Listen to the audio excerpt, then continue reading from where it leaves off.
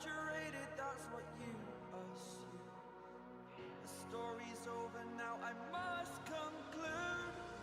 I am conflicted, watching where I step still, hanging in the balance, not the life I want to live. I want to take it all, standing tall, fear I weighed the person you are. Oh, break out, I've got to see. Spent all my life holding all of it closely. I played it innocent, a feel of discontent. I'm finally facing it all, fearless.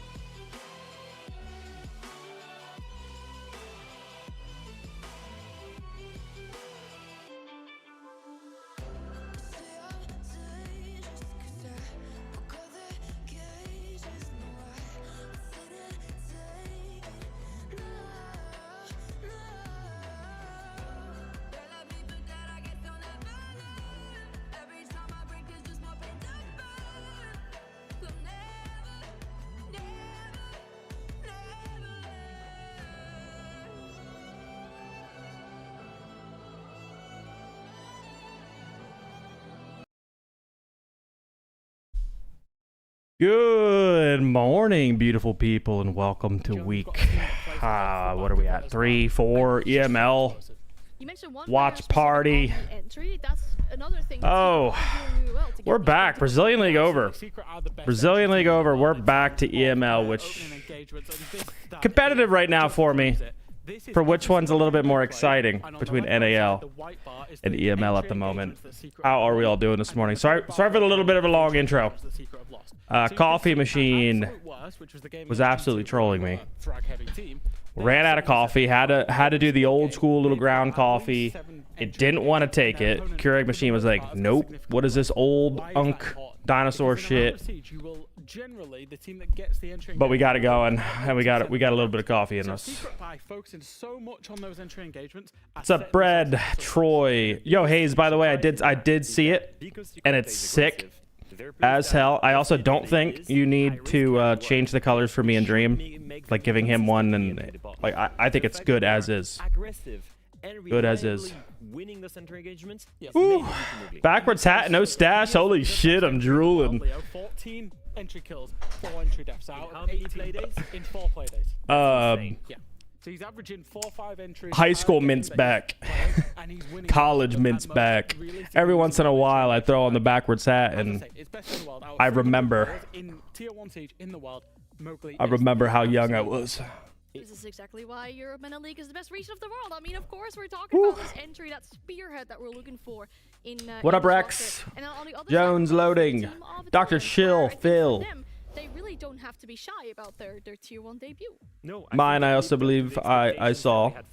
They were the most consistent team out of tier 2 for the past year. You know, we all Thoughts expected them, on and they expected match themselves, and go we've seen so also in far? many interviews, they Well, expected they this is did. actually a good match, guys. So far, they Secret have proven versus it. match You go. can see And, there, right now you know, in the before right I now, start they are rambling, qualified let's for of the course top standings pull there. up And most of that the is standings and down everything, to the because clutches and to all of the story of we these missed it guys right there. coming I wasn't through, paying attention. playing so All many right, rounds, so 30 rounds last week, by the way. Secret That's currently record. first Yeah, place. it's absolutely crazy. They've I don't played think they'll so much finish teams. I think if we bring up first place, a graphic but I that do shows think they are a in top 4 terms of team. If you guys have been to the games, you're gonna streams, see two I do think they're a top 4 8-7 team, and I'm a huge 1-7-5 fan 7-3 of against Falcons, the which a lot of teams Mowgli have pickup. lost Obviously, I think so that's been massive 3 games for last season. Secret. They've all been very, very close. Now, why is that Matchco hard? though have been a little bit they've been pretty impressive, beating VP last week, right? 7-5 on Chalet. VP going down. VP probably should have lost to this FNATIC team as well the week prior. And I got a video on Wizards POV out on the YouTube channel if we haven't seen that already, and we want to see that guy right now to keep an eye on. When is that FNATIC game? Of course it's last. That guy is 7-0 on the entry right now. I want to know when we're going to see him have an opening death, because he plays extremely smart with his life, and unless he's getting spawn peaked, I don't know when that opening death's going to come. Right now, the #1 entry in EML. But anyways, match go. 7-5 versus VP. Also took down BDS, who is a dark horse team. 8-7. And we all know about BDS, of course. Ali knows about BDS. We have Freak, who was formerly the #1 rated player in EML. Now currently 2, because Pasha had a crazy game in that 5-7 loss that they ended up losing to match go. Pasha dropped like 21 kills. Freck now the #2 player in EML, but he is having a fantastic season. BDS is that is a good win for Matchco as well. So coming off of 2 big wins, this is kind of the next game to see if they're further along than we thought, right? Because I think Secret is the 4th best team. I think Secret will end somewhere here, 4th, 3rd, and Matchco is currently 5th. If they're able to upset Secret, we might see Matchco as a top 4 team. Really happy. Today we did a masterclass. I think like we did the best siege you ever seen like in those play days. In attacks we did a masterclass, and I'm very proud of this. Honestly, for a regional league game to say that it's the best siege we've ever seen, that's big words. I mean, he's Italian after all. You know, BDS are like secretly good. People misjudge them. I agree. I think they're the dark horse. And I love it. We Had him in my tier list as the dark horse. I wasn't right about everything. I think I put Matchco down at C tier, and they've been impressing me. He was probably hyped as Right well now, that's because kind of the this. upset happening. I maybe misjudged them, but BDS, if you look at the roster, it's a bunch of talent on that roster. I think you want a big map, and a big map would be Bank. And once they gel, I don't they like are a that dark for Matchco at all. dark I horse think team to it's upset some great. teams. It's We so saw much them beat better. G2. I don't know what you think, Jack, but personally, I would not want to face a Secret that is extremely aggressive. They're super proactive. Oh, Matchco, yeah. I don't know if I'm liking the bank pick. I'm liking it for Secret. Players to hold ground. Secret and loves bank. Extremely annoying in getting a foot in the building. Yep.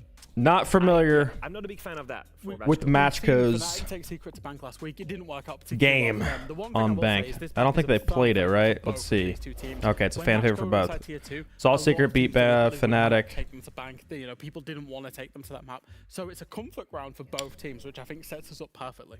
Okay. Yeah, the playstyle is just a big difference. Cool. I feel like, once again, it fits that aggressive playstyle from Secret. And Matchco, so far, we've seen them play quite slow. When to stomp and play? Hey, you don't got to put the cap. You don't got to put the cap after that glacier. We know that's what you care about. That's what we're all here for, right? Played a bunch of sense yesterday. Thanks for the tips. Hey, no worries. If you're playing with, again, some coordinated people, that's like sense is one of those ops. If you're playing with at least like a 3-stack or so, and you got sense or you got Rora, that's where those operators shine. It's just Northern Ireland, I'll be honest with you. It's just nothing new here. Are you just trying anything to do to keep the heat out? Is it bad over there? No, is it doable? I mean, it's 20 degrees, and look, I don't like my heat. You know, heat's can't deal with it. You know, you get too warm, you start to get a little bit, you know, sweaty, and then you're in here in the room all day. It's not very nice, but look, hopefully Very it'll much go off. appreciated, by the way, his. So, you know, we're starting off with Secret Match Go. Jack, I love you, but I'm siding with Leo on this one. Very excited for Sub Wars. This is their map. I think I need to pick the final 2 players. I'm going to do that kind of in between the matches today. Herm, I believe, backed out. Couldn't go to sleep last night. So Herm backed out. So I still need to add 2 to my team. And I'm going to take a look at ranks. See who else filled it out. And I'm going to make a choice here I think whenever you've got shield in between the players, games. for example, who can play it really, really well, this is the perfect shield map, in my opinion. It's Monty's best map, and that's an operator that certainly Savage can play. Yeah, we've seen it many times from Pick me, please. Are you EU? Isn't it going to be like 4 a.m. for you? For the first game of the day. Thank you so much, Anne and the team on the desk. I was actually going to agree with Anne. Over it. I know you sort of started with but not about that, about the top of the show when she said that they should have stayed dressed the same. I think all 3 of them should wear matching outfits. You know, like those I guess I never family tweeted, huh? photos that you get done, the really cheesy I ones. guess I could tweet. Christmas Yeah, like the cards. Christmas ones where they're like one of them sat on the other. I want Gotta pull it that up here. from our desk. And I'm just gonna throw Oh, that no. in because I know production's listening. All right, I know operator the desk bands. is listening, and I know they're all in the same Operator bands. Are we going to see the same bank operator band, Sabana? No, You we are and going to see a I, Montaigne in our ban. distance, are hurtling towards Secret versus Matchco, and I know that there's obviously the expectations. There's what's going to play well for the team. I think the expectations here for Matchco is, you know, they've beaten a bottom of the table team. They've beaten a mid-table team. This is their chance to be a top-table team in this run. That would set them up so nicely, Demo. Yeah, I think the Italians have done pretty good, considering they've obviously came in here as a challenger league team. But I always had that feeling, though, with the Italians, just because they have been around the scene for so long. Like, they're all experienced players. Yes, some of them have What up, Bellman? played at T1. How we doing? Still, the experience that they've Freck had is playing him? against Yeah, T1 Freck is. in the tier 2 competitions, for This guy example, has been him right now. It's going to be more so than We need to see, did BDS VP? experience. And yeah, I just think their play style, it's an annoying play style where they've got these players. Or have we already seen that? Can just I don't turn think it so. on at a dime. Yeah. Like they kind of mentioned about the clutches. Oh, that's the way today. that team can Oh, do it. They we're just pull clutches we're out seeing of the way. number 1 versus the They've number done 2 very rated well for player. themselves. Content It's is obviously just been setting challenging itself the up. top Holy team, shit. which is Secret. Woo. I mean, We're in for a this is treat. the chance, right? And let's be honest, Secret, they're obviously a favored team. I can see the thumbnail now. The EU MENA region. Stats. They've done great on international Oh, it better be a stages. banger. They've done, you know, better and better for a long time. It was a building team and a building team. They got the momentum and stuff like that. But All right. just hit it with a but. Bank. We've been watching a lot of Bank. If you guys joined me yesterday in the SAL, we have been watching, I think, 3 Bank games. And what are we going to see here coming out? The Holy Trinity already. Bunker, Goyo, Smoke, Tube. Every single team, every region. It wasn't just Brazil, guys. Every team, every region. That is the 3 fucking operators of Bank Basement defense. We saw 2 Goyo fires on the stairs, able to waste a little bit more time, so Smoke isn't just using all of his smokes. It's going to waste even more time. And Secret is going to be going very heavy execute style with the Ying and with the Sense. If they get full map control, that Sense is going to put in so much fucking work on the plant, being able to mix up his plant spots, whether he's planning default, deep cross wall behind the bomb on the desk. And then this Ying is going to be really powerful because there's no Warden on board. So Matchco is going to end up giving them the map, but they do need that a good amount of time waste on the blue stairs. You see Smoke there right now. We do need a good amount of time waste. The execute has to be scrappy here.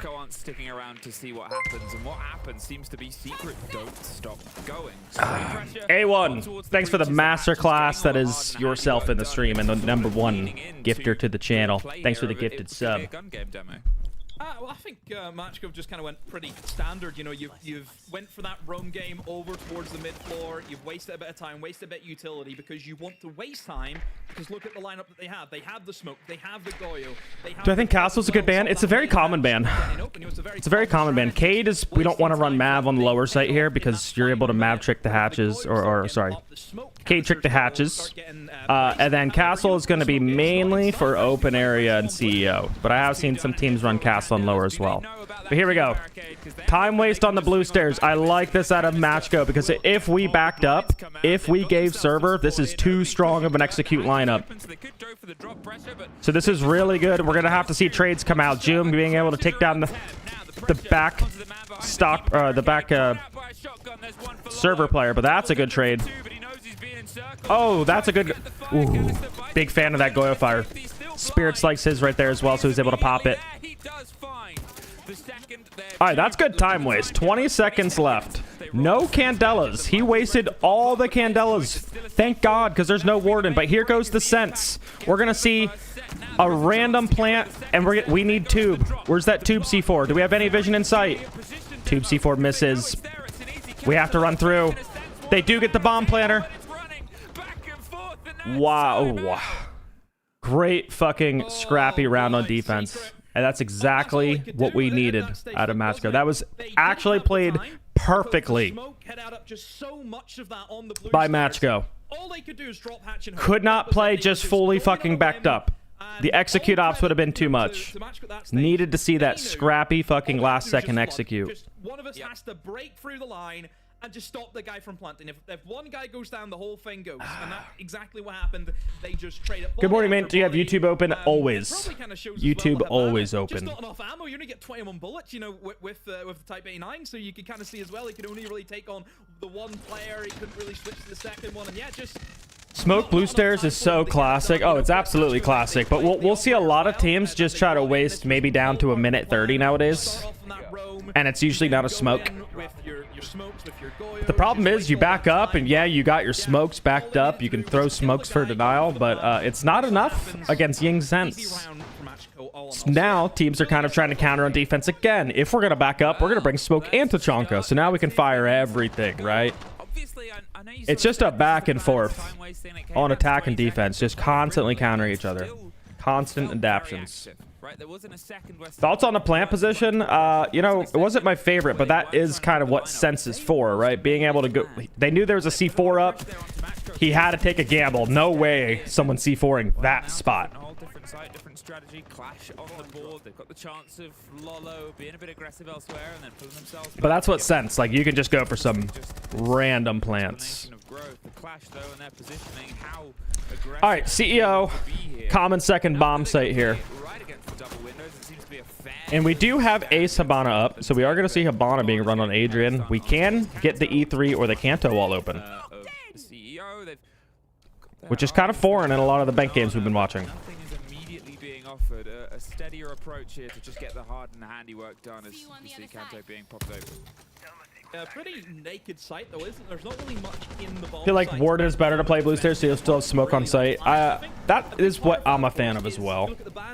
And I am going to be having a bank defense video drop, hopefully this week.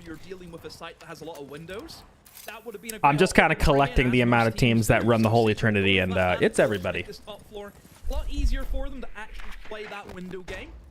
But for the meantime, for Secret, it's just getting the initial kind of things done, isn't it? Get the walls opened up, get all the windows opened, ready with the bees in hand. I do wonder, though, if anyone from Matchgo is going to be in position to maybe look for some jump outs. We need Jum, who's in lobby right now. Jum needs to get into tellers and get this clash out of here. You can't, whenever you jump out, you automatically on ADS, so it does make things a lot more difficult. All right, we're seeing him go for a top lurk. Wow. Wow. How is this so free? How is that so free? That's why it's free. We got two people off the site. We had a guy in the garage and a guy in ATMs. I think Secret absolutely had the info on that. I think Secret took that as a very free invitation. There's at least one too many people off site. You cannot do that on a site like CEO. You're gonna see a flood call. So that was a very good call from Secret there. Very good call. Yeah, ranked roaming vibes. Yeah, some teams can get away with it. But once you get found out intel-wise, you got to be careful. Siege is a numbers game, and if you're roaming too many people off the site, really you're hitting appeals to me sight. because it's so warm. It's a but fine balance. if I'm defending against, you know, an approaching force of super soldiers. I mean, you've got a gym. That's all you really need to say. You've got Everyone a knows what gym's like. Simple as that. You got to put barbed wire down. If Jim's Did I hydrate for the redeem? I did. Thank you for the It's redeem, free. Zen. It's just But free. hey, I'll do it again. Wow, you don't have anything stopping this guy just from walking up. Not supposed to drink just coffee when you wake up, you know?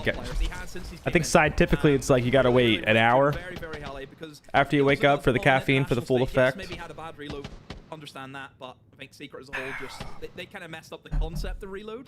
That's what kind of First game? Yeah, this is first game. Throughout the past year, I think again, Jum still top player in that regards. And Oh my god, hateful with the hydrate again. All right, let's just flood the streamer, guys. Be that guy, isn't it? And how you're allowing him just to simply walk up the staircase. with nothing Let's make sure you guys are drinking water is with me crazy. here, all right? I mean, one, there's Summertime, nothing a little on the hot stairs. out there. Two, like nobody's even actively holding it as well. So they're not. All right, open it's as if area. They don't even know their own setup. If you're not placing anything for that spiral The most stairs, rushable somebody's site gonna on this try map, it. direct. Lolo trying to get a little aggressive there. Aqui as well. That, oh my god, if we get the smoke kill. Somewhere. The smoke. Okay, just a little wall bang. We're gonna keep smoke up. That could have been really bad. Potentially. Just We would have seen hero plays coming out in 30 seconds. Then caught out from it. I mean, just a quick, almost 1-2 punch. Ghost massively hurt as well. You think about what was almost lost there. If they had have lost the smoke, well, there's a bit of revenge before they drop down. Ghost getting a little bit aggressive, but might have lost his life. Is that Nade gonna take him out? Will? Wow. Nade didn't kill him, but Adrian did finish it up. Sure does. No stopping. 4v3. I think we're gonna see Masco keep up this aggression a little bit. We still see smoke in the CEO office. Last remaining player, top floor, trying to make something happen. He's up against the windows. I don't know if Secret knows. Yeah, really good spot here. We see defender outside droning. Here comes the last drone. Did it see him? Ooh. Bad drone play. Wait, they're still droning.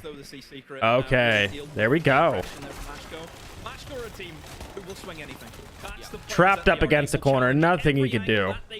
Good drone play. Way to take your time there, Secret. They didn't rush it. They knew in that advantage, in that 4v3, Matchko was going to get aggressive. They had to. Also, they knew smoke was top floor. So you continue droning until someone can find the smoke and figure out where he's at. Is he in sight? Last two players in sight, though. These ram drones really not going to do too much. Both are probably not under vert. We see one on the Kansan hatch, one on the red hatch. And originally, same way that FaZe and W7M and Fury and all them want to do well in their stage. Same with DZ and S. All the teams that you see Should use a ram drone for this. should be performing well in their own regional. That's a fact. That's the bare minimum. And then there's no smokes on board, so with him going up the blue stairs and getting blue control, we're seeing kitchen wall get open. I fully expect a sense across, and we're going for that kitchen plant.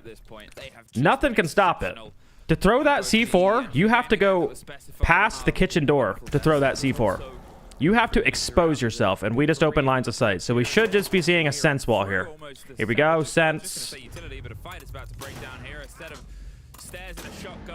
And it's over. As long as we hold on to blue stair control, it's wraps. Good finish from Secret. He is terrifying so far, Demo.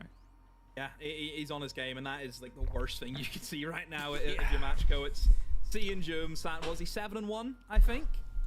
Yes, 7-1. It's not looking good. And the thing is, this is only. What's just up with on the Scopus attack as well, pick? I don't hate it. The defense, and I think I like sometimes Scopus we on argue open that area, pops off more personally, defense than because the attack as well, so. Again, the site's so rushable, but if you play all downstairs, then obviously top floor is super easy to get. You could just get like completely anacondaed. So Scopus is a good pick because I think on open area there's 6 good positions and you can't physically play them all. So the 6 good position is with Scopus. I think you can play against server and blue early and you can deny the direct take, right? If someone's playing there, usually it's just one. The attackers send one guy dirt. And you deny it because the attackers don't want to take a 1. So you just play one guy dirt, delay as much as possible. Maybe they're going to rotate someone to come kill you, whatever it is, like another player. That takes a lot of time. You now know it's a full direct taking, can rotate the rest of your defenders. And then if they want to go top floor, you just put your scopos upstairs in like meeting or E3 elevator or something like that. And boom, now you're a top floor player. And now you got like your 3-4 top players. Suddenly it just like changed. Like just went off. 15-4. That's not. I mean, that's pretty impressive, but it's not that impressive. I should have. You should put it on him like Superman. Yeah. Is that a plug? I mean, in Italy at this time we have. Are you branding? Oh man, I'm gonna pronounce this wrong. Aperitivo. Is that like winter? We do need more animals. Love you since flip side. Appreciate that, Puff. Now, obviously, the weight of this game, as we said before, for the sort of scope of things, Secret, they want to, I'm not going to say a statement game. Mama Mint in the chat. Hello, Mama Mint. Technically, in some regards, another step in the ladder. Obviously, they've had a good run so far. They've been able to get themselves off towards the top of Chat's mother is in the chat room. It's by a single point. One of those teams that's chasing their tails. The mother to all, the people's mother. It is the loss. It was an OT loss that was handed to them. But otherwise, it's what, Matchco, then they go into Wylde. Not winter? Okay. You know, Hey, I don't know. Man, I knew I was going to butcher that one. Thanks, guys. In their final 3, they have VP and they Google have it. Falcons All right. to go through. That's exactly what I should have done. Let's see. If they want to hold on to this top 2 spot, they need to make sure that they get these points locked in confidently here over these next 2 play days. Ooh, wait, what is there are this? still games though for Secret which you would expect them to win. Don't forget they still have to play Wylde and Gen G, who are currently sit as our bottom 2 teams. So I think things are still fine. A drink light meal that takes place at the end of the workday as a kind of warm up to dinner. You know, let's not beat around the bush here. It's Falcons at the end of the day. You know that could be a game that decides who gets first place. We don't know. This is like an everyday thing, like a time-wise. They'll be feeling confident. They'll be feeling good. American happy hour, but in reality, it's much more than that. As well, this stage, which I think is always nice to see. That's kind of sick. Weaknesses. I was at Italy. We had an event in. I mean, you know, you never want to. Someone help me there. You never want to point specifics, but famously, when a team has just absolutely dominated.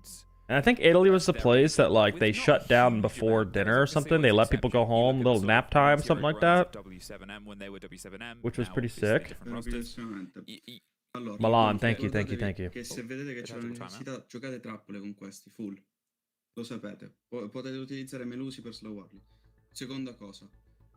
Sono d'accordo con fare delle play, sono sempre d'accordo, ma fatele nel mid, perché nell'early se non vanno bene hanno un vantaggio troppo più grande se prendono una man advantage. E ultima cosa, proviamo a rallentarli il più possibile, perché come abbiamo visto nel primo round, negli gli execute li fanno in maniera disordinata. Quindi se potete, provate a essere più focus sul I heard execute in there. Non tanto a prendere la man advantage. Can you teach me geography? 5v5 per l'execute, perché A lot of executing. Okie dokie, tack time out into attack time out into just playing the game ahead of them there. I understood the word execute. I think Dream and Gav need pep talks. They're crying this morning about Dream is 82 EPS and Gav's the second lowest on his team at 100. They fell off after unwanted. I mean, what can I... Ghost almost died. What, guys, what can I say? What can I say? It's highlighted. Nah, they're fine. Okay, did you think this was... I had to give Matt a little pep talk at his birthday party yesterday. Okay, let me put some context. Where we rented out the entire Korean barbecue. Chat, you were with us. It is 29 degrees Celsius where I'm at. 83. I had to let him know. Guys, go back to bank the rest of the season. UK houses are not built for this heat. My windows and my doors. I think it's your best man. I am sweating. They'll use any exclusive. Yeesh. Have you ever been in a sauna? Oh yes, many a time. Really? Yeah. Why does that strike you as... Oh, heat? You wouldn't have struck me as someone to be in a sauna before. I've had a spa day, thank you very much. Oh yeah, I would love to imagine what a spa day. I feel like your masseuse is like... Break their momentum, slow them down. Okay. About Siege. You need to stop playing Siege. This is where all of your stress is coming from. Break their momentum, slow them down. I was in this ranked game the other day. You need to stop coming here, honey. And they need usually it is a pacing thing with timeouts, so we're either gonna see them like, hey, don't let them have the executes, right? Get a little bit more in their face, waste their time a little bit more. Or we're going to see the opposite. Hey, don't give them anything. These guys can't execute. I do think the round win did come when they were able to waste their time on this basement site right here. Waste their time, not give them a clean execute. However, when they got a little bit aggressive in the other rounds, the trades were not going in their favor. Not sure where Jim was going there. Thought he had a gap. Said, hey guys, I got a gap. In fact, did not have a gap. But he's 7-2 and he's feeling himself. So you know what? I was going to mention how one change that macko have made into their lineup is they've brought in an operator like a Pulse. Obviously an operator that you don't really see all too often unless Troy Canadian's playing.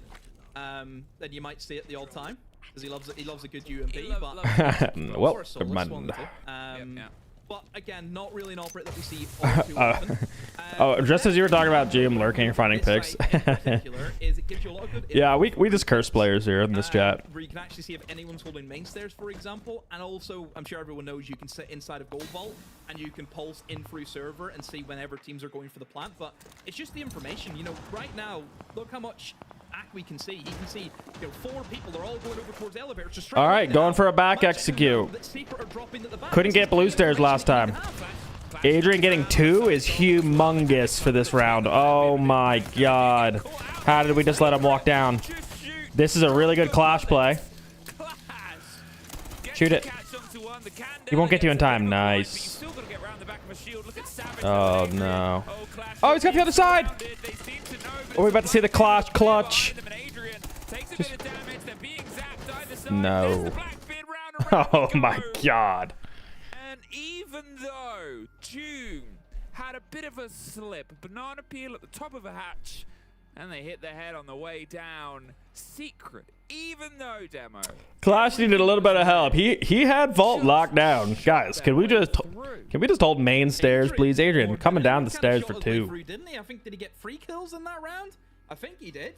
But yeah, look, everything there was for macko. They had everything in their hands. They knew where they were coming from. They repositioned the clash.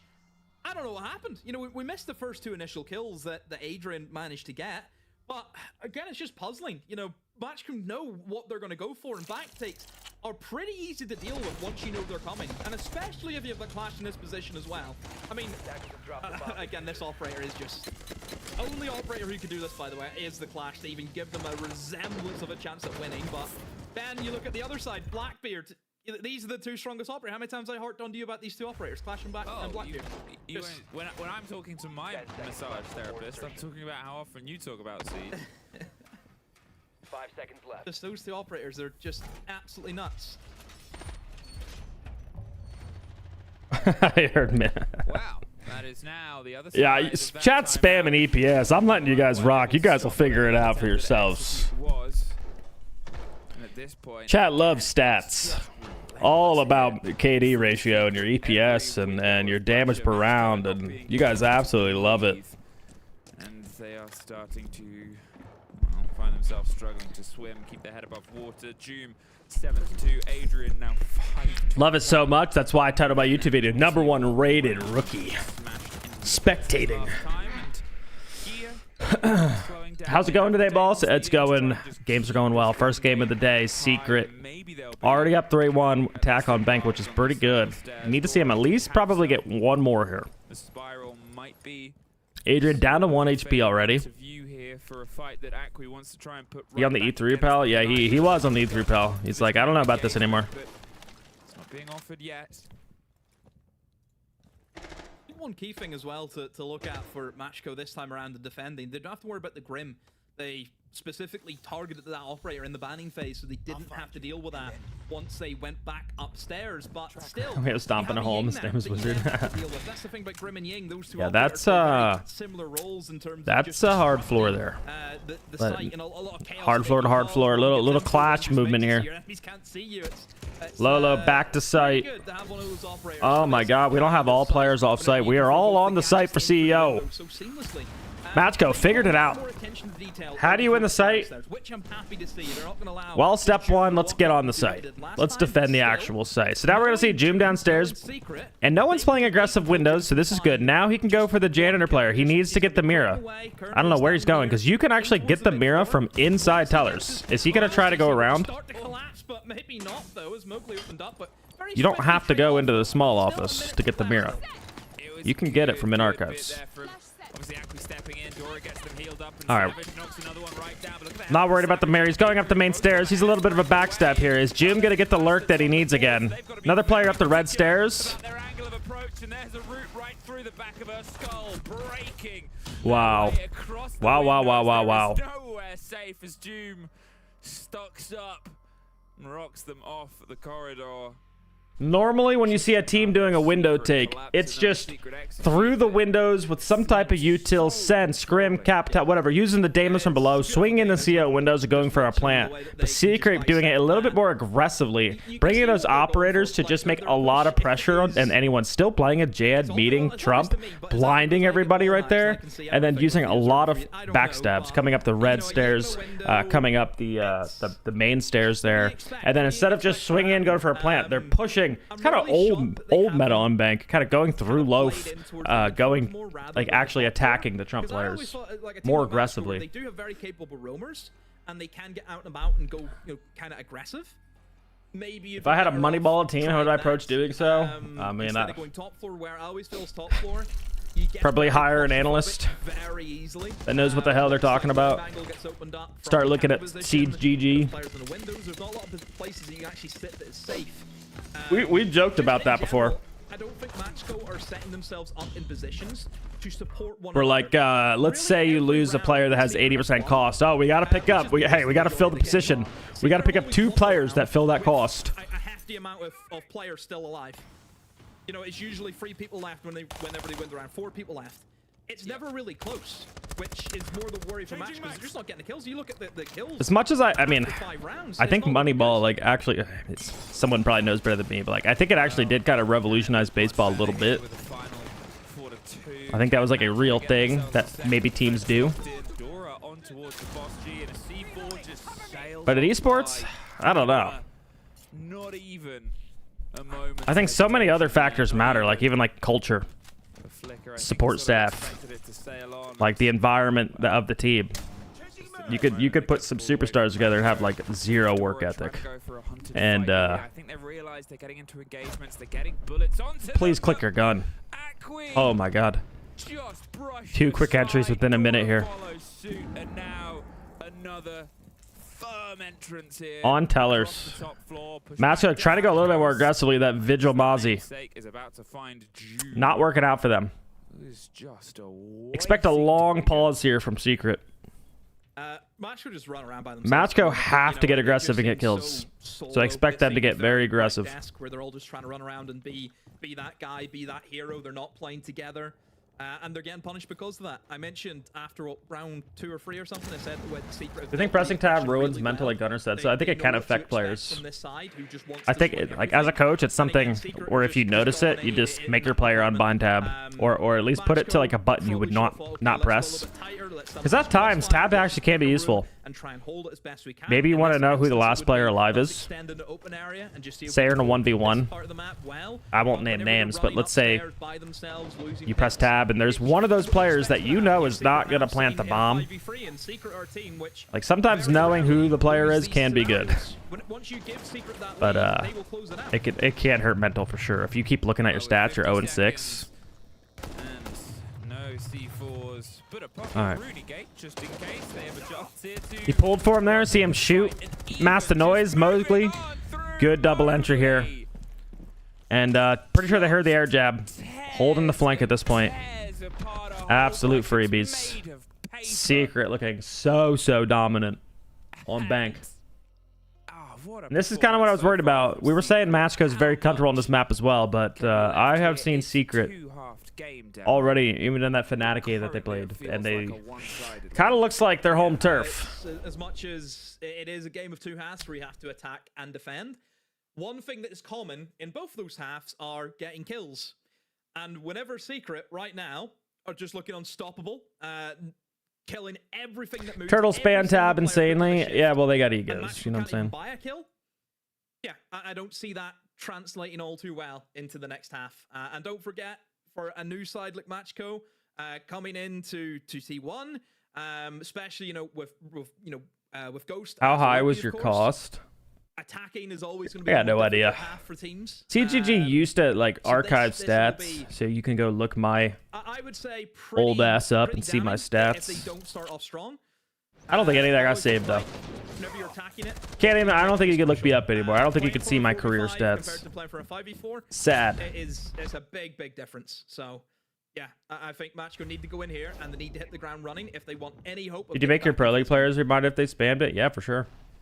Like it's a real thing.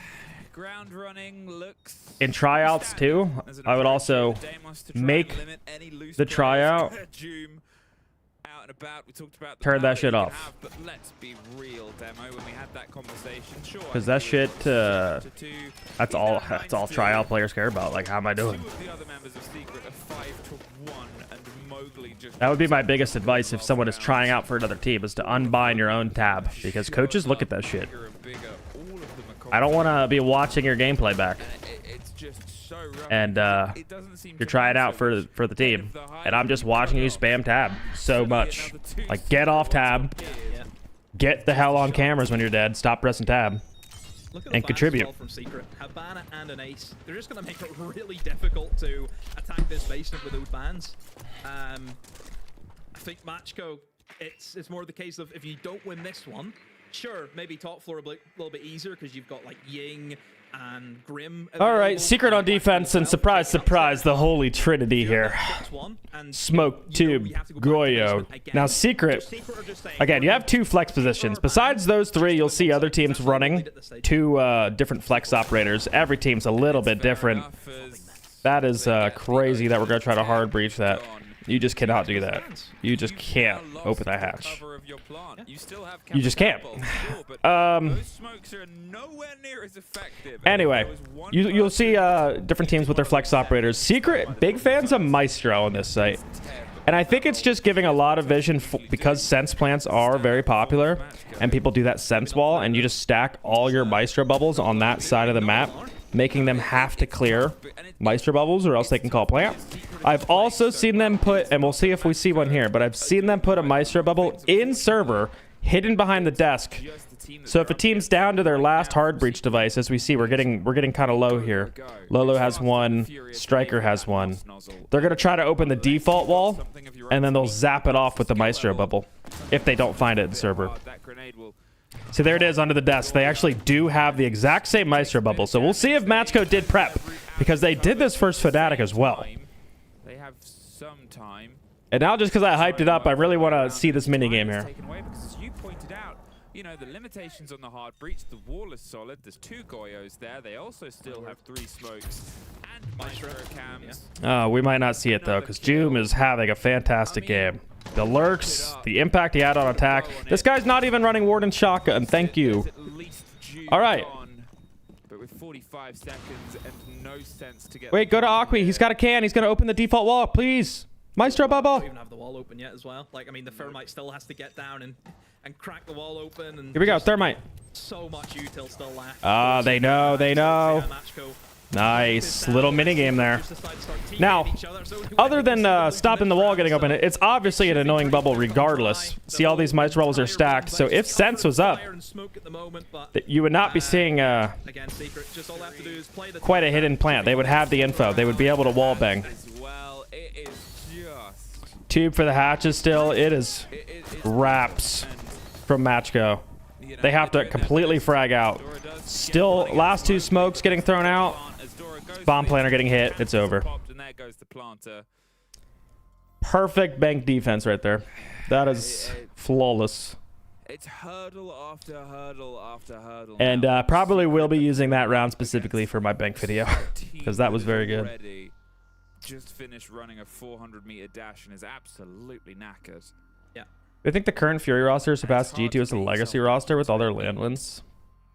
You know, it's the opposite. Personally, it's a joy, because now every single kill is. I do think so, because Oh yeah, this is us. They won an entire year plus reload in the next year, and they did it in like modern day Siege, and I kind of value that a little bit than Siege back in 2018, 17, whatever it was. I personally do think they might, yeah, they're the #1 legacy team right now. And you know, Vaxco were the selected tributes today. I don't Shotgun on a zombie to the SMG. could beat them because, again, No comment. A lot of parameters go into that phrase, but at the moment, you'd be hard pressed to find a team who could. You really could. This is just them where everything's going well, everyone's killing. All in on Matchco Gamble going down in ruins. Well for Jim finding his openings. He found those gaps, that's what he does. The util was great. Again, I'm sure Savage. Who's the #1 team? I missed it. Well. Really, in EML? Right now, the #1 team is Secret. And this game's going to put him even farther in first place here. You have to credit Savage. I think he's controlled the team really well today. I think the pacing has been on it. Oh, whoa, if we're talking legacy team, if we were comparing G2 Penta Legacy versus the current Furia Legacy, I pick Furia Legacy. I think it's more impressive. To win it for a full year in modern Siege is got to be the most difficult thing. Well, the first kill goes into the favor of Back then, there wasn't really that many good teams like EG. Sure. Was having an adventure on the top floor. I'm an OG. I feel like I can say that. There was a lot of plumber teams back then. Flying high in the kills department might end. I myself was one. They are 25. Just kidding. Outrageous. Just kidding. Earlier I said when they have the flag on, maybe they'll go 15-3, and I was like, I could dream bigger. Secret dreamed bigger. Little zero usage here. Oh dear. Yeah, flag ain't working for him. No. But one thing you can say though. Secret have flags, maybe. Well, they'd be a lot of different nationalities, wouldn't they? Yeah. Is that not a zero camera there? Oh, it's a... nationalities, which something you don't see all too often. Yeah. I like the zero there though. Opportunity to go for the pick on A weakness is Ghost takes a shot on the Teller Archive player, which is where the next pick is going to come from after you get top floor again. Now you're looking for another pick. However, all players at open. And 100% believe you can do this. You see Savage, Warden here, most powerful operator left up. You can sit on the red hatch, basically, not under vert. If they try to go for a corner hatch drop plant, you win. Other than that, so he's got hatch drop, he's got this. Everyone else needs to worry about, look at that off my screen. Everyone else needs to worry about kitchen cross right now, because we don't have smoke. If they get here, if they get to the kitchen plant, it's got a wraps. We see a little bit of aggressive play here from Adrian. Also, Azami is just such a good kitchen operator. Mowgli goes down. Try to get aggressive here. We're seeing not a kitchen execute, but more of a Anaconda attack. We're going to hit from everywhere, and I agree with this. I think this is very good for them. They just need a 3-2-1 sync. We see Printer. We see E2. We see double stacked at the kitchen door. Adrian's going to get 2 kills to the 3v3. Oh, my God. Hello? Printer goes down to barbed wire.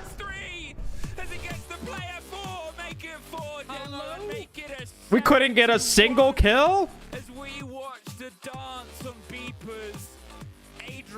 E2 player had to walk in there. Oh, my God. We're baiting. We didn't get to see it. Oh, we're baiting. I stepped on wire kill, by the way. Demo, I felt it. You felt it, I felt it. And, I mean, just a brilliant sort of play there, Demo. Secret today. Top tier. You know, that is a masterclass from all regards. 3v5 it opens legit the same as 5v5. They lost 1 round. You know, they're probably I agree. I do think it's a very strong.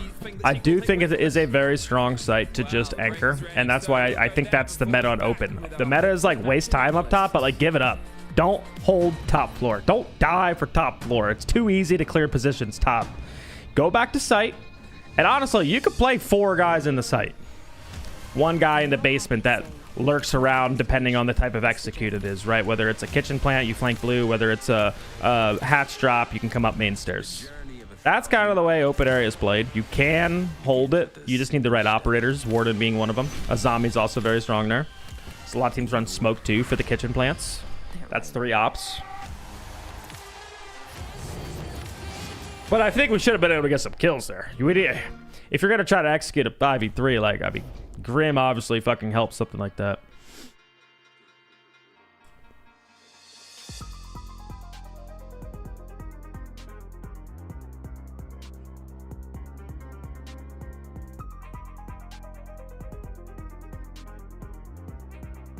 Just it comes from the ego that haunts E2. Every player has an ego and is so impatient they refuse to stay on a team and work on team chemistry, get experience. Everyone wants a quick ride of success, middle effort put in. Oh, 100%. That is basically T2, T3 in a nutshell from even my 4 months of experience in it now, which... That's just kind of how it is. No one's loyal nowadays. Back in my day, I made my team on Reddit. And, shit, we stayed together. We made Pro League together. We just kept building.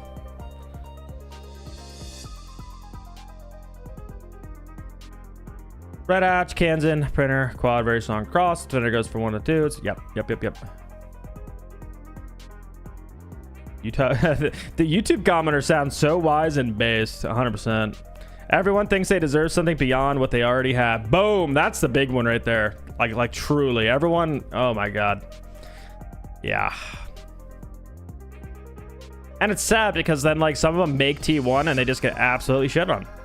Right? Because they're just on a bottom fucking team. They didn't learn any of the basics, the fundamentals. It's like, what do you truly think?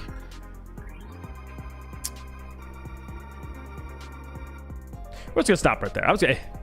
We're gonna stop right there. What up, Splash?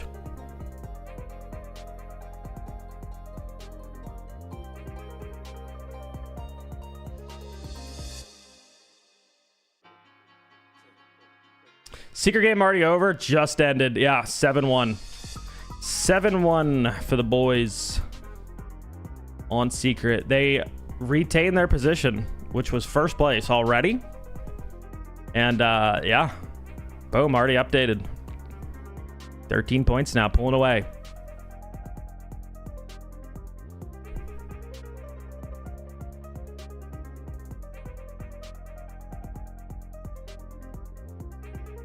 What do we have next? Next up, we don't have the king yet. Let's relax, chat. No king yet. He's coming up. We got some bangers, though, in the back half, I will say. Got some bangers, though. We got King.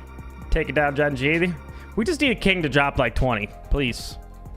Do it for the content, please. Then we got BDS versus VP. The #1 rated player versus the #2 rated player. Easy content right here. And then we got Wizard. 7-0 on the entry. #1 entry player in EML. Solid rookie. They also #1 rated rookie in EML. Going against the Falcons. What did I say it was? Wolves Wild.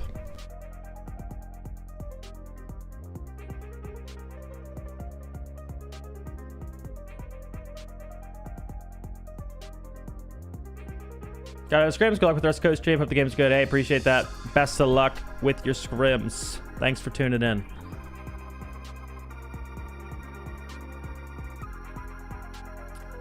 Game of the day. It's it ain't that G2 game.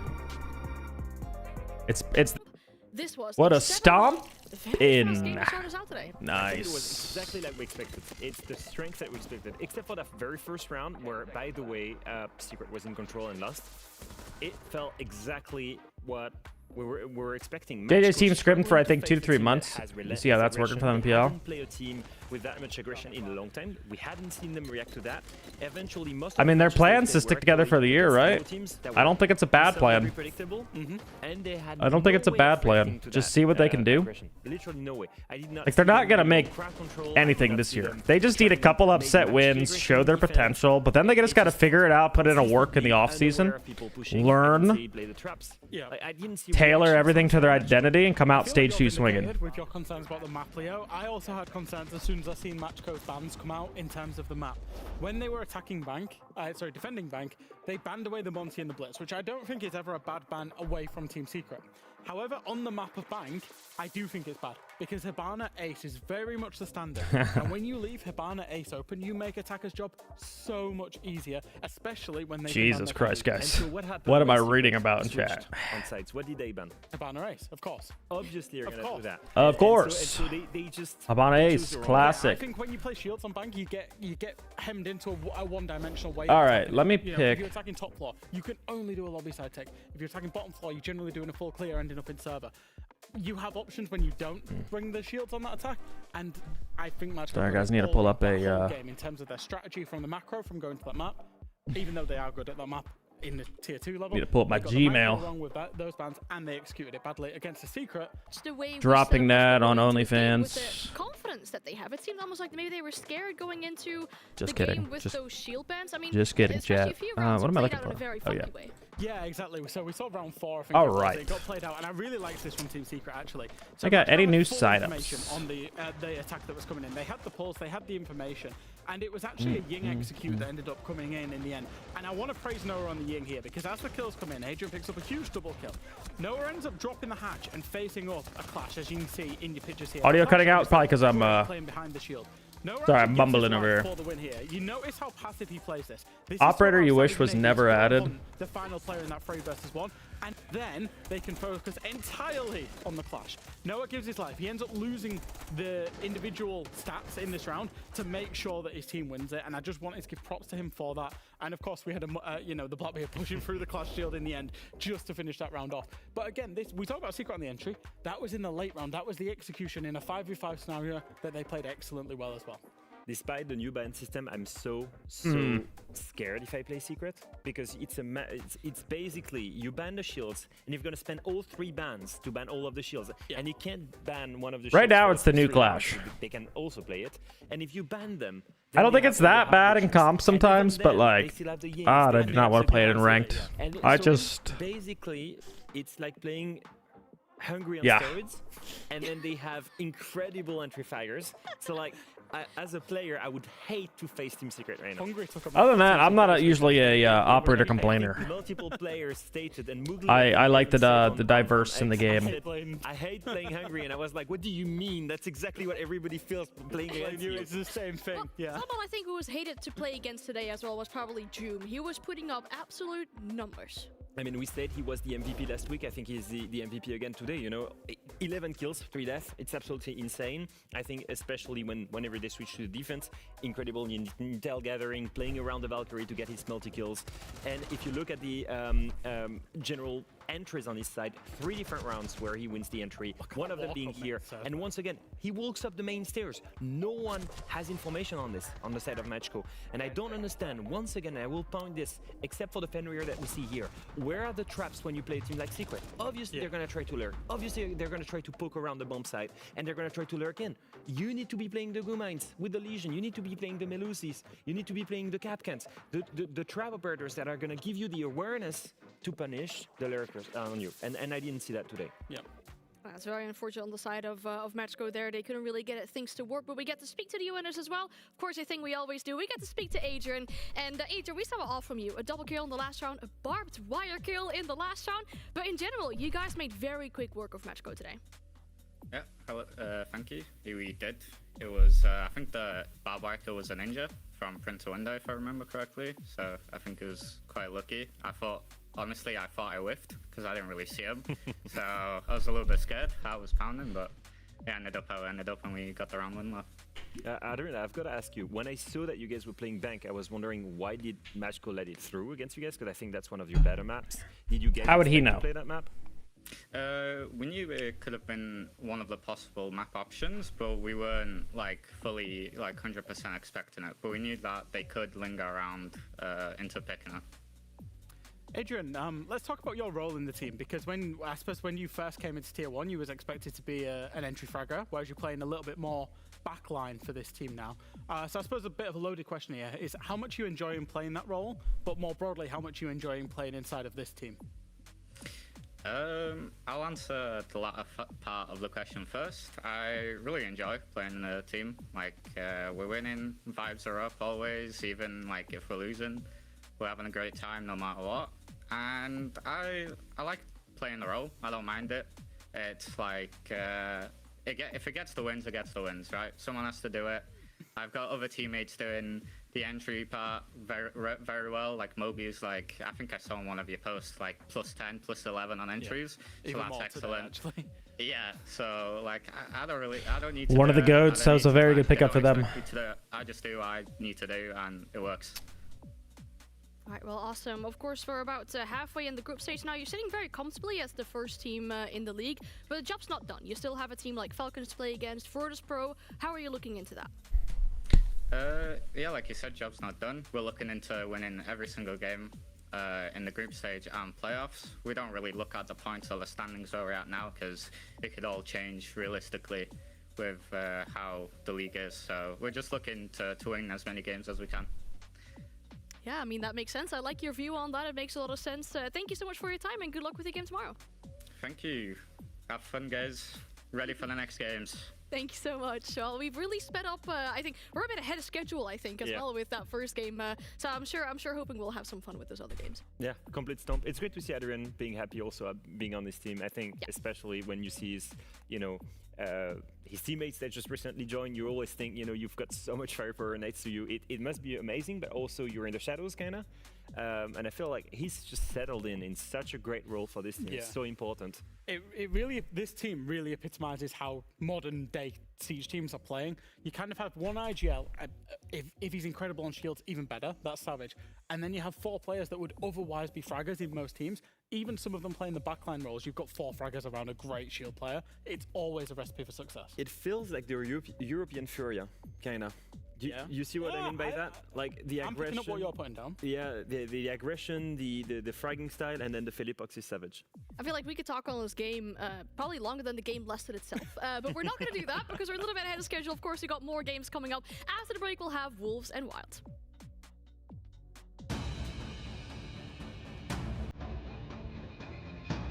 Wolves versus Wylde.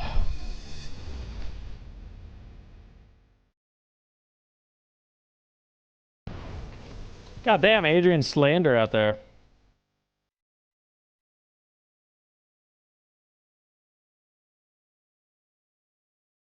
Love to see M80 put up a fight, but based off what we've seen, that crew isn't what it was without Spirits.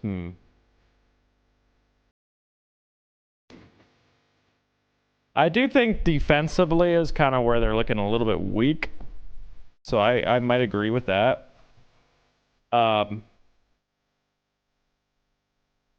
But maybe I'm a little bit biased. Like, at the end of the day, that cruelty loss, like losing the cruelty, doesn't matter. Like, it just... Because top 6 go to playoffs, like, sure, getting top 2 spot for the bye is pretty important, but as you can see, it's already getting locked up. Like, Shopify DZ probably going to be owning the top 2 spots and getting the bye. Like, all that matters is the playoffs, and all that matters is they finish top 4 and make it to EWC, and I think clearly they're a top 4 team. So, it's like, as long as they qualify for EWC and then use that month or whatever before LAN to kind of like fix some of the things, they have the talent on that roster, right? Like, I truly think they have the talent. And they perform better internationally as that core. That has just always been their thing. They struggle domestically. Even when they did have Fed, like they came out of their first couple games and they were kind of awful. And then they just flipped a switch. After they won the major, they were kind of awful. They never got to the switch. Now we're seeing them inconsistent again domestically, but I have a lot of faith in them internationally. Like, I mean, you just have to. They've won before. Maybe it means more to them. I don't know. Like, maybe like they're just LAN players.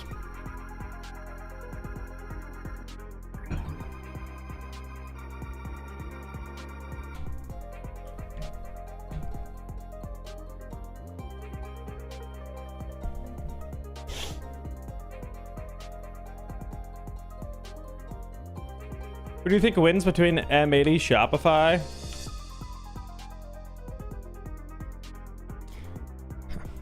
After all that M80 glaze,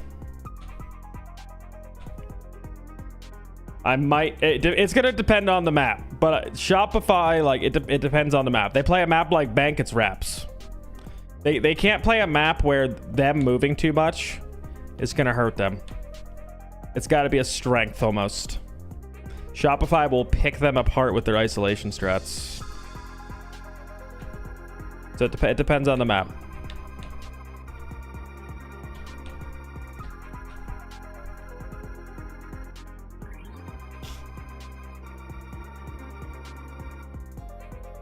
Could end up like the EG core and never win again. I mean, most cores end up like that.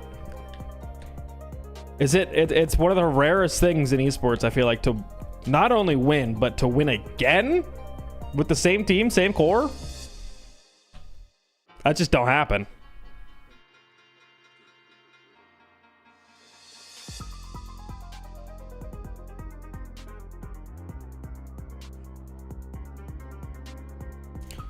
I feel like DZ's the only hope of NA.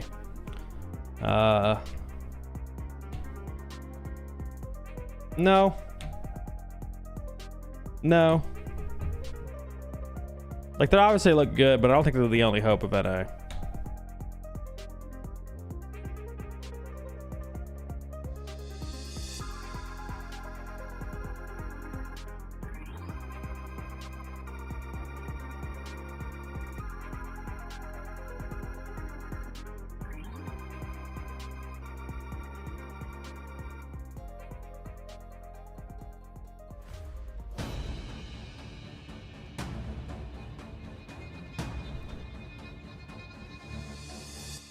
Welcome back to the European League. For the second game of the day, we have Wolves and Wylde going up against each other. The number 8 and the number 10 in the league prior to this game day. So they both seriously need some points if they still want to be in contention for that top 6. Now, Wylde are still seeking their very first win, but Wolves have already got that. Do you think there's a chance they can replicate that today? Yeah, it's probably one of the better chances they will have, obviously facing a struggling Wylde that's heavily struggling. If you look at the side of Wolves, it's a roster once again with names that we've known for a long time, with barely any player that's positives, that only 2 out of 5. You think of the level that they have and you think, okay, they never lose easily. They always put a certain amount of rounds, but they also almost never wins, right? And that's the big problem for me. They've consistently looked strong enough to take rounds off big teams, but never consistent enough to take it to the big win, to the threshold of actually winning something. Yeah, actually, I think they controlled a lot of rounds against Falcons last week, and actually I want to talk about that. So I'm just going to head over to the Telestrator and go and talk to you about this, because I think realistically, Wolves, they've been very, very good. They've actually controlled loads of rounds. This is a clip from round 6 against Falcons last week. Now, they started out 5 versus 3. See, Azza, he gets a great entry pick there. Krex makes a beautiful play here, manages to get the kill onto Shaiko, and you're thinking, well, happy days. It's 5 versus 3, right? Wolves are going to convert this as less than a minute on the clock. However, what does Azza do? He peeks, he dies, and you're going to see the kill get picked up onto him. What does Krex now go and do in the 4 versus 3? Sits under hatch, dies. What does Tyrant do? He manages to die to the Monty in his face. Why is that important? Because when this was a 5 versus 3 scenario, you've got a natural crossfire coming in. You've got Noodle holding a crossfire with Azza onto the door, and also Krex there to support. Falcons, they want to walk through the doorway from Armory to get the plant down. So what shouldn't you do in this scenario if you're Azza? You shouldn't peek. What does he do? Time to cheer on your avid stream enjoyer, Evan. In the Wolves lineup. You see Krex and Noodle, they're running around like headless chickens underneath the vertical. Krex tries a C4, and then this is where Krex ends up under the hatch in a place that he really shouldn't be, giving away his life. That gives, you know what? Yeah, we are going to root for Evan. Full coverage now. He can just walk into the bomb. We are going to root on for Evan. He's got leaky. Wolves are. I think Wolves are a good team. I think I had them rated in like B tier. Where Wolves are going from a 5 versus 3 to a 2 versus 3. I don't know. Something boring about him besides Krex. Krex obviously console rookie switch over as well and had a really good game here. Leader and Noodle just to try and play in the post plant and try and get it back. They're against Usus, they're against Leaky Fact, they're against Breeday, they're against the Monty in the face. It's never going to work. And this is what I want to see Wolves cut out of their game. because we've seen it consistently now across, multiple games, Leo, where they've actually controlled the game, but they've lost it in the late round. It's just a FNATIC bis, kinda. You know, teams that have the potential, but they cannot commit to the late round, the right ideas. SR are gonna get do good at EWC, yeah. Decisions that they're making there. I personally think so. I'm having a ton of fun watching Shopify right now. So that's the big question. I'm trying not to be like fans of, I'm trying to be unbiased watching here. Although everyone it's also fun when M80's in here and I can just talk about how good DZ is. Oh my God, Spirits pick up. Oh yeah. That's where the team collapses, and that's my biggest worry for this team. I don't think it's a question. Shopify are also really fun to watch. Like they're another team that's just like Loud. If you give them the space to execute, it is over for you. It's absolutely over. You have to be aggressive, and then like some maps you can't. Like Bank, you literally can't. You're like, oh hey, let's get aggressive on Bank Rome. Server ISO, Monty walking in. Oh, let's get aggressive on open area. Leader might be saying the right things. Open direct take. Ooh, that might be a thing. You're all off site. On whether we actually can see that in their gameplay like, today, or if they can close out. You just can't. I think we talked like about there's some maps like that. Situation where they really looked like they were going to lock the round out. I mean, while they got their first point last week, it was that full 15th round on the piano. They hates NA. He only loves Wizard. Yeah, I'm Wizard made. Yep. Yeah, we used to say some people making content about stomping and Spoit. I'm getting big by just making Wizard content. Yep, that's me. Literally Genji versus Wylde, who plays the worst, and somehow ended up all the way in overtime. And you can hear it in the voice of Nako during the interview when they won 8-7. He said, "I'm disgusted with our performance. We should never have he was not happy about the win." And that tells you #1 Wizard Glazer. Jesus Christ. To take a point. That would be crazy. Horribly wrong. And so right now, that's what you sound like in bed with Matt last night. But I haven't seen, maybe. I haven't seen so far a consistently path to victory on these guys. They've been relying on the team being weak to being close to a victory, and that's my biggest problem. If we're being objective about it as well, there's some stats for Wylde, and we've got to show them because I think there's some stats for Wylde, really. Subjectively, let's see them. We've seen them at the bottom of the table. But just to put it into context, there are 60 teams in terms of the tier 1 leagues. There's 3 in terms of APL. Ooh, this ain't looking good. This ain't looking good, Wylde. And then Europe as well. Wylde are currently sitting kind of 50th to 60th across most of the main metrics in terms of team metrics. Third worst attack currently in the world, 10th worst defense in the world. And I won't go on, you can see the rest for yourself. But particularly the entry, the attack, and the defense are the ones that you're looking at. And I think, yes, they got a point, but the siege that they've shown as not being particularly high quality, to the point that actually it's looking like one of the worst in the world. And that's sad to say because they've got potential, but they're just not realizing it. That's all right. And today, it's the kind of moment that matters. That's all right. Because today, here we go. It should have been a win today. Last week. They're getting their win. Last week, they've been looking better. Maybe today is the day. Yeah, I mean, Genji was just a team that was above them in the standings, right? They managed to not wrong, Troy. Not wrong. Shown maybe some improvement in that week that we've almost had. Then maybe this is their chance to take down a team like Wolves. I feel like we're seeing really different ways of playing. And apparently, people in my content section or my comment section on YouTube, they know too. Someone's begging me for a Spirits POV video next, and you guys already know. I'll do that one gladly. Because Border is a, I wouldn't necessarily call it a flip coin map. All right, Border. It's the kind of map that will. What are we seeing Evan cooking up on Border? So you're struggling. I want to see some cheese, Evan. It's the kind of map, especially in the BO1, where a team can upset another one if they're on a good day, if they're feeling it in terms of gunfights. And Wolves doesn't necessarily have incredible caliber players that are that much further, that much better than the Wylde ones. There's 2 things that's important on Border. One is the gunfights, as you've mentioned, Leo. Was Spirits begging for a Spirits POV? I don't know. The guys on Wylde. I think normally, I don't ask anybody for their permission, but I would probably ask Spirits. Spirits got tech. And goes from that. Doesn't matter the side. And I know Spirit's got more, like, even if I expose some of his tech, I know he's got more tech, but he's also my friend, and I don't want to. I don't want to fuck him over. So I would favor Wolves in terms of the strategy on this map. Spirits will sit the team down and watch the video. Experience on that map. Yeah. The video instantly comes out, and you see like 100 views in like 5 seconds. It's just Spirits refreshing. And if we look at why, they've actually played it 3 times already, so they've got some VODs. It was only during Challenger Series, won it 2 times and then lost it to macko. So it's still not tier 1 ready as on now, you know, on paper.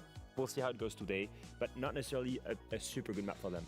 We'll see how many surprises, I guess, Wolves have for us then, especially given that they haven't played this map before. But the match Would I be mad if I uploaded Stompin's POV for all his games, raw footage? Thank you very much. Why would I be mad? You lovely, lovely 3 there on the desk. Well, if you have access somehow to his games. We are hurtling our way on towards. I've been just waiting for him to have a good game before I did a POV of him, because right now his POV guy has. I've been watching every single one, and it's not been that interesting. We'll see if Wylde can try and There's some rounds, nothing's happening. But the moment that guy goes off, I have a list. don't you worry, we'll have a Stompin' POV video. Made by Fresh that you look at and you go, uh-oh. Waiting for him to no, like an entertaining game. He's obviously, but he's the number 2 rated rookie. All right, don't take that out of context. Single team across all the regions in tier 1. I believe that was the graphic. This is a map where that it's kind of just free views. I don't know if do people really want to watch a POV video if I didn't commentate. If I literally just put here's his POV. Get that aggression very, very quickly across the board. So Wylde it's just quiet. Really gonna have to try and step that up here on border where you can go from 0 to another Spears POV has hit the 2. about 2 seconds. That's so funny. This is, for me, a map which is all about supporting each other. And that mostly comes in on the defensive Do I agree with side. Shields being so forced into the meta? I don't think it's forced at all. You compare that to your labs, your layers. But I'm one of the biggest Shield glazers of all time. This is a fundamentally very People are small map with 2 floors. 10 years later. Okay? I don't want to say 10 years later catching on. Like, Shields are just strong right now. It is my favorite map in the game. Shields are strong. And I just know how chaotic this map can get. I think there's some teams that don't use them correctly, and it does feel like they're forcing them. I will agree with that. And but that's kind of on them for just not having a good Shield player. Gunfights come in hot and heavy. One leads to another, to another, to another. Yeah. Yep. I think for the attackers, the way you want to attack it is just pick an area and just go for it. Just full send every bit of util that you have. This is a map where I feel you don't need to focus on the traditional approach to Siege. You don't need to go through. Okay. Drone this, clear out roamers here, open up this wall, plant. It is just find a pick where you can get it. You know, it's almost like desperation that you kind of play border on the attack. It's just getting stuck in. Well, let's see how stuck in they try and get themselves. There was a little bit of a Will Boomsy. Shields have never been stronger after 10 years. Here's why. Damn. Ranked players don't give a crap about Shields. They want them all gone. And, you know, frankly, sometimes I don't blame you guys in ranked at least. All right, border. Border.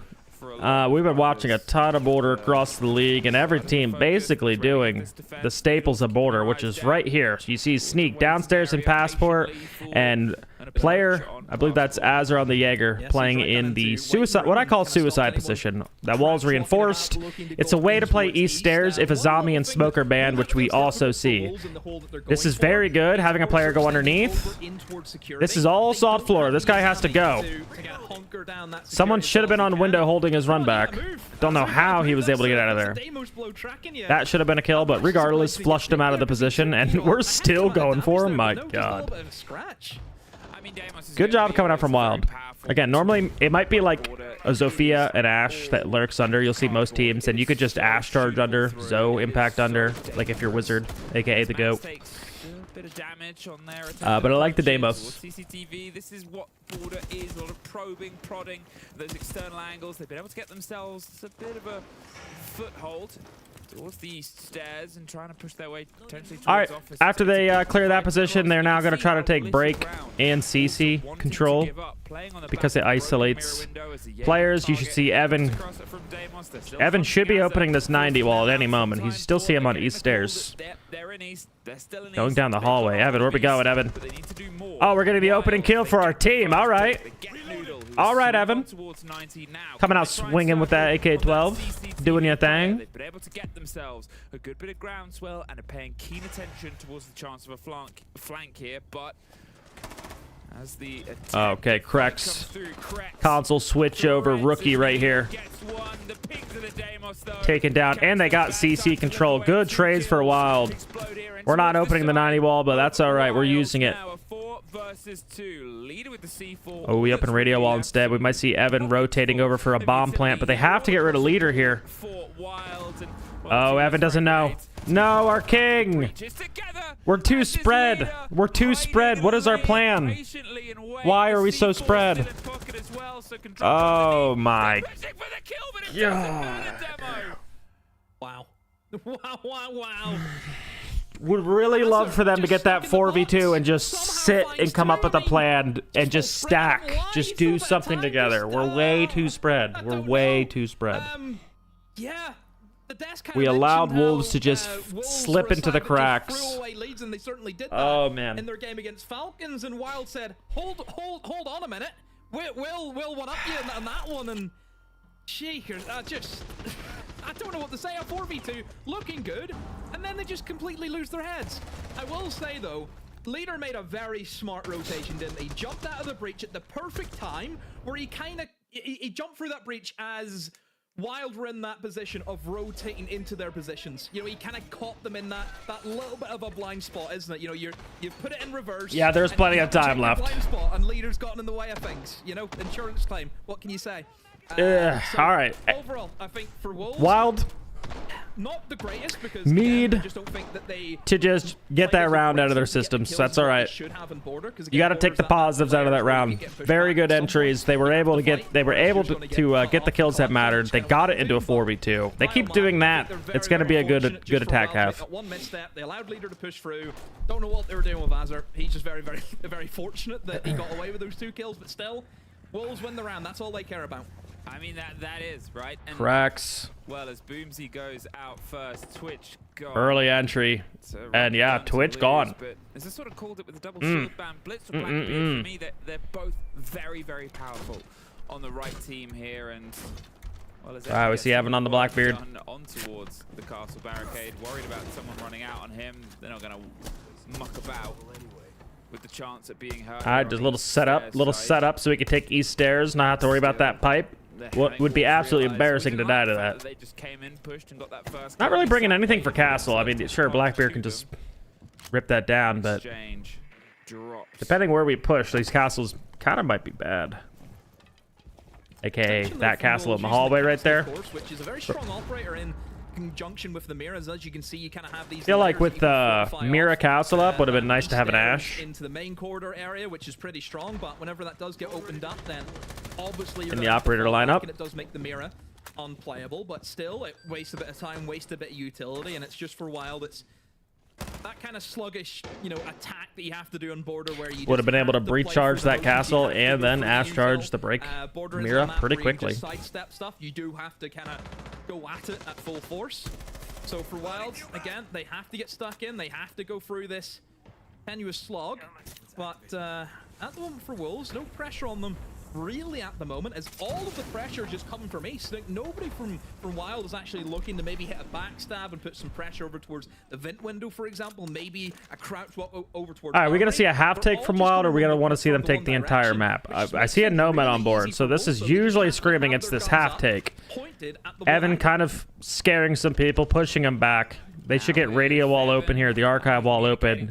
Start transitioning down the stairs. Gotta pay attention to Evan right now. We see him back outside. Gonna assume he's rotating down to tellers. Wylde, what are we doing, Wylde? 40 seconds left. We can't take the entire map, Wylde. We can't. We physically can't. We don't have the time. Gotta look at sight. All right, Evan, tellers. Now here's the retake potential from the Wolves, and not having anyone outside that door could hurt them. Evan just needs to find a plant spot, sneak, hold over him, and Wolves, bomb going down. Solus can ping this, and he does. Yep. Held on to custom patrol. Solus so powerful for that plant. Wylde not having very good executes right now. Executes are hurting him. Oh, the Wolves were circling Demo. Too much time off the board on that round. Again, for a while, they just didn't. They had take all it the off space map. they needed. All pushing in from east side. What took them so All they long? wanted to do was try and move in towards Fountain, in towards Archives, but if you're trying to then go for the plant, you need customs. You know, it's basic stuff in my eyes. You know, for Border, if you want to go for these plants, you need to have these certain rooms, and certainly customs. You see that long angle from Azure here. First time watching your stream. Thank you for your good work on DZ for years. Appreciated, one Melon. basket going upstairs. Nobody thought, oh, maybe I'll slip away here and try and take ground by myself. In Yeah, other the areas, executes which, are again, awful. you'll see They teams again arguably should have won round one, but that's an interesting plant spot because again, that customs angle is so strong. That is why you hold on to customs control. You can wall bang all those plants. Wolves now get themselves stepped in, but you know, Azza from great position there. And interesting for them to go vent second. Usually bathroom tellers is going to be the second side of choice. About a wins, right? Wolves, they had themselves. Now we're going to go into bathroom, which is a also very powerful defense. And this could be 3-0 pretty quickly for the Wolves. I think we might be seeing a little bit of a switch up from Wylde. Bring in the glass, bring in the Amaru. Hopefully maybe switching up the tempo. Because these execs have not been very good. Now they have the idea of something potentially quick here. Are we going to see Thatcher outside EMP in case it's a Warden? Is that what we're looking at here? But there is no Warden. Is that an assumption? It could be. I think the Amaru they're mixing is very interesting in terms of actually how they're going to use mats. It's not going to be in a planting role, as you can see. Evan has There's going to be a goo mine on the other side of this window. Send Amaru in upstairs to try and dispute the players. That was way too predictable, but he does get in. Bomb's going down. Okay. I thought this would have been pretty predictable. Was there not a guy in Teller's office? Wylde operating on this quick run strategy gets themselves an explosion now. Wolves on the back foot. They're trying to get control of pass. Not sure who the guy I did see in Tellers. That was kind of his fault there. They're gonna go for 3. Good XE from Wylde though. 3 for the trouble. They are on the board. They have a round now. That should have been pretty obvious that was coming in. It was almost connected with the C4. From our perspective, it's not a plan that you would say would work. I think you should ban Castle and Boulder nowadays. Makes life easier. It gets them cooking. Yeah. Gets the cheese in, doesn't it? The cheese around. Simple as that. Order. I don't mind Castle as a ban. I just think there's some other annoying things. A lot of rushes. Multiple different ways you can. I think it's pretty easy to get rid of a lot of those castles. Because again, the Fenrir is one of them that is annoying. But you'll see how, like, Azami, of course. Azami is one of those powerful operators on defense. Get rid of Azami. Makes taking East, which is the meta nowadays, so much easier. Second up, I don't think you have to take out Smoke. But teams will hold East with Smoke. I think it's a little easier to get Smoke. To kill Smoke even. So I don't know if you need to use a ban on it. You could use Castle right there. Could do a Castle ban right there. But I also like taking out traps on this map. Most teams kind of crutch Legion Fenrir on every single site. And I think there was even a game at Reload where Furia got rid of both. From a very hard-hitting sniper rifle that will kill you in 2 shots. Yeah, pretty easy. Wolves, I think for them, they've lost the kind of also Warden ban on this map. Very, very good. You see a lot of Warden right here, but they're running it again. I think that could have been a very good third ban. Your rush strategy worked. If you want to keep going more to these rushes, especially since they like playing Vent, Warden ban's good. Bring Ying, however, I think Wolves were already thinking that's what might happen and got rid of Ying themselves. I'm actually surprised that Mira wasn't banned out by Wylde, because Zombie banned every map, pretty much. Pretty much. There's some maps it's not the biggest deal that it's up. Having that Mira holding down areas like Break Room, for example. But instead, they've chosen to go for a Fenrir ban. So maybe they're looking at going for the. Come clean. Where did you steal the rush strat from? What rush strat? Looking for those openings What are you talking about? and not having to deal with the Fenrirs. It's a DZ plant? I think that's it. I think they've DZ seen plant. an opportunity. They've seen a That sort of DZ? break in the armor in the previous round that maybe if So they many go teams for have done that. strikes a bit more That straightforward quickly, rush. callously, and I wouldn't say very that's a to the DZ heart, plant. they could get away with some more, and Fenrir is always a problem for that. And I've seen that like operates in that everywhere. sort of territory here is They break their way across. They get I think the first time I ever seen that was Furia. Maybe, or maybe it was Falcon. You know, let's be honest, Where you smoke the window and Glaz looks up the hatch. Should have probably won this the first time round. It was a 4 versus 2 at the point, and it was players sitting in very often awkward positions as they tried to take a cross office and try to throw themselves at box. Are we peeking? Are we peeking in the big 2-5? Okay. Tyrant almost lost his life there. The landing after the failure of the first time round. There's little dabbles of pressure as it was. They'll try and maybe focus on towards Krex, but it's Leader that gets caught out, sort of dilly-dallying in office. Wylde, just slowing the pace down. A pretty slow approach, but it's working for them whenever they're finding these picks. All right, a lot of Grimbees. What are we doing off this? Find anything What are we doing? Great position We shooting Grimbees just to shoot Grimbees? And also in the midst of a swarm. Those bees, of course, will reveal his position, and he's in a very bad spot. Good right crossfire now. they set themselves into, and that's, again, we're not opening 90 wall. That 2-man advantage is in favor for Wylde as we head into That's the able to final happen. minutes. It's going to have to be another 2v4 from Wolves.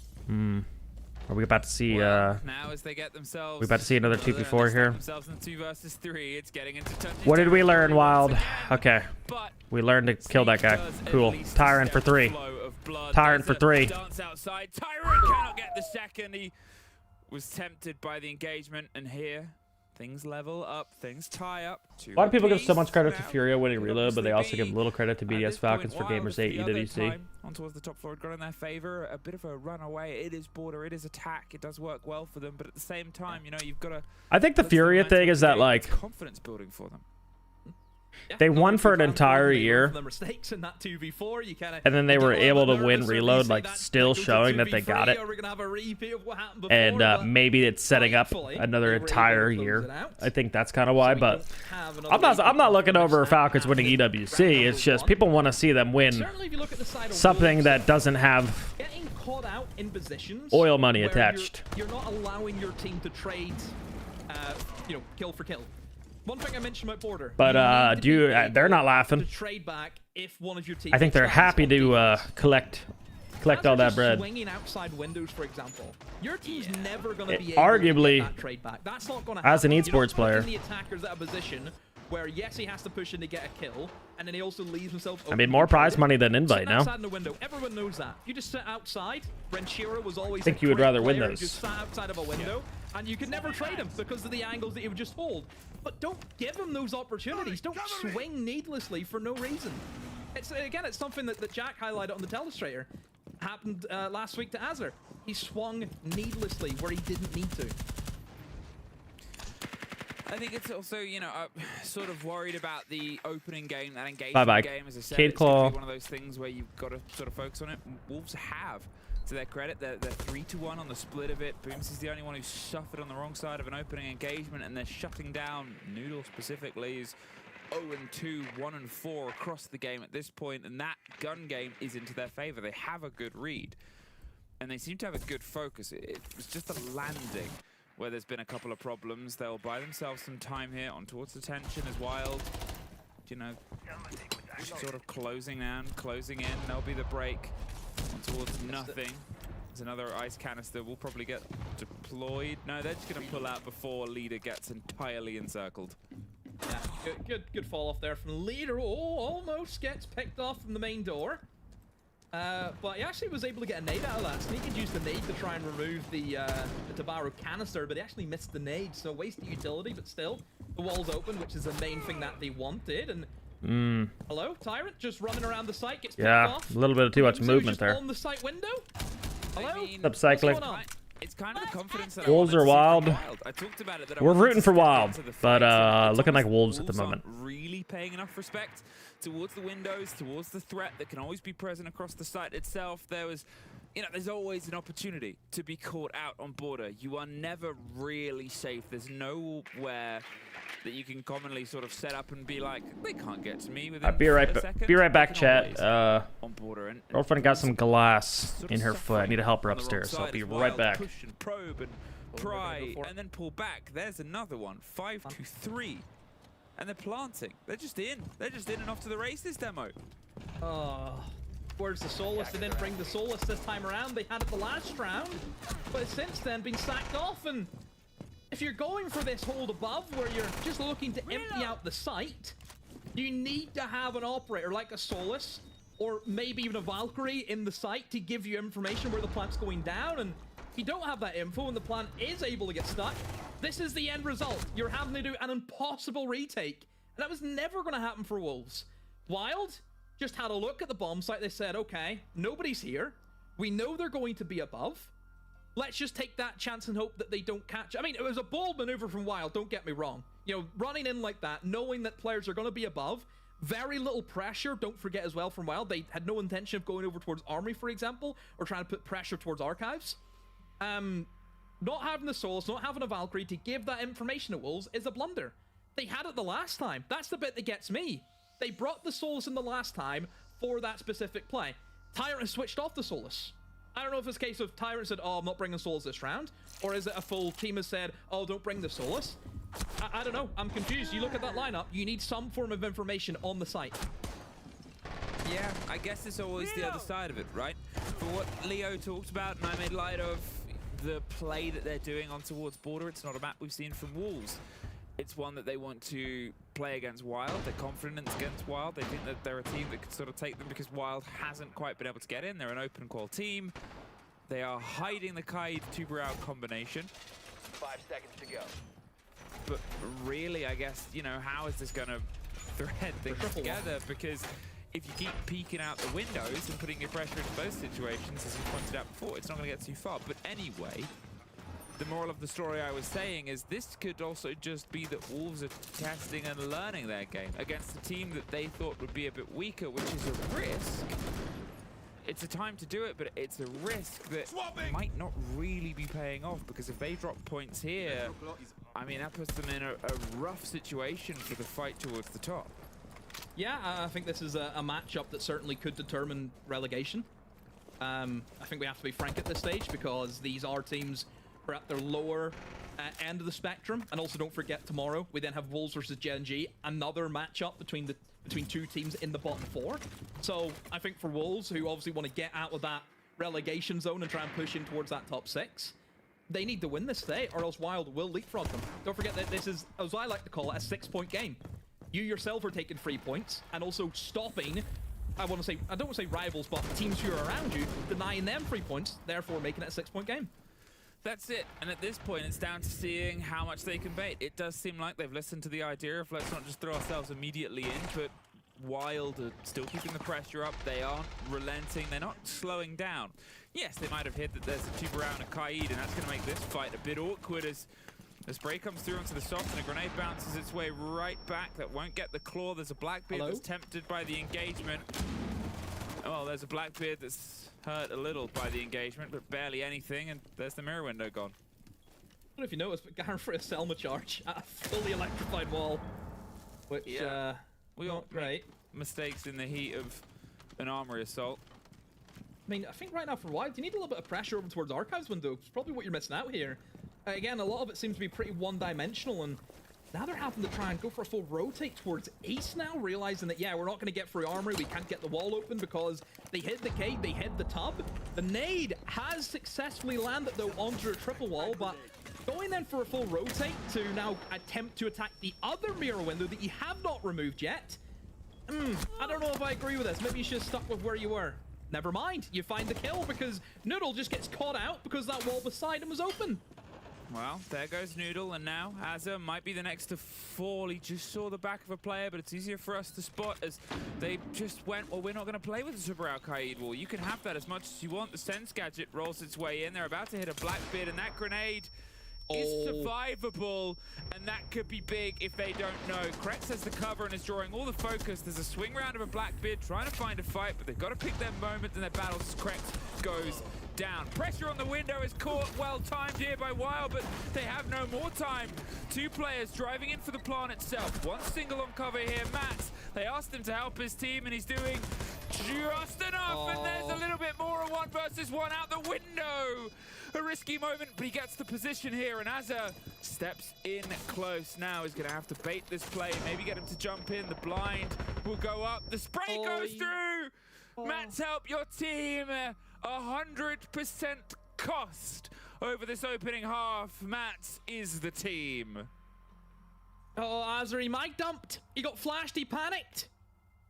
And then again for the SMG, 17 bullets once they're All done. right. What did I miss? I just saw Wylde up 4-2. Don't forget, I saw Evan breathing right there. the Nomad had to jump in. No matter what, to get that player off the diffuser, man. Nomad had to jump in. Yeah?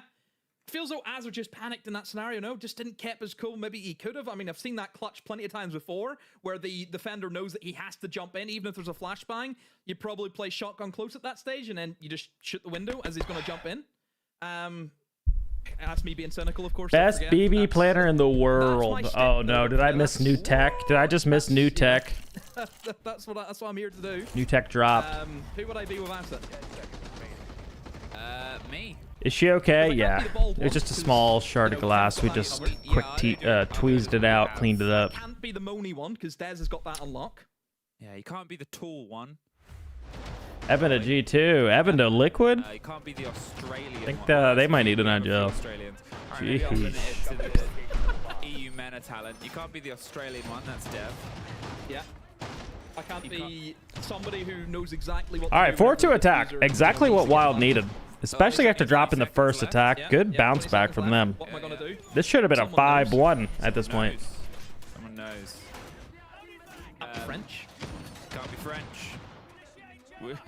I was about to set you up there to maybe Planted 0 with Nomad body blocking to tank damage. Planner dies as bomb goes down. Nomad plays a 1v1 super clean. Damn. That's a nice answer. Damn. Shows a lot of How'd the Matchco game go? Depends if you're a Matchco fan or not. I would like to be French because I wish I could speak more than one. Depends how. Yeah. Are you a secret fan or Matchco fan? That's it. Depends. Yeah, 4-2, and well, they have turned it. All right, Wylde. Credit here towards how this game Playing a bunker strategy here. Where we ended Cade tube. has been Cade tube. especially getting themselves so Little Cade tube bunker. control of that entry engagement. Probably going to find it a little bit less on the role that they're on defense, but at the same time, it's border. Depends what we're gonna like. Reinforcing off the triple balls, not a big deal.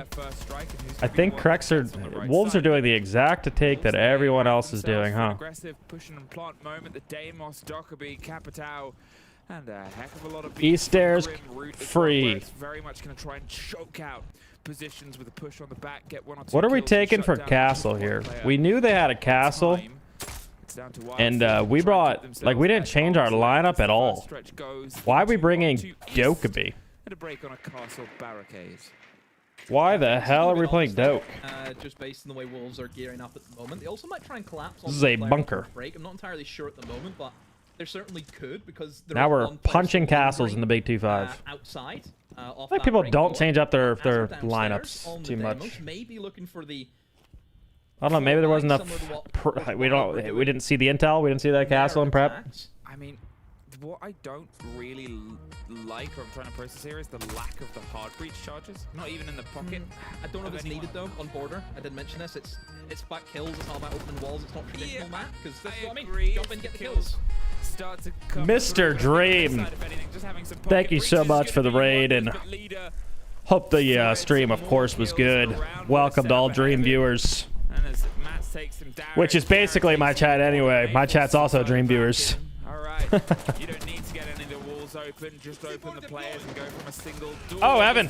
Oh, almost a two-piece there. But the close down on the side of box gets the next, and that leaves just Mats alone as the plant. Just a castle in the basement. That's exactly where you don't want to be. There's a moment there it was it's true. No, it's 100% true. He's just downstairs. What's he doing I think Twitch actually breaks it down where my subs come from or where my viewers come from. It's Stream's channel. You guys just know ball. You guys just absolutely know ball. Yeah. That's why. Of course, you've mentioned about the lack of hard breach. It's not needed. It's just not on a map like border where you play these crossfires. You play these cut-offs. So why Protein start running Haban or something for the border castle strats? Something. Flores, something. But we're bringing Dokkaby because we want the SMG 12 here. Maybe an angle onto the wall, but in saying that, I fully understand that when you know they're going to play Electric. But you know, who am I to say anything? Leader. Then have to add even more, and they had the Big 2K. on on Grim, but Doke, yeah, huge reason for that, of course. Instead of using them to try and kill things, I get it. I just, as a hard breach player, as an older person who plays this game, is the other way of. Floor's really bad in my opinion since break guys don't have time to mute. Yeah, but no one's like you're not muting the castles down the hallway, and you can still combine it. Like having 2 util ops on border is not a bad thing. You can still run Twitch Flores. All day of the week. It's one thing I'm missing. Where's my Blitz on border? I stand by this. Best operator on this map is Blitz. Like, I don't care. He is just he's the guy. Really? I was gonna say he's not been brought up, but what do you take about Really? Wylde's attacker bans? Because Bravo is brilliant. Me and Spirits actually think Blitz is one of Blitz on border is one of his weaker maps. So you're looking at like. So I don't know if I agree with that. Probably looking at Butte Jammers as well. I think this is one of his weaker maps. Which obviously that can be hacked, so it's not a bad ban getting rid of the Brav, and you get a lot of util value on a map like border because, as I mentioned, with the no hard breach, which keeps coming up for some reason. I don't know what you. Monty is kind of a but, king at these takes. Because you don't bring stuff like the and I'd rather have Blackbeard. Bringing in flashbangs, smokes, nades as your secondary equipment. Oh, I love it from Boomsy. Okay. What just happened? What just happened? Where did that happen? Was it just a front door? No, they just tried to scream in demo. Oh. They just tried to go for a rushed plant, and Mats was in a position to stop it. Now you have a kit in a rough place to get. It could be being watched from the back detention. It could be being watched from pressure on the bottom of the stairs, and you have to dive to get it. So instead, to be honest, my focus here would be try and compartmentalize things, go up towards the top. You know there'll be players above. If I'm looking at the operator lineup, I'm assuming a little distracted here, but probably some type of sight hit. Thatcher was probably for Warden, going for a smoke plant at that point. Sense wall, go for a plant. Plan A's failed. I think that's fair to say. But yeah, now we just need picks. Wylde just has to waste the time here. Make sure we don't give ones. And here we go. Going for a pick on this Aruni. Matt's had bathroom covered from underneath. Holding the radio window jump. That was very, very good. Setting up a crossfire, setting up a trade. That's exactly what you should just be doing. It's just like chess. You're in a 4v1. Put yourself in a position that can always be traded. That's it. That's what discipline is.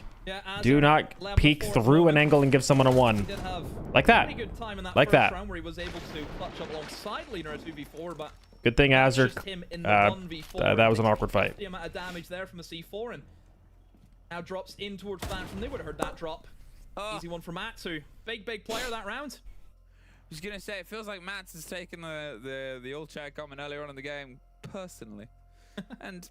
Yeah, you might have asked in the previous round at the end, what are they doing downstairs?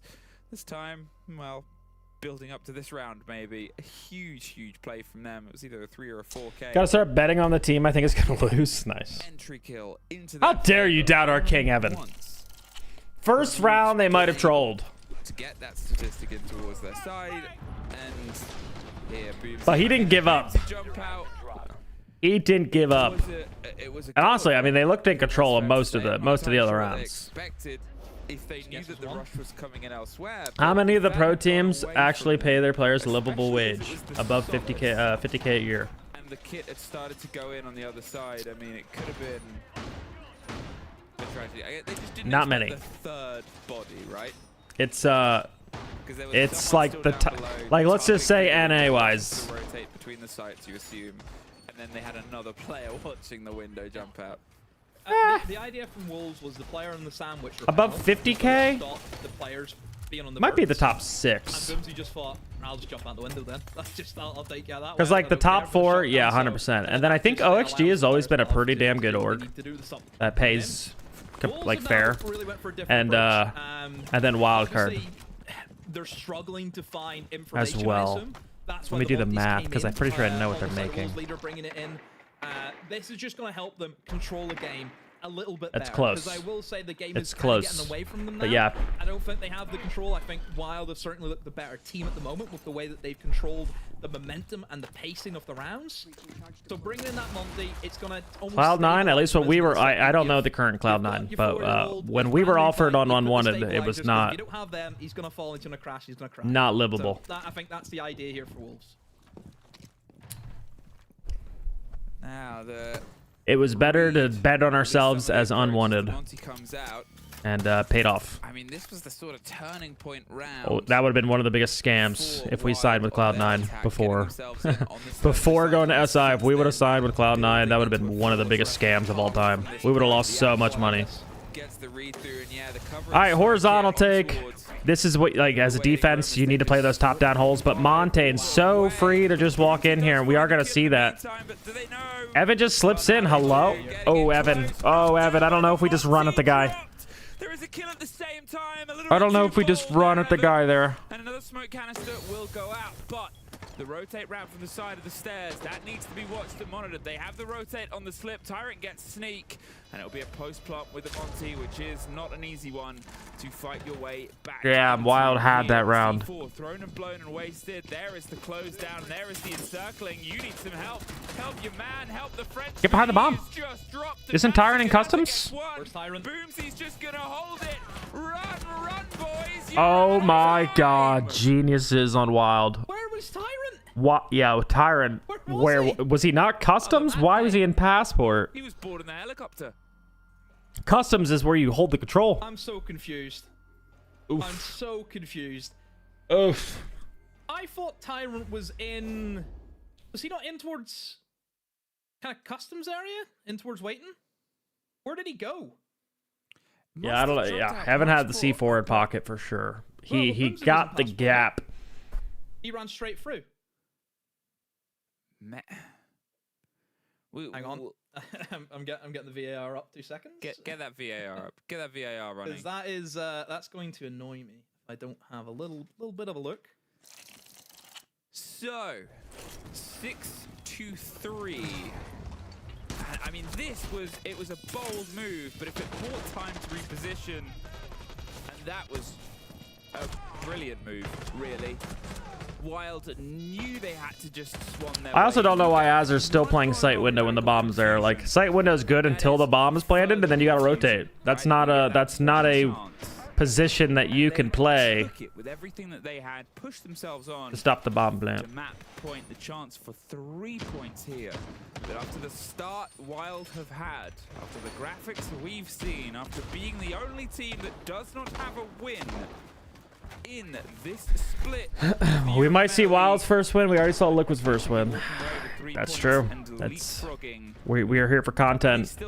Evan has given us the content. And FNATIC. The amount of hours I hear pros need to get to scrims practice, I cannot see how y'all do it. I mean, it's passion and like hope that like it's gonna pay off. At least that's how it was when I started playing for like G Fuel and like no money at all. You're hoping it turns into a big esport like CS:GO or League of Legends, where those guys are getting paid 30+ K a month, whatever it is. So it's hopium, but also passion.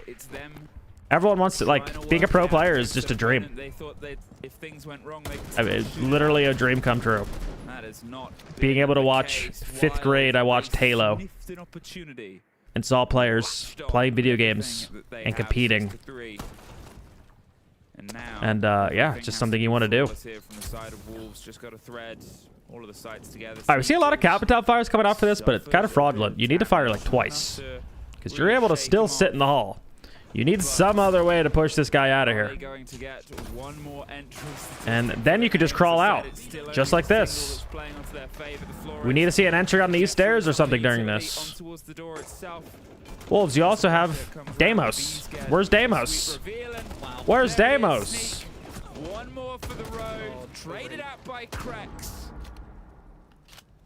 But Noodle gone 1-9. Good job from Wylde there. Shut out. Sneak able to at least get one there is big. Noodle 1-9, absolute stinker game. Stuck in there as a kind of opening entry player. You know, he's played that role plenty of times in his previous teams where we've seen him just highlight after highlight on the scoreboard, but not today. Certainly not today. 1 and 9. Not good enough for him. What do I think it'd take for Siege to get to that Team level? I'm not struggled sure. because of that. CSGO, I feel like it's at that level Looking for good how right now, simple the there's game is. still a How minute simple the left. game to That's get it, that's into. all Wylde have to do is hold out for a minute. Wolves have got That's like part of my mission with co-streaming is trying to make the game simple for you guys, try to help explain things, but like it's a big learning curve compared to watching CSGO. Like I don't play CSGO, I can go watch it and I know exactly what's happening. There's a mini map, you can see stuff happening. Siege, for someone that hasn't played this game, is probably the most confusing thing ever, and it hurts it. Can still get a drive behind it, but not a huge amount left. Demo 2 smokes. Ooh, good movement there. And in pocket, but Wylde just got shut out multiple places. Suddenly the stab started to come through. There's 1, 2 more to try and take Wylde's dream, and it's often said this is one of the hardest rounds to get, is that last round, the mental shifts. Yeah. Phone up FaZe Clan. Tell them your troubles.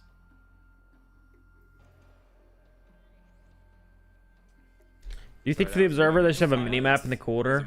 The thing is, like, why? No, that we know of. Why a mini map? I don't know if like works in Siege though. Is like it. We have layers to our maps. Like CS:GO, it's just a top-down view and it's just like flat. Lane, lane, lane, right? Very simple. You look in the minimap, you're like, this guy's pushing this lane, this guy's pushing this lane. But in Siege, we have layers. Like, I don't know if a minimap's really gonna help. How do you show someone's above somewhere else? Like, you can't show a hole in the floor that this guy's looking down. He's got an angle into, like, you know what I mean? Like, that's why it's so complex. We have different lines of sight. It's not as simple as, like, this lane is peeking into this lane. The Wolves still in it. 2 rounds is what they need. For Wylde, they go up there towards their vents now, and obviously this was a round where Wolves just tried to run in and plant. But little did they know that Boomsy from the top rope with the shotgun was gonna put an end to their sandwich repel player. Reloading. 6-4. The Blackbeard now stepping in. There's no limitations on any of the shields for what is a strong game right now. Wylde have no fear for the application of it. Instead, the calls and command over the technology will slow them down, which they lean fully into. Like, instead of like a mini map, you're saying like in the top right, just have a top-down only view of who you're spectating. Yeah, that would be good. I really love top-down view. When I first started watching the Turtles,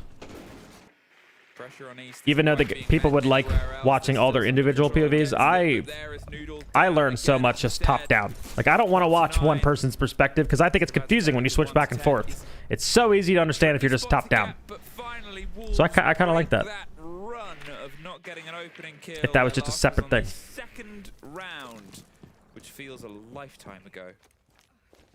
Yeah, Tyrant, I think, has really stepped up here in the attack, hasn't he? These past couple of rounds to try and get his team out of here.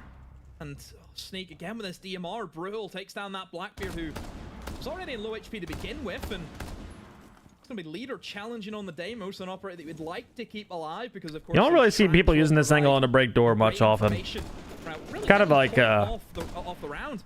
That's the power Deimos is good at from start to finish. something that just like stopped happening randomly. Still alive, so that means he can still use those Selmas to try and attempt to open up that Archives long wall, but it has since then been destroyed by the player in towards that office, who has since then left also. All right, are we gonna see Wolves go for a full clear or a half clear? Right now, looking like a full clear. Bit of an issue there. Wait. The wall did not get opened Wait, up what? the side it should have been. Oh dear. That's a tough one that Wolves now are going to have to deal with, because that should have been a kill there, in all honesty. Look, that wall gets That's open. frustrating. That player instead of Archive should be dead, but yeah, it's worked out for him. A little more time waste, and it's like, even if they want the full map control, it's Ace Hard Breaches have to clear everything in 40 seconds. So I think, yeah, we are going to see... Okay. That is a good pick to find there. Must be intel, probably up on the vents or something like that. We have to go for a half clear based on time. It's going to come down to kills. There's no one even top floor at this point. I guess Noodle is upstairs. Wylde all lower. Just have to win the initial fights here. This drone run is going to be huge for intel. Sees one. That's going to be very bad. Yep. there is If they didn't drone him, Noodle that as might be a well. wild win. Almost 1 and 10, but it's Wait. 2 to... No, Oh. no, there was a second. I thought we were about to see a similarity there, Demo. Yeah, almost. I just want to highlight Tyrant and give him a big pat on the back. 20 seconds left. Really, again, scrambling. That is the word of the day for Wolves at the moment. Don't really know what's going on. They don't have Watching the EML a information. day or Turtle Scrims? They want to try and go for that plan. First, then play off that advantage. Oh, we're When watching they do, EML. They go structured. They're so slow and indecisive. All we have to do is fall back, maybe play more of C4s because we don't do that enough. Play a Valk, it's opened, and once again, communicate about like what they are going to do because we have proper identification of what they're going to do. But we don't set up like plans to counter that. Once again, one round. You all got this, guys. What's up next? Just like we can do that armory no HJ again, to be honest. We can do the proper reinforcement. Make sure we take the 2 big in. Like we just played to keep them like fire. They're running back that K2 armory defense again, it sounds like. Well, what do you make of it? Frag out. I think it's a case of the coach is probably looking at it as we're in the correct positions, but we don't know what to do when we're in them. That's kind of, I think, what he kind of sees from the team, which, in a sense, they're for Wylde. Wolves up against it. Wolves certainly struggling to get a foothold in the game. And it gets the final 20 seconds, and they just can't really adapt to the way Wolves are kind of like... I don't want to say Wolves are set up all too well, but they can't even adapt to that. Like, a very loose Wolves is somehow still overcoming them. Before that time come in, I was going to mention about Tyrant, how he took that extra 20 seconds just to get the drone out, to then spot out that Solus who was in a bit of an off position that could have easily stopped the plant as the player was going to walk through the wall. So just little things like that from Wolves I have to highlight when I see them and congratulate the players and when they do well. But yeah, I think just from the coach's perspective, he just wants to see them close it out, and they're struggling to do that. I think that's the general gist. Just one round, fellas. That's all they need.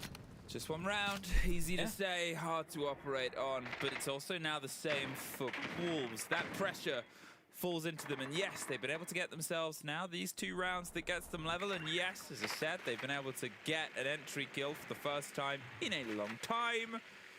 They are still swimming upriver, and they haven't quite found moments yet. It's a bit of pressure. These Flores drones have been very... Alright, so we're not contesting East at all. Just these castles. We did end up bringing Flores this time, so that long castle should be gone here soon. He had an opportunity there. Unfortunately, didn't get offered more than that. And Try to get shot through the underneath the castle. That's crazy. That's a warning shot more than a chance to kill. All 5 tracks available. Every single... So we're going off the fact that, like, we don't think their executes are very good. Options and who they want to try and target. But for They're not decisive. So let's force them to do something here. Get through all the util. Matt's really good pick. Noodle again, not having a good game. Grim, 2 and 10. No luck this game for Noodle. 2 and 10. That sucks. It's been rough, and you know, great players have rough days, and it's sort of that moment right now. For a player that you really need to step in for the roster for this sort of gun game, Wylde just seemed to have had the answer for him at every sort of turn. To spray across the pressure, to try and bleed its way up from underneath this, backstab attempt. How aware are they? Not aware enough. There's one. There's the spot on a second. We're not watching our gaps. We're not watching our gaps. Evan though cleans it up. The captain, the IGL, step it up. Come on, get the first win, Evan.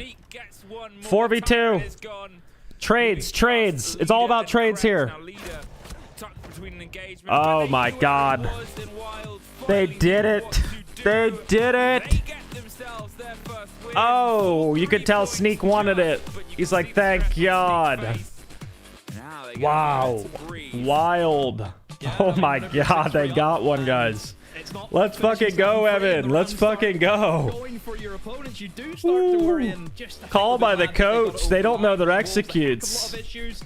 And we saw it right there. Fumbled, especially losing Noodle on the Grim again. My God, what a good pick that was. Wolves in the mud. Well, reactive and responsive. Oh, that's got to feel so good for a while to finally get one. That's got to feel so good. Against a Wolves team that are, I mean, they're not doing good either, right? Yeah. Yeah, let's go. Let's fucking go. Update the Wikipedia. Put them over Wolves right fucking now. Moves them up to 8th.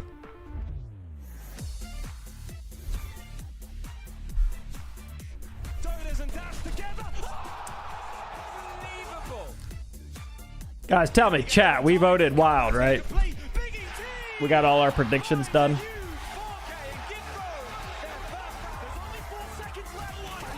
Floating. Floating. Oh, that was a great recovery after losing the first round, which they should have won attacks 5-1. But being able to recover and go 4-2. Huge. That game could have been closed out so much easier. Villa in the comp pool. Wait, how random was that? Get Villa out of here. No. No.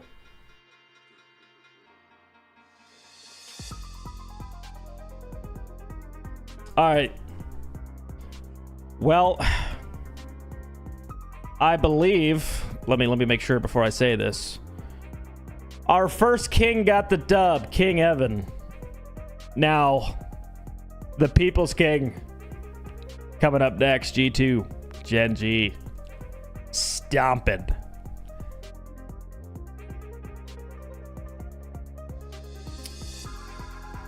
G2 versus Gen G. Gotta put stomping in the title too, of course.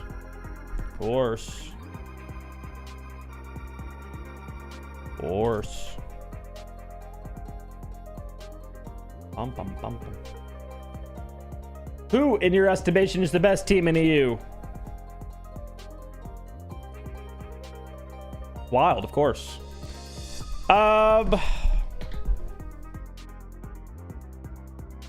Sold my predictions in Super Chat twice today.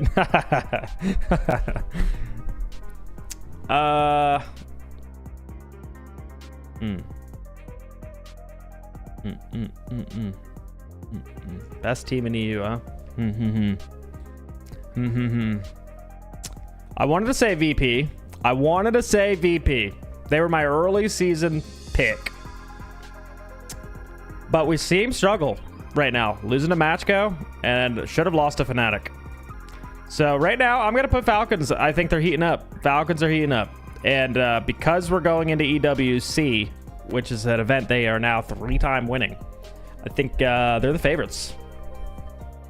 I think they're the favorites. Can I break down... Wait, where did I see that comment? While we're waiting, can you break down some crazy plays while they work, such as Iconic's insane play on Oregon? I just don't got any pulled up. By the time I pull it up, we're going to be back. I need something in my Discord where you guys could just like send me clips, send me videos, react to these, and then like boom, I can just click it and record, Easy. Easy peasy.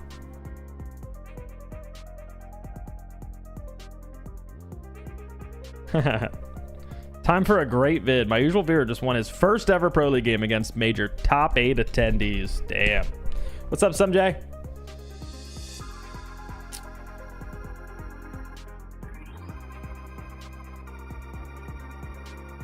Has G2 looked better with Stompin'? What does he bring to the team? They have looked better with Stompin'. I think they look more consistent with Stompin', and I think the roles work out.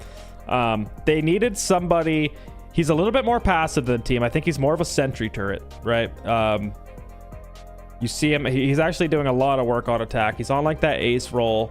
He doesn't plant the bomb or anything, but he's just, again, he's like a sentry turret. The rest of the guys moving, like they're moving pieces a lot. And he's just able to clean up the kills. They're creating havoc and he just cleans up the kills. Even on like Skyscraper, we're just seeing like Skyscraper, they had an office direct take. We see Grimbees coming out from the team and then stomping on Ash, just able to just clean up everybody that's just getting pinged. Very good, clean aim.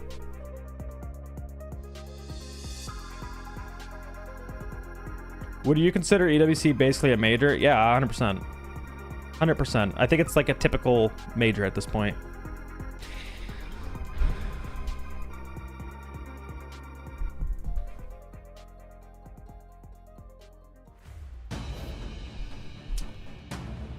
Doing well today. Doing well today, Sumja. Games have been pretty good. Someone called the newspapers because Wylde got their very first win in the Games are doing good, and honestly, we're about to go into some banger games here. We got I got G2, Gen G, and then the match of the day, which is BDS VP, #1 rated player versus the #2 rated player. Yeah, I think punishing once again the very thing you highlighted, Jack. The late round. Haven't been able to keep up, but your streams and videos help a lot. Under delivering. Appreciate that. I said the Steam where I said I thought the Wolves would be better at the process on Bordeaux, and realistically, Wylde really were. First couple of rounds didn't go their way, but then they recovered it on their attacks.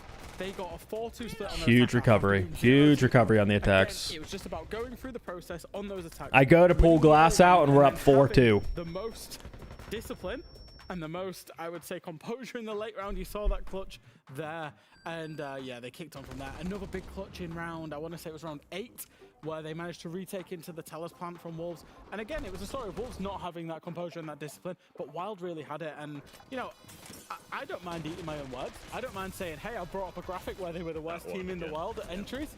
They dominated the entries inside of this game. And, you know, that's exactly where I asked them to step up, and that's exactly where they did step up. Sneak in particular had a great game on that entry. I think Sneak and Mats, both of them, I mean, it's great to see these guys stepping up. We've highlighted the rookies before. We've said Gyron was the one that was stepping up. We, you know, never doubted they had the talent to be in tier 1. We just needed these guys to, you know, show themselves a little bit, show the fraggers that they, you know, they were great at entries, and it's exactly what happened here in this match. And I think what surprised me the most. It's like, guys, I gotta grab our logo for Element. That were not playing in tier 1 before, facing a team like Wolves that is full of experienced talent, was in some way much better and much more composed in the late round. That's retake, for example, in round 9 in Tellers. Insane. Like, I mean, they had plenty of time to go together, and in a 3v3, they secured the post plan. They all focused on the right players. You know, that composure and that team play in the late round was something we still don't see from Wolves. It's great to see from Wylde. And we saw I guess the haircut for Sneak really helped him to get those entries on the board. I mean, we looked at a really good performance there. It was something I guess we were mainly concerned about, especially with the graphic that he pulled up prior to this game, but it really helped him to get that foot on the map, in a map like Bordeaux specifically. Yeah, and I mean, I did pull that graphic up, but I will say, I thought that there's also potential with this roster, and I think they realized that potential inside of this game today. It was still quite another scrappy game against a team that's expected now to be in the lower end of the table, but... do these breakdown streams. What do you think is currently going wrong on C9? Is it rolls? It is, and I'm really glad for that reason we get to speak to the victors today. We get to speak to Boomsy over on the side of Wylde. We get to ask him a few questions. Boomsy, congratulations on your first victory in the EML. This must be an amazing feeling. Yeah. I think, I mean, the way the stage has been going, it's a bit of a weird feeling, but yeah, it's nice to get a win, finally. Obviously, thinking of you guys, I'm like, okay, it's stage 1, like, you're fine. You still have stage 2, and you know, it's a growing pattern. And I see you guys, you gained your first point last week. Now you get your first victory. So, you know, clearly you guys are improving. Can you tell us through that process in the team? How is that going on? I mean, after like the first week, we like made quite a few changes because we were just not playing away. We are very comfortable. It should have been different, but it wasn't very well explained. That's all I'll say. But so we made the couple changes, and it seems to have like we're gradually getting there now, game by game. So it's been a lot better, but it's been a ride. In terms of today's game then, Boomsy, what did you focus on in terms of Wolves? Was you just focusing on yourself and your own improvement, or did you see anything in their gameplay that you wanted to exploit? I mean, there was a lot of times like where I was watching their VODs, they really struggle with problem solving. Like they are really slow. So like for example, like on the like defenses, that's why we were playing quite, I mean, not really normal for Border, but quite like bunkered as you would, because they just struggle to like problem solve themselves. So we thought like, let's make them waste their own time. and just win the round out like that. And we finally managed to close out. Yeah. So, but on our own, I mean, we are on and off. Like some days, like even in scrims, like we're really good, and then other days we're not. So that inconsistency is something we've got to iron out, but I think it'll come eventually. It might be a difficult question, but that inconsistency, why do you think that's happening? Why do you think you guys are struggling with it so much? I'm not really sure. Like, to be honest, I can't really put my finger on it, but I mean, I'm sure it'll come up eventually. All right, one more thing then before we let you go. One positive thing. What's the thing you're most proud of for the team today? Big milestone though, first win. I mean, I'm really happy with how everyone played. Evan's calling was really good, and Sneak and Mats were just gunning. To be honest, I kind of let the side down today. I feel I was quite poor, but that's another topic. And yeah, I'm just happy to get the win, and my team has carried me to this win. So I mean, it's just all them really. Well, it's a team effort as well, right? That's what Siege is all about. So once again, a massive congratulations. We'll do a turtle on the update in a first second victory here. In the EML, we hope you enjoy the rest of your night, and we hope to speak to you again soon. Thank you. Bye-bye. It's always happy to see you play. All right, I mean, content, but also Going wrong with C9. Look, I don't have all the answers. I'm not on the inside of the team, but from what I see, I don't know if it's 100% a role issue, because I think like they're trying to build a little bit like Unwanted there with 2 top fraggers and 3 support players. So I'm not sure it's a role issue per se, but what I do see is like I feel like they lack a little bit of the fragging power to go up against some of the top teams, and it's kind of hurting them. They're not able to kind of frag their way out of situations. And like from what I'm seeing out of that roster right now, as much as like I love some of the guys on that team, I just don't see them being able to compete with the top 4. And like I don't know if they just stick it out for stage 2, if they're still going to be able to like just hope and pray that they're going to be able to compete with the top 4. The top 4 is just too top heavy right now. So I don't know if I'm really like recommending roster. Like I don't have the answers like who you make a roster change for, like what's going to help you. I don't know, but like something's not working right now. And also like strategy wise, I haven't seen much out of those guys. That's like putting them over their edge. Like usually if you have a team that's like maybe weaker in the frag department, you have to make up for it with some like fantastic like strategy. And I'm not seeing it. I'm not seeing it. I don't know. I gotta be a critic sometimes because I want to see those guys succeed. And I mean, they would be the first to say they're not in the position that they want to right now, but they're not out of it yet, guys. As C9 fans, they're not out of it. At the end of the day, it could very well come to that last play day where they play OXG. They might be able to sneak into the top 6. They might, like, there is still chance, Cloud9 fans. They are still chance. Easy, teammate. What's the news with Turtle Tactics? So am I more back coach role? Assume you're still associated with team. So I'm kind of figuring that out a little bit. I'm asking from the guys what they want from me. But yes, in general, I've taken a step back. And because like if we wouldn't have made Element, we would be on a break right now. Like players would, like some of the guys would need to go to work and start making money. Some of the guys would go to school. Like we've already kind of talked as a team. Like we probably would have just disbanded, and Turtle Tactics as a project would be on a little bit of a break as I kind of figure out the future of it. However, we did make Element. The guys pulled through and have looked honestly better than ever with the Vipoa pickup. Trev coming back from his vacation, extremely hungry. The role change obviously helped the guys, and they're playing fantastic. But again, I'm kind of taking a small step back to co-stream because that's what I absolutely love doing. And even when I started Turtle Tactics, the priority for me was like T1 games, and then like on the side was doing this project. But I'm asking from them like what they need from me. I'm able to like still commit a few days out of the week. Like maybe I'm not there every single day of practice, but like I'm still able to commit a few days out of the week. Whatever I can do to try to help the guys. Do they still want me calling timeouts and watching the games from their POV, or should I just watch the official cast and just kind of give like viewership and like just like this, like give my analysis on like watching the guys from the official cast, and still supporting them, still joining the Discord and like you guys kind of hearing from them and different stuff like that, right? Still trying to give the behind the scenes a little bit. But that's kind of where we're at. We have a game coming up in Element, by the way, on tomorrow. Element right now in stage 1, it's round robin best of 1, so kind of similar to what's happening here. Or Swiss best of 1s, not round robin. I apologize. Swiss best of 1s.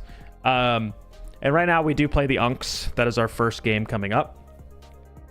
So no matter what, after EML tomorrow, we'll be watching them play our very first Element game, but I don't know yet. One, I don't know yet if I'm going to just be showing all the guys' perspectives and doing what we've been doing, because technically there is a rule in the rulebook that does prohibit streaming. I have been able to get around that ruling in T3 leagues, but we're in a T2 league now, and I don't know if Fermi and what's the ruling on that, for one. And two, I don't know if the guys want me to at the moment, because again, the past week we haven't been doing that. Yeah, that's kind of the ruling, and hopefully they change that ruling. Like, if I'm not allowed to stream the 5 guys' perspective, like, hopefully that's something they kind of look at changing in the rule book, because again, it's not a rule in some other esports league. They changed it for League of Legends, and you can see the impact that it's kind of having over there right now. Cadril doing basically what, like, if you guys aren't familiar with like Los Ratones, you can see inside the esport team over there in League. He's doing a very good job with that, and I love watching that content.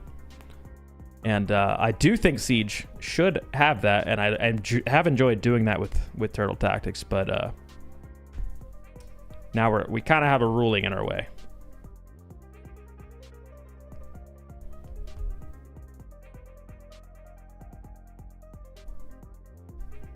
Sad to see you didn't stream our seeding match yesterday. Needed that min analysis. Yeah, it's also kind of grueling for me right now. I will say, like, on a personal level, like, I love watching T1 Siege, and these streams last like 6 to 8 hours, and then like to watch another best of 3, it could be kind of a lot right now.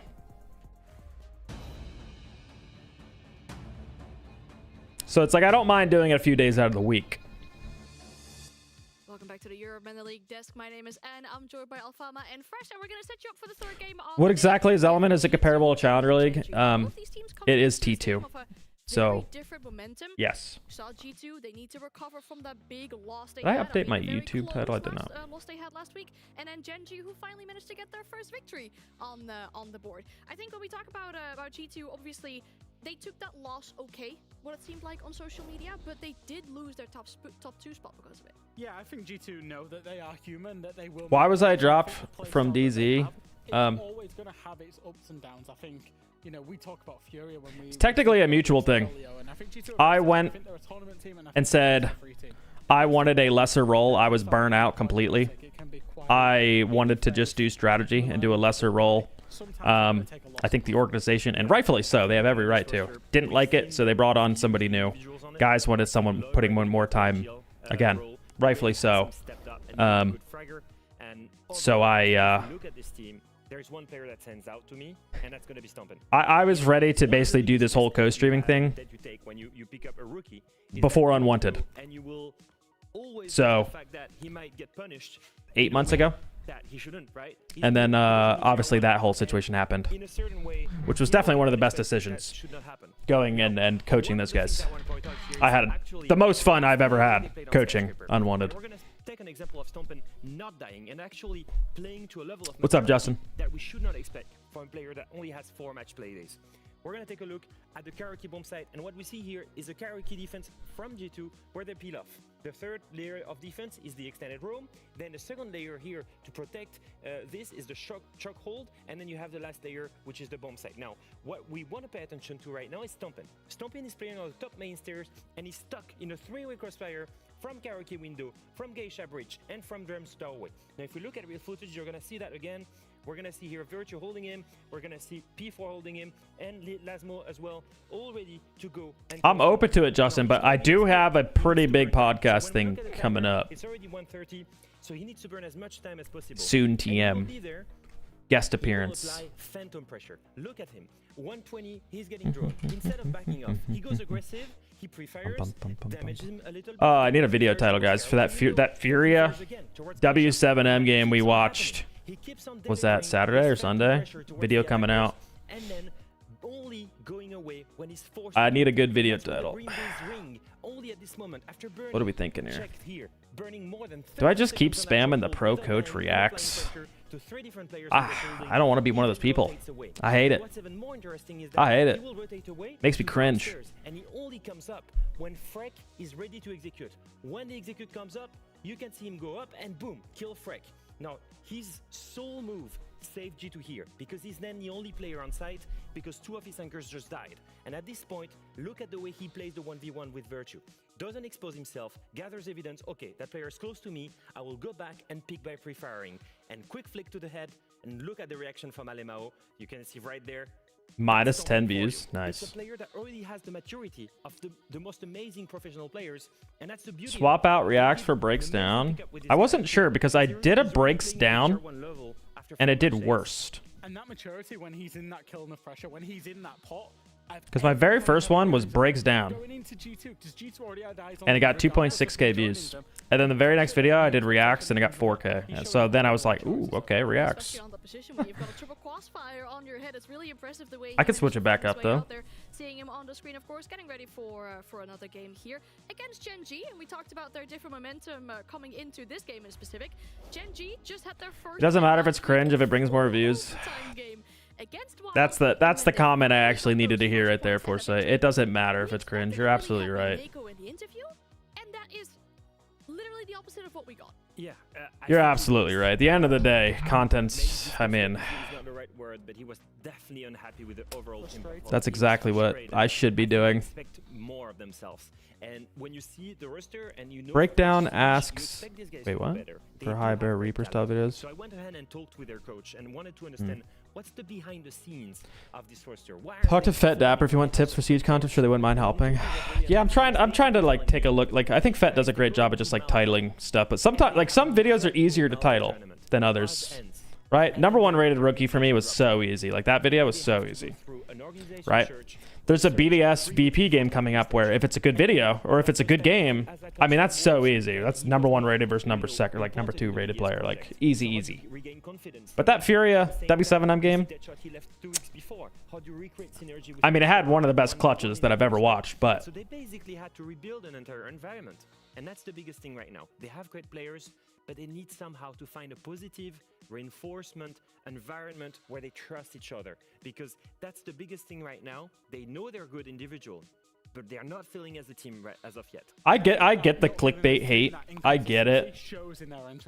But it's like we have to, as a content creators, we have to try to get into the algorithm.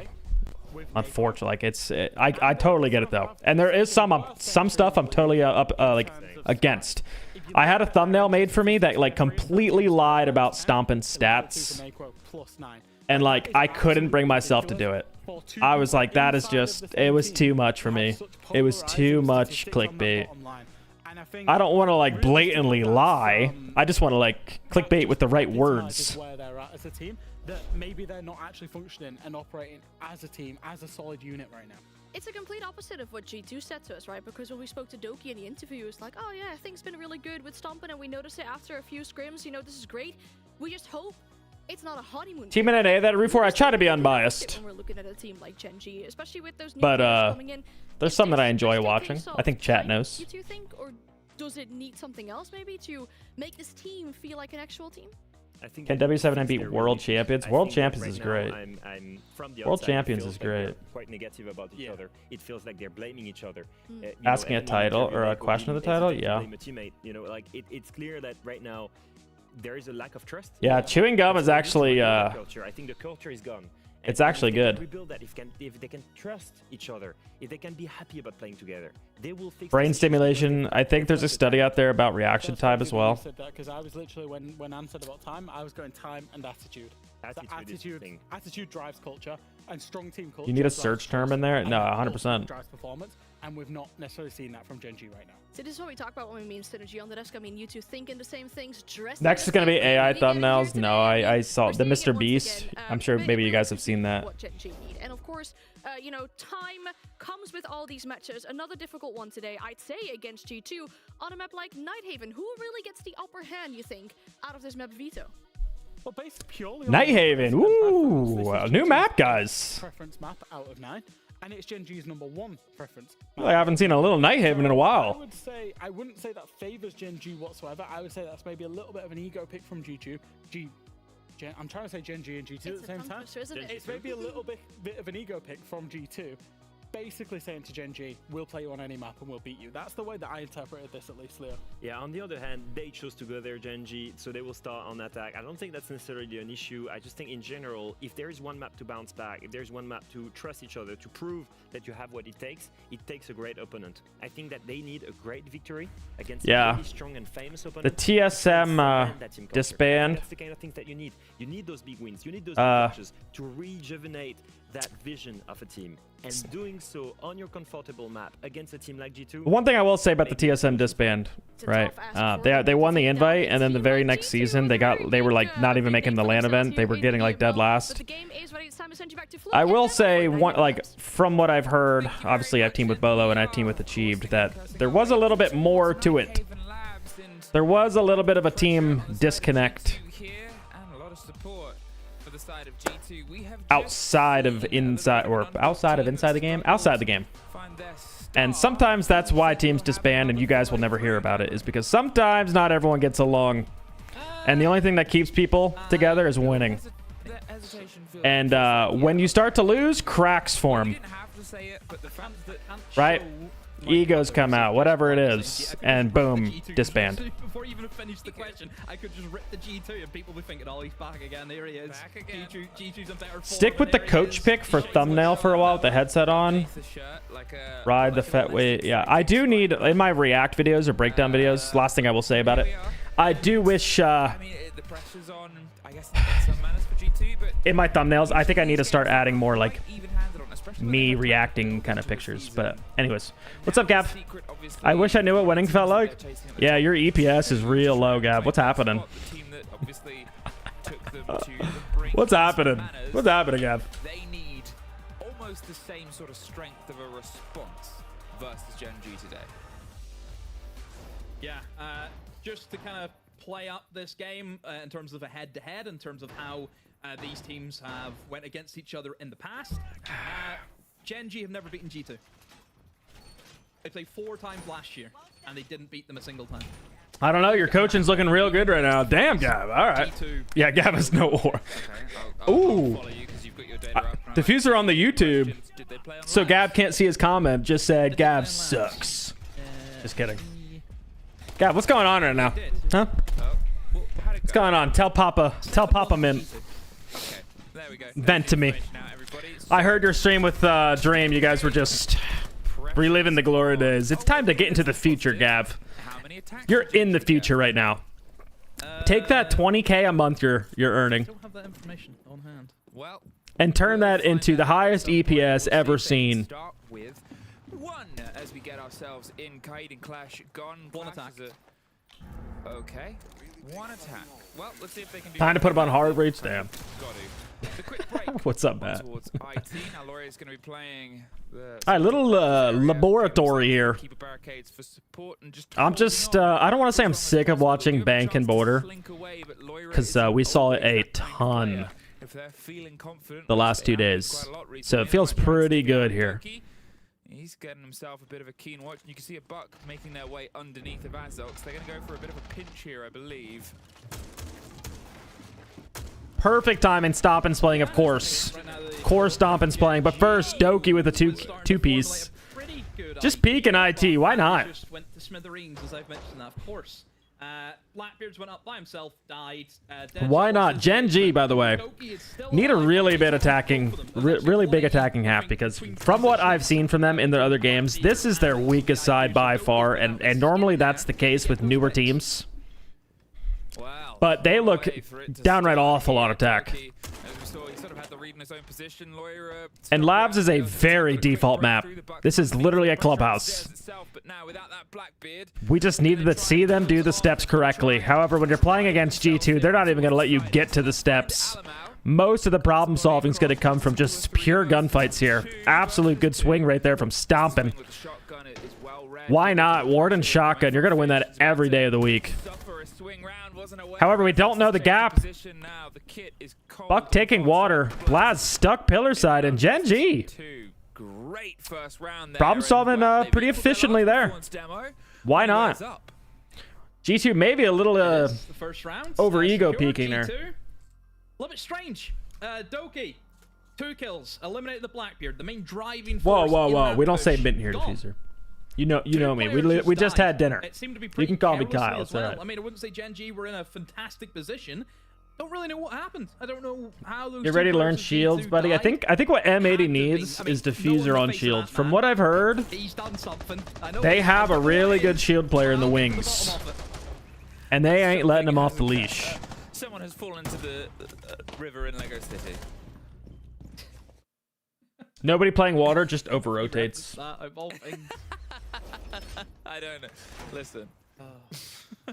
All right, back to lower defense. That's okay. What can I say? G2 gotta just building block dial in. toys are available. 1-0 up. Stop the Don't clock. try to do too much against Gen G. Gen G again Themselves that one attack struggles so much on attack. Don't have good executes. Don't have good problem solving. Maybe taken a little bit by surprise on just how quick and aggressive Gen G were, wanting to move into the punch. Maybe expected a bit of a slow broil to fight around the keeper barricades, fight around rafters itself, and not be so confident to just charge their way up. But hey, this is the Gen G you're dealing with.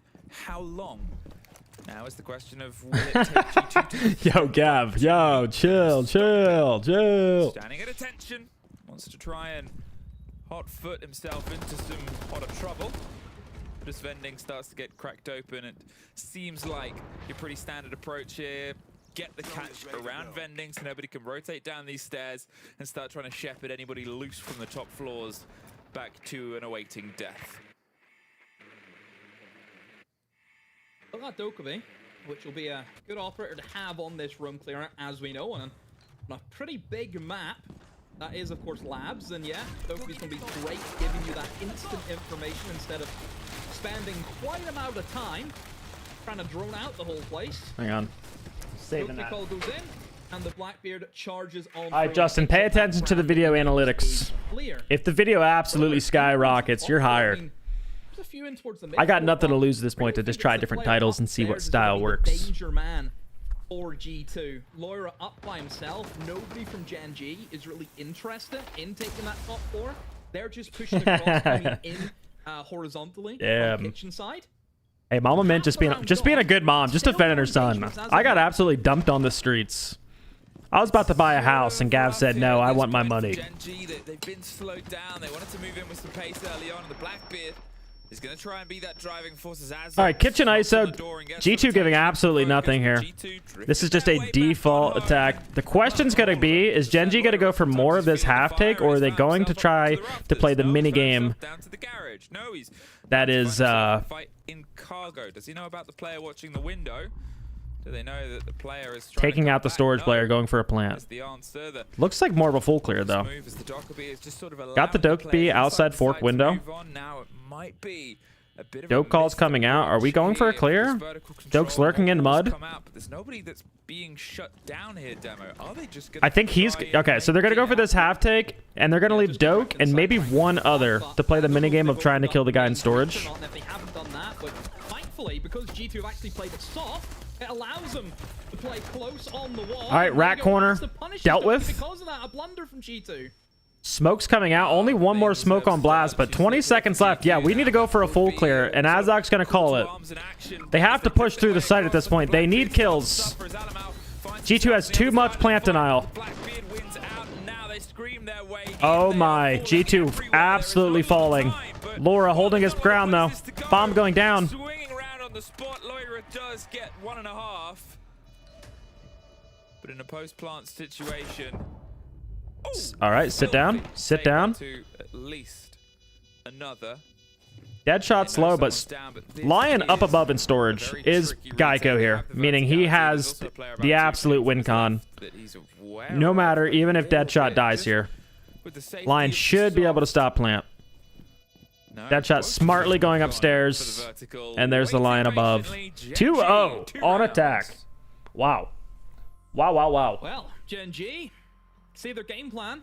Didn't really want to go for the engagements if they could. They wanted to have that 5v5 execute, which is weird, you know, in this day and age in Siege. It's where tricky to make titles work because it's not going to be a highly kills searched and they video. wanna leave Yeah, themselves, no, you're right. with as many, you know, possibilities to get these kills. It's just not happening for them. They can go like for aqua push now using like shields, or if they do the same, like we are good to have the traps for that side. Just like important, like late rounds, like if you lost garage, let's play 2-2, okay? Like Cow Aqua, one to support him like on Souls on Dark, and the other two for the other side of the map, okay guys? Let's not play like we play like last round, 3 guys for the right side, and then guys after, like I think we can ban the Maverick and we can go below again with the Duke playing Bandit, and then we go storage, and then we go back to top floor with the Bandit as well, okay guys?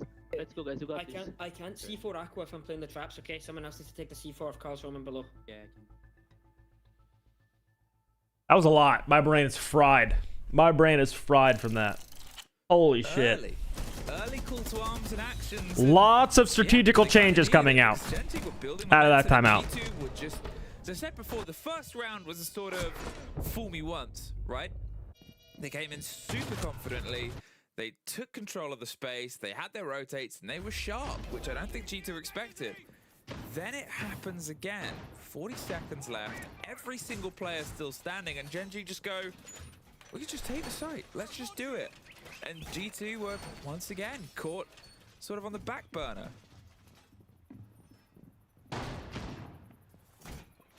Oh dear. Not a good start for G2. Gen G kind of went into that attack thinking they're going to want to play aggressive. They're going to want to try and get these kills. Let's just not give them anything. And that's kind of what they did. They played very minimalistic Siege. They only took what they wanted, and then they just executed using the shields. You know, they didn't want to push into the roamers. They didn't want to engage them. Is that the game plan that they came up with to go against G2, who are an aggressive side? We know that. Just ignore them. Is that the idea? Well, let's see if they can try and ignore a consistent problem. They've gone back to the top floor, a little bit of a change. They're not going to play around the keep barricades, the sort of backline hold, the expectation. Instead, they're setting themselves up for unimaginable fights.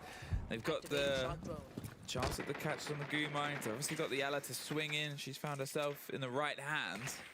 A sort of resurgence here, and well, there's at least some of the removal of any of the step-in. But they've not been able to get themselves a handle on the approach, as you've seen and spotted so rightly before, and, well, not going to entirely throw themselves out. But here, it's a more cautious G2. It's a entirely backloaded defensive G2. Yeah. No Bandit, though, which they could have, you know, brought in to try and falter the hard breachers. And Gen G are a team which, it's been a while, they always were like a Thermite team. Like, they're one of the very few who would have a Thermite player in the form of Asajiro. So it's weird to say, oh, you know, bring the Bandit in, because that, of course, would counter that Thermite pretty well. But instead, hello, G2 Mr. Emerson. not opting for that, apart from just the mute jammer as their wall denial. C4 goes out, but that's going to be shot out of midair by Skies, and that wall, of course, will be opened up. This is a really good start from Gen G. Good structure, doing the basics well, and I've said before, all labs, if you do the basics well, you'll go far. Well, let's see how much further This is a basics kind of map. He's spitting facts here. Them an engagement yet. They are being very cautious, and you said they want and expect fights, but it seems like they also want and expect to have them a little bit later on. The first blow is truly dealt on towards their side, and it's not followed up. There was almost a bit of team damage that came on the back of it. The blinds and they're ready to rock and roll with the shotgun, but he has to watch 2 different angles, and they have just screamed back and forth. Stomping. Stomping finds one, Skies and Trey. Why is he always in these shotgun positions? Just hell in a cell, locking stuff down. Teammates, but there's even more of theirs. There goes Deadshot on Fish. There goes our hero. This time round, you can see a Watch bit of him attempted damage done. They know that there's a shotgun on that swing position to the left, but, well, look at this. 3 bodies ready for a contact fight. As soon as the first hits, it is going to be a firing line. Well, there it is. Oh, Gen G. Stop and go. Stomping around, locking it down. Most discipline I've ever seen at G2. Coach, after the timeout, telling him, lock the fuck in. It's a warden, and Ying, is it going to do anything to him? Yeah, just missing out on some pretty basic stuff. You know, just a simple nade would have probably been enough there to get that warden out of there. So, just a slight little blunder from Gen G in their lineup choices. I mean, you've also got like a Grim available. Capitau's up as well. You know, those are strong operators for clearing out players in tricky positions. I think it's always the thing is there's a lot of options, and you can see that they were doing the fundamentals right, but at that point it seemed like they dedicated themselves towards a cause. They thought that they could try and all right, we're dialed back in. Pillar position, which charge the shotgun. Love it. It's a sort of World War Now I think in EU, I think people believe Labs is attacker sided. It almost worked. They got 1 kill from it, but then you suddenly send in the cavalry. realize that horses don't do too well against tanks. Which I don't disagree with. I think it's pretty even. Anyway, I've seen many good defensive halves. I've seen many good attacking halves. Where's the king cam? That's facts. Start reading out some chapters out of that. That could Is Min R6S taken on YouTube? Yeah, I believe so, Justin. I know it is awkward to not be. Readings of Warhorse. I know what you're saying. It does suck. Difference of styles in attacking through the primary region? What do you mean, like on this map specifically? They have been shaken a little. I think like NA is a little bit more structured, kind of slower play. EU is a little bit more trying to get into the Brazilian kind of style, except for VP. Who's a coward? And oh, we're going for a fast play? Hello? Oh no. Now has the watch from is Warden banned? Warden's not banned. Cleared. Otherwise, you might find yourself suddenly overwhelmed. Could be with these bans. Could be an easy direct take, which G2 actually does do on this map. You have Thermite. You got Glaz available. You can bring a Brava or something to get that BP that's on Legion. And not seeing a Warden in this is Last time we seen Gen G just try and sidestep all of these roamers and just didn't want to play a part in taking down this roam game from G2.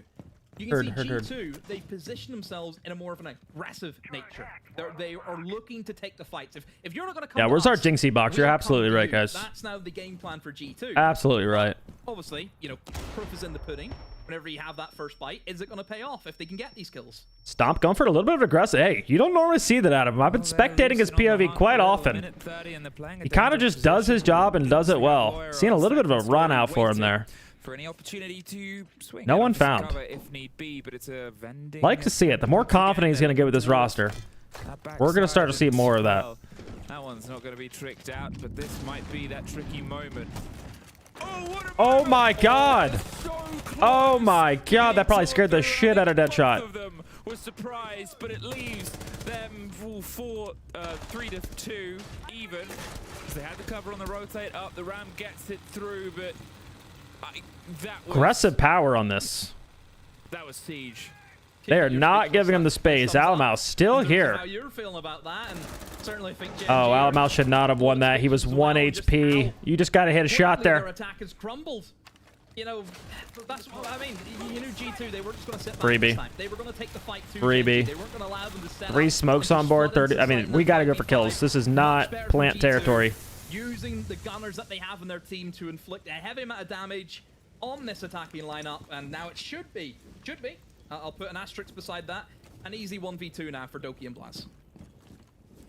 Yep, they just have to do pretty much the lessons that they showed that they'd learned on the previous one. Find out where the player is and then play on the contact towards the back of it. And, well, there's the first spray. The second comes as soon as... Got us 10 points for that qualifier, though. That's massive. That is massive. Their time up. They've used it well. Stop the momentum of Gen G and then... favorite ways to clear E-box door on a top floor attack? Nomad. Now we fall to that tertiary site, though. Push the guy back and air jab it off. Don't let him retake. I think Nomad's king for that kind of attack. We've seen them win and lose on both of those 2 sites, but so far... Yep, stomp it on the... Yeah, of course he's a never, guys. You think they're putting the king on TCSG? They would be crazy. We'll see. I think Alamau should be dropped? No. For G2, I think they're getting a bit of momentum now. You know, they're finding their mojo. Hopefully it was just good teamwork, you know, good comms, I would imagine, through that G2 line. Guys, if Alamau gets dropped, he's just gonna go. He's just gonna go save Liquid. Take onto the stairs. That's what Alamau was doing. So maybe you're a Liquid fan. You know, a lot of things happened all at the right timing for G2. So yeah, it's good to see them back in the game again. Gen G just being adapted to, more or less. That's kind of the moral of the story here for Gen G. It's both their attacks. Destroy enemy gadgets quest. Learn from their past mistakes. What's best for flank watch? Drone, Zero, Nomad, or Gritty? If you're actually getting on cams, you can't beat drones. If you're not getting on cams, or it's a map where there's too many flanks, Nomad, unless you're playing Cafe, then Gridlock is kind of the king of Cafe. Staircases. Because not only would it be obviously setting themselves up for 3, it breaks that G2 momentum again. Kitchen. Guys, we're seeing Kitchen. Stop G2 building. Oof. Energy, especially Kitchen, one of the easiest rushable sites. Well, here's the start. Straight in, straight out. But not if you jump in and don't look left. We're not even droning. We're just giving stomping free, Pete. Oh my god, okay. The hell was that? Still hungry for Where's the rest of the team? Likes starts going on a bit of an explore for any other potential pings coming out from vending side, but they know somebody wants to hit that front desk too, and you can barely stop the boy for itching for a fight. Nice though. What is this attack? Take out Loira, but will come in contact. Oh. With Stompton and Doki still inside the kitchen, and Gen G have done well to still, you know, equal up in a 2v2 as Stompton's been found, but Doki now knows exactly where that player is. Wow, he the lived. Okay. Eats the C4 for dinner. Hey, the Doki outside the window yet to help his teammates, trying to provide some flashbangs to cover him, but still, he's stuck in there, and they know exactly where he is. Doki just has to try and hold him. I mean, he's dodging, ducking, and diving and weaving, and it's a bit of damage done towards him, but as they slip in, you look at the health of the 2 remaining players. And, well, what else does G2 really have other than a gunfight? It's going to surround him in a second. They have time, but they just need to pinch this. Blaz is that one saving grace. Now, they could go for a plant, which was toyed with and then pulled off. There's no rotate round the back. They're going to hold and hope that the cover will be good enough. You just bait the plant, bait the plant, bait the plant. We're sticking this? The right play. They slip on through, but no. Pulls off the plant. The damage of the barbed wire gives the position away, and that 1v1, Doki wins these, but he is versus the SMG-12, the best gun in the game. Pick up the kill in the meantime. Is this a bait? Is this a ruse? It is. And now with a little bit extra and nothing else to really work with apart from the Doki wins those. Pocket bandit Doki wins those. No, demo. Just a gun and a hell of a last stand by Doki on a 5-foot square corner. It's harsh on the algorithm, won't work. That is a massive round just in the momentum factor of this game. Mama man, been paying my lunch money in the one position since middle school. Still continuing it into my 30s. Thank you so much for the gifted sub to Justin. A square and said, Doki, you cannot leave that square. You know, and he done that. He did not move his feet really throughout the entirety of that round. This is my square. I will not abandon my square. He's been put in the box. Get him in the box. Shook him up.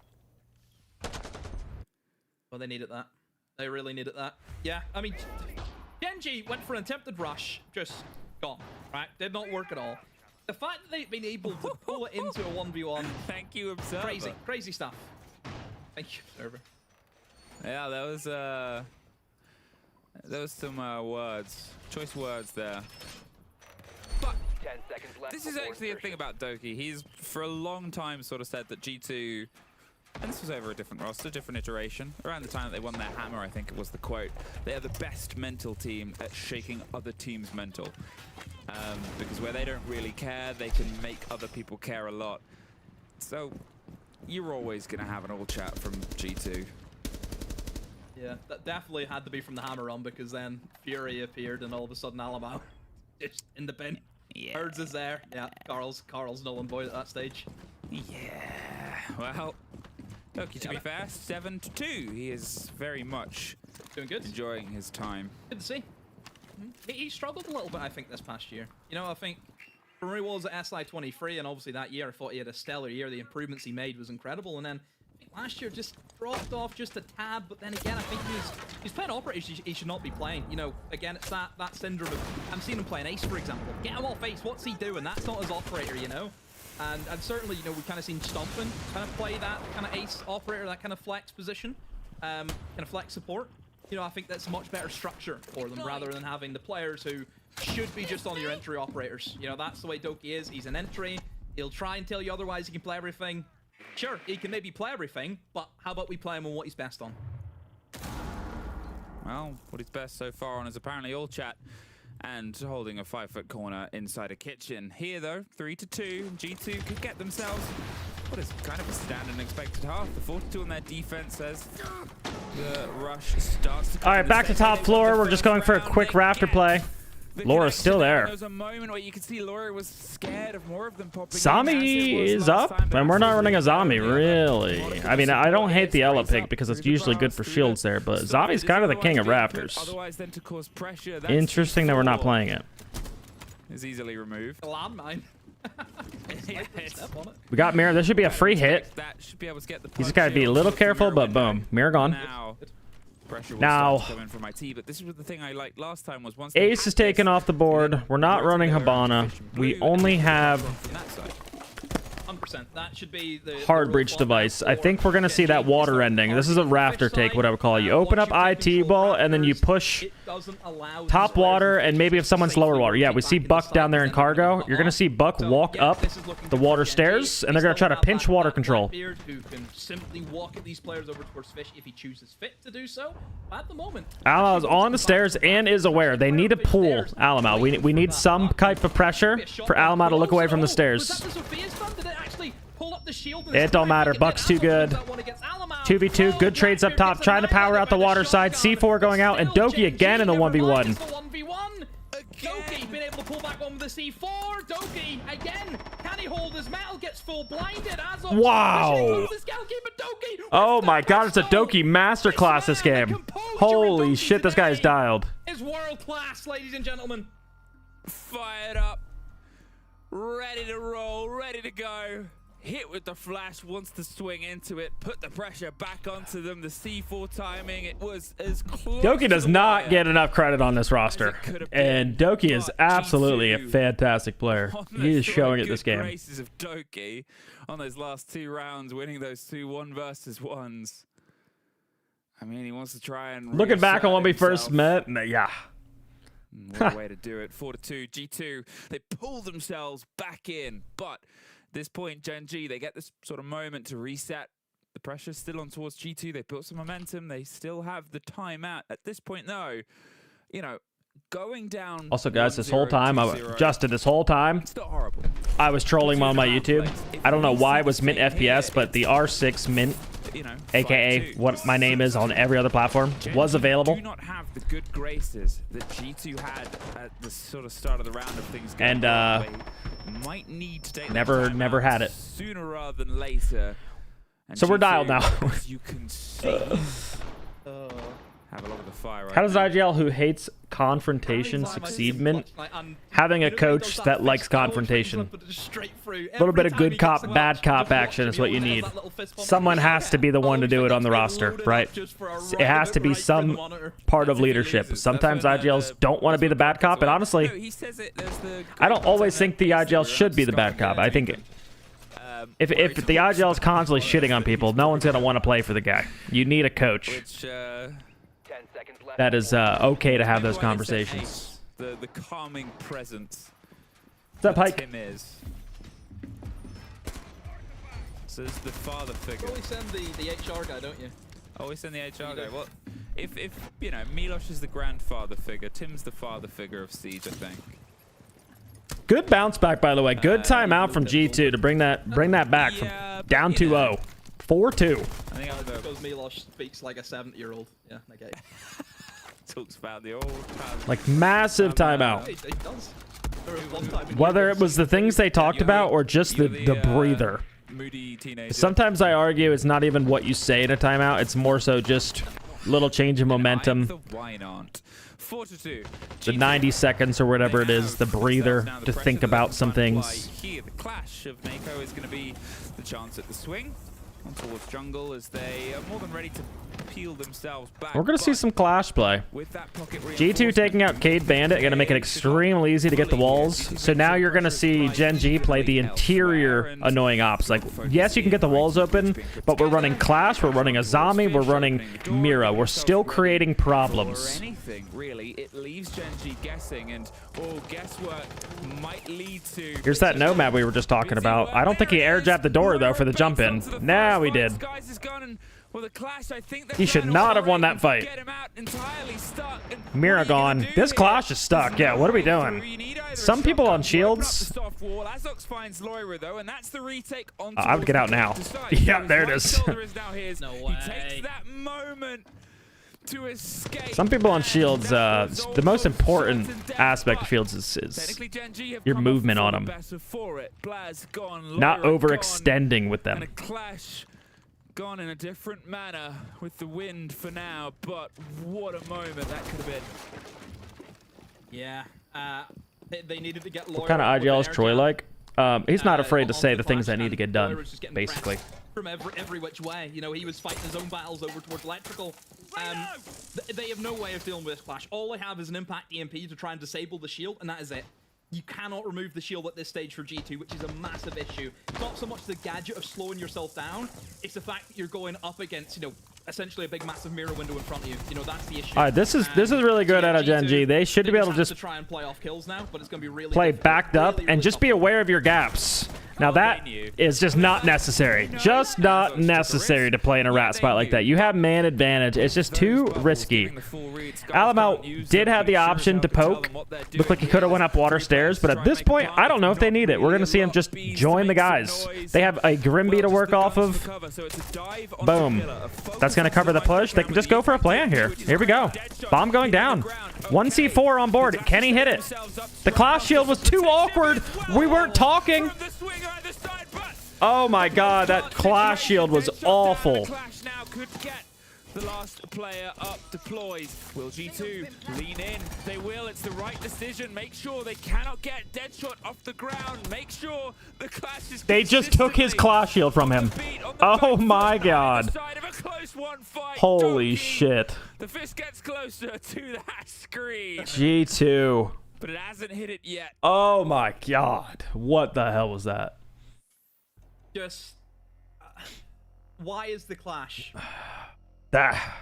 in that position? Why is she over? People pick Clash to pick Clash, and they're not even good with it. Should just be stuck on pillar. They can't remove her. You look at where those G2. If you want maximum reaches, well, you should pin a message in chat and or spam the new video link. Ooh, good idea. We probably should do like some pins like that. Clash is just in Narnia, in the wrong place. You know, you'll see in a minute in the highlights. Is this even G2 playing well? Like, let's be honest.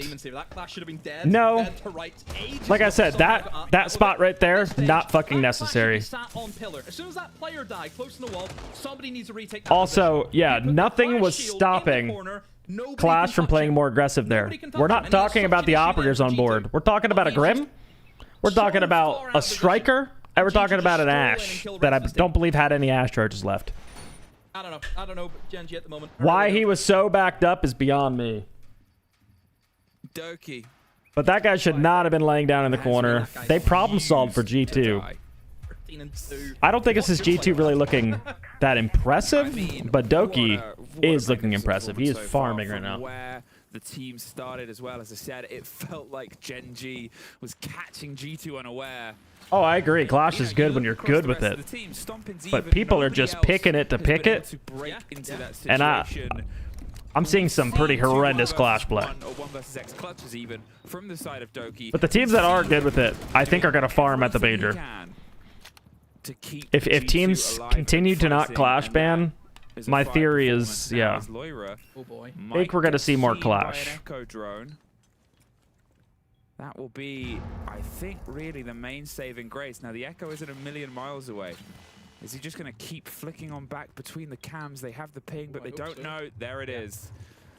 Ooh, the timing of being watched. They don't know that they know. And that is a pickup there for Asa. What are we doing?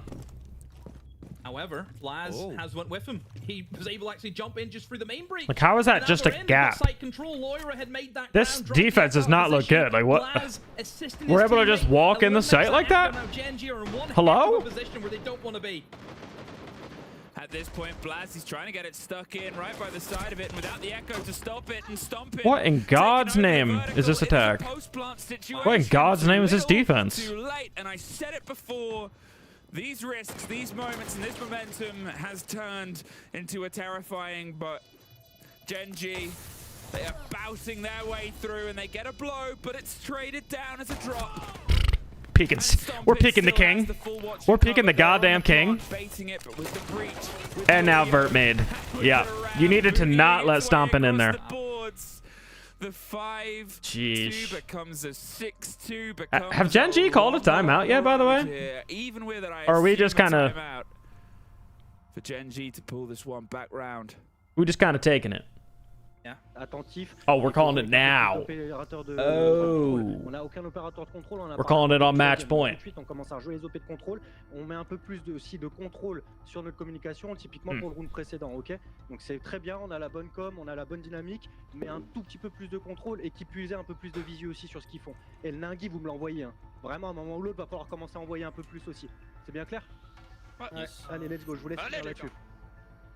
Faut être plus incisif sur la com, les gars, s'il vous plaît. C'est le point maître. Hein. De prendre déjà, comme ça on se fait pas de partout là. Et on peut jouer plus de zones au début. Tapez à l'entrée. On est archi calme, mais soyez clairs. Genre, je savais même pas que ça c'était BP.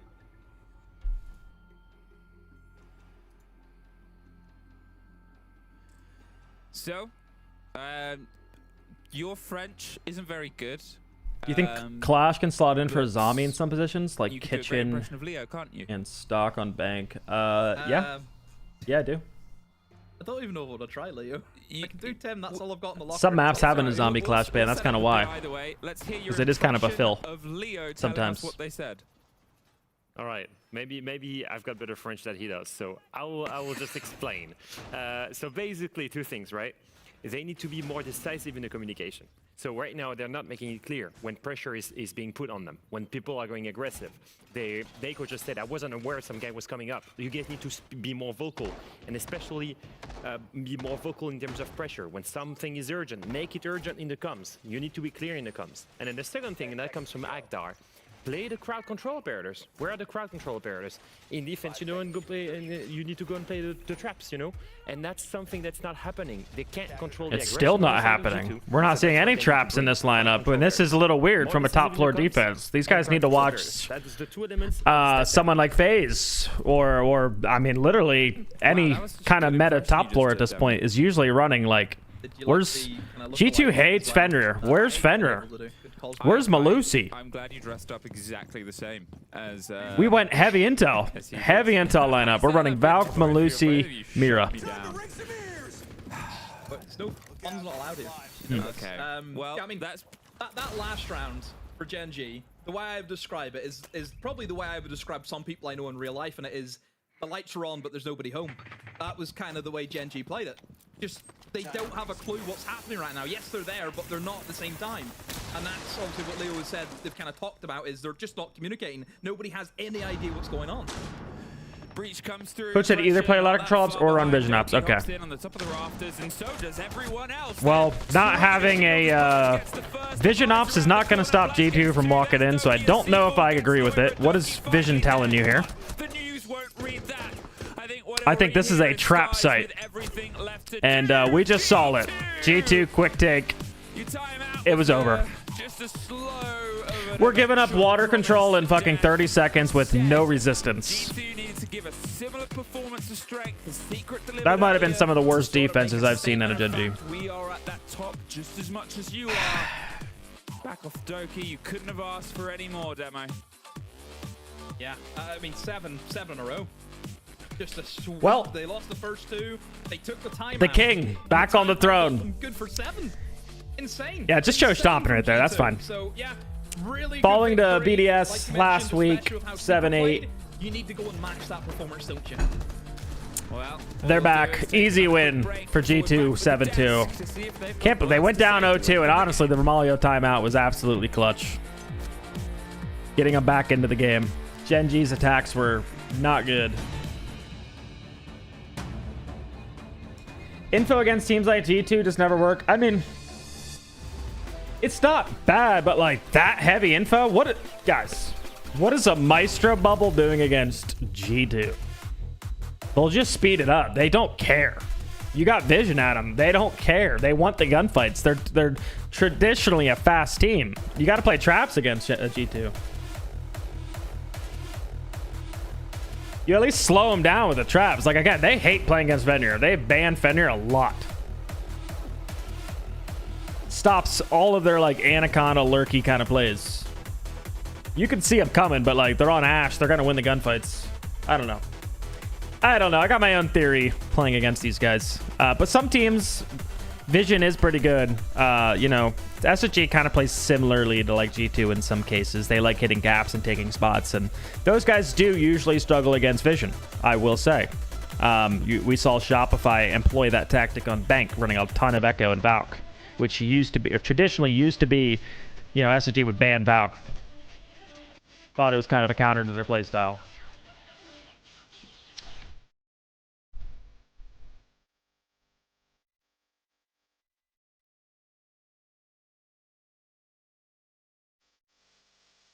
No warden or smoke or anything for water is troll. Yeah, not holding water is kind of troll. What do you think makes a coach a good coach in Siege? I mean, it's just depending on the teams. There are some teams where they need a little bit of a mental coach, and they already have the strategy. Again, I don't want to call out. Those aren't my favorite kind of coaches, I will say. But I see the use.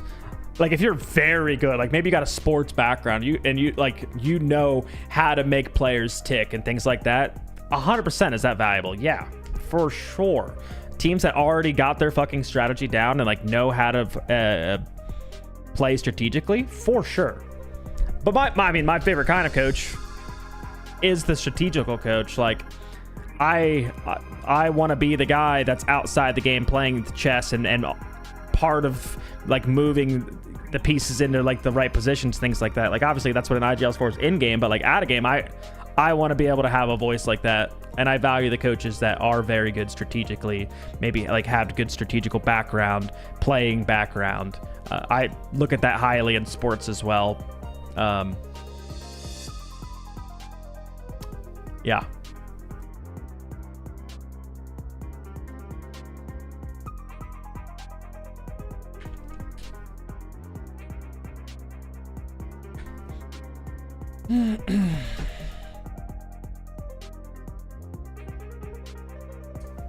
All right, well, we got match of the day. I know most of us were here for the king, of course, but match of the day is coming up. We have the #1 rated versus #2 rated players going against each other. I'll probably have to bring that up again because of YouTube purposes, but Freck, the #2 player, was #1 rated for quite a while versus Pasha, who just dropped 21, I believe it was, on Chalet, where they ended up losing. Gonna be an insane matchup. And obviously some people are a little bit more dialed on Freck for other reasons. We'll keep those reasons hidden.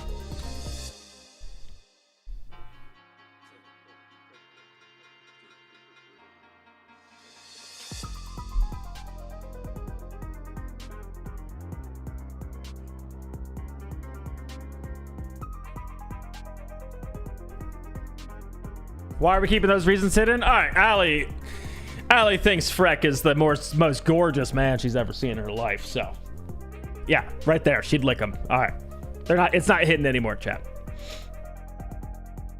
My bad.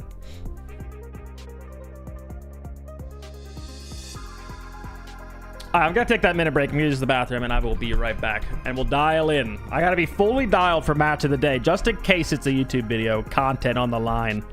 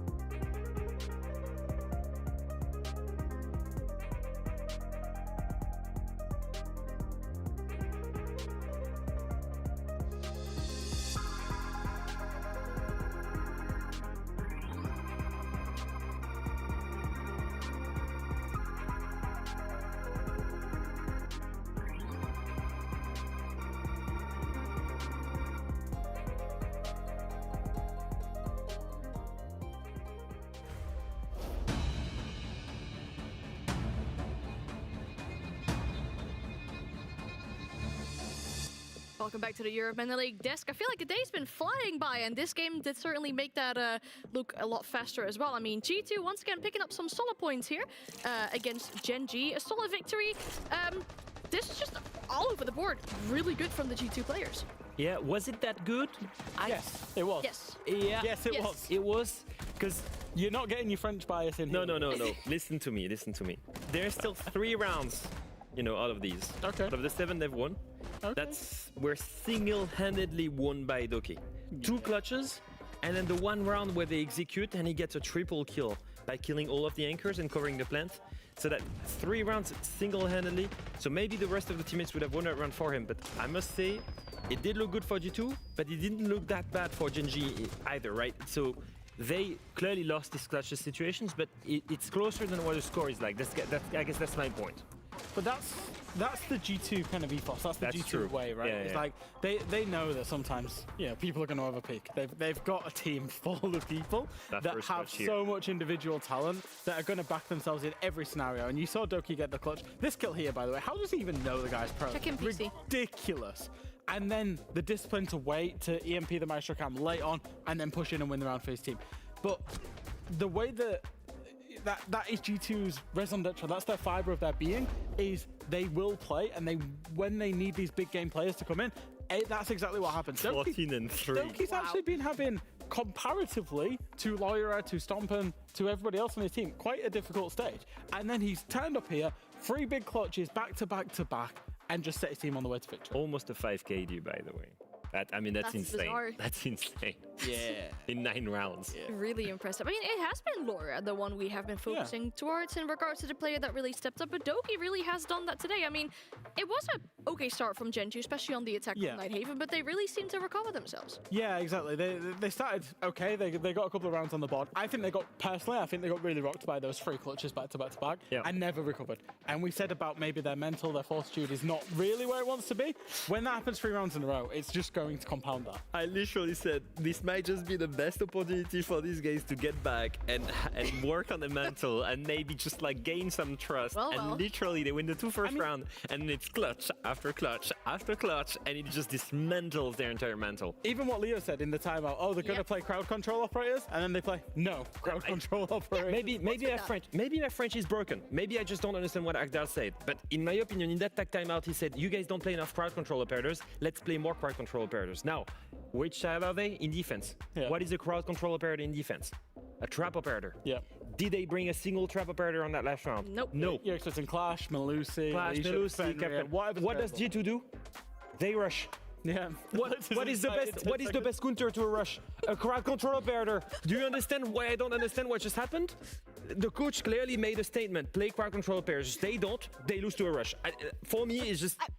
Sorry, it's time we switch I don't to something understand. before you literally start crashing out on the desk here. I get your frustration. Obviously, it's not great to see that a team kind of ignores the tactical timeout from what we're seeing here. But we'll switch the subject as we get to speak to the victors. Of course, we have Doki on the line to ask him a few questions.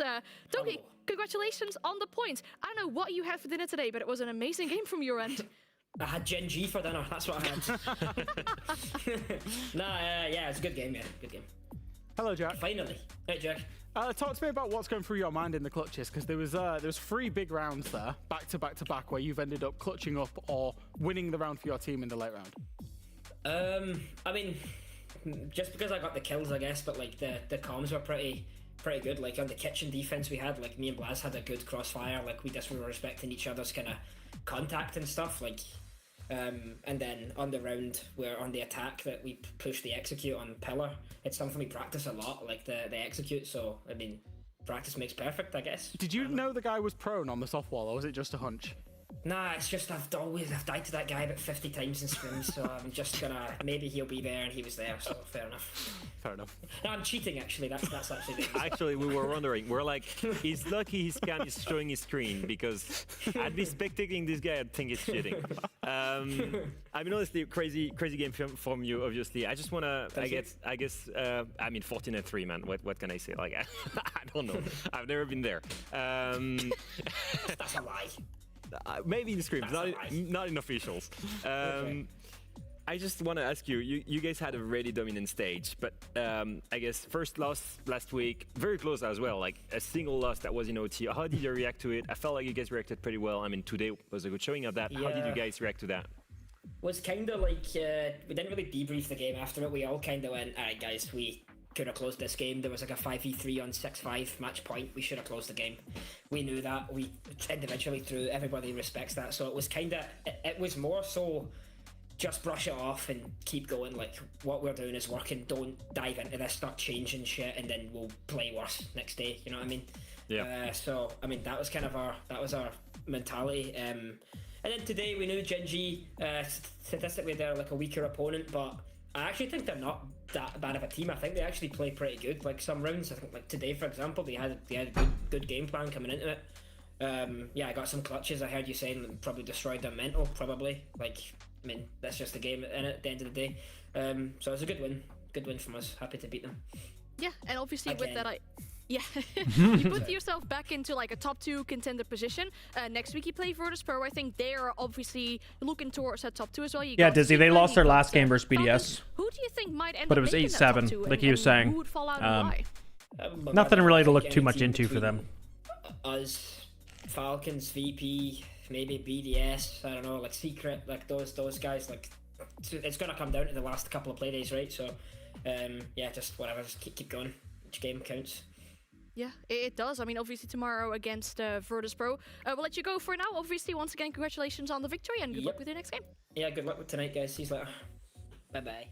That's awesome. Well, always good to hear from Doki. I mean, yeah, the dinner definitely worked out for him today. I mean, Gen G for dinner, it really looked like that. The way they started off well, the frustration, I guess, is still there. I missed the Alfama crash shot. What happened? That's it. Run me through it. I get angry because I know the potential on these players, and I know they deserve. You got angry. Wait. No, just one thing. I think one person was overshadowed by Doki during that match. It's actually something. He's been the most consistent player on the side of G2. I don't think I've seen a single match where he's negative. And that he went 9-5 again, playing support roles. Yeah. And it's I'm sorry, once again, like this guy is developing as a key cornerstone of that team. And also playing some tricky positions. In one of the highlights packages, he's playing the ward and shotgun between the connector door and then the connector breach. Sorry, the electric door and the connector breach. And he's just flicking. That's a really difficult position to play. So it's not like he's being protected by his team in any sense of the word there. And he's constantly positive, really high cost as well. He was crashing out over Gen G not bringing trap ops after the coach said in the timeout to bring crowd control ops. Yeah, but wait, didn't we clarify though when he said bring traps or vision? In the race for the top 2 for G2. Now, obviously, we're a little bit ahead of schedule. Isn't that what we clarified? In the chat are still there. You might want to check in after the break because we're making another tier list, and we also have BDS and Virtus Pro.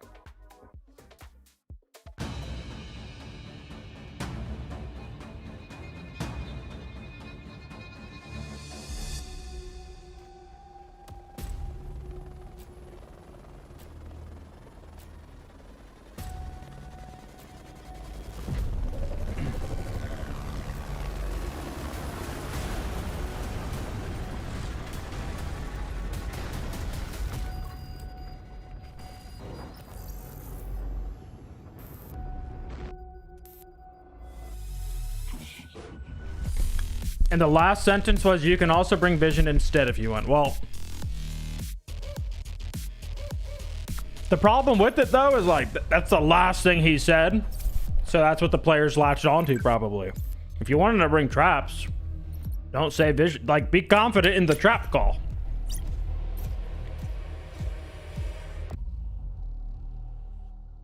I mean, sure. I was pissed off too listening to I mean, I can't hear the timeout, but from what you guys were saying, it sounded like, yeah, bring crowd control, and we saw 3 vision ops there. I would have been pissed, but if he said anything about vision ops and they brought vision ops, hey, the players thought the vision ops were the key, and they were not.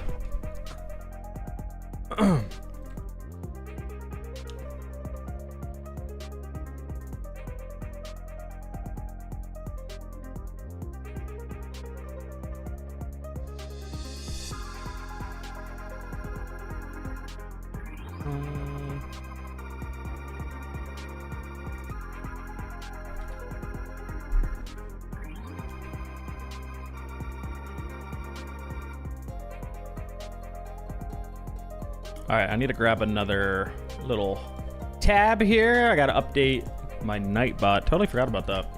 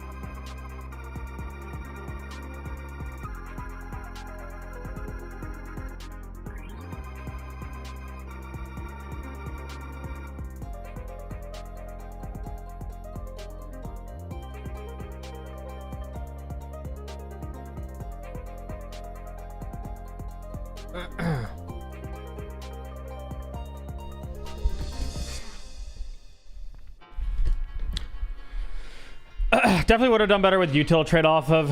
No, for sure. You need to at least present some type of problem for G2, or else they just walk you. It just speeds up everything. I've seen it. I've played against the guys way too many times.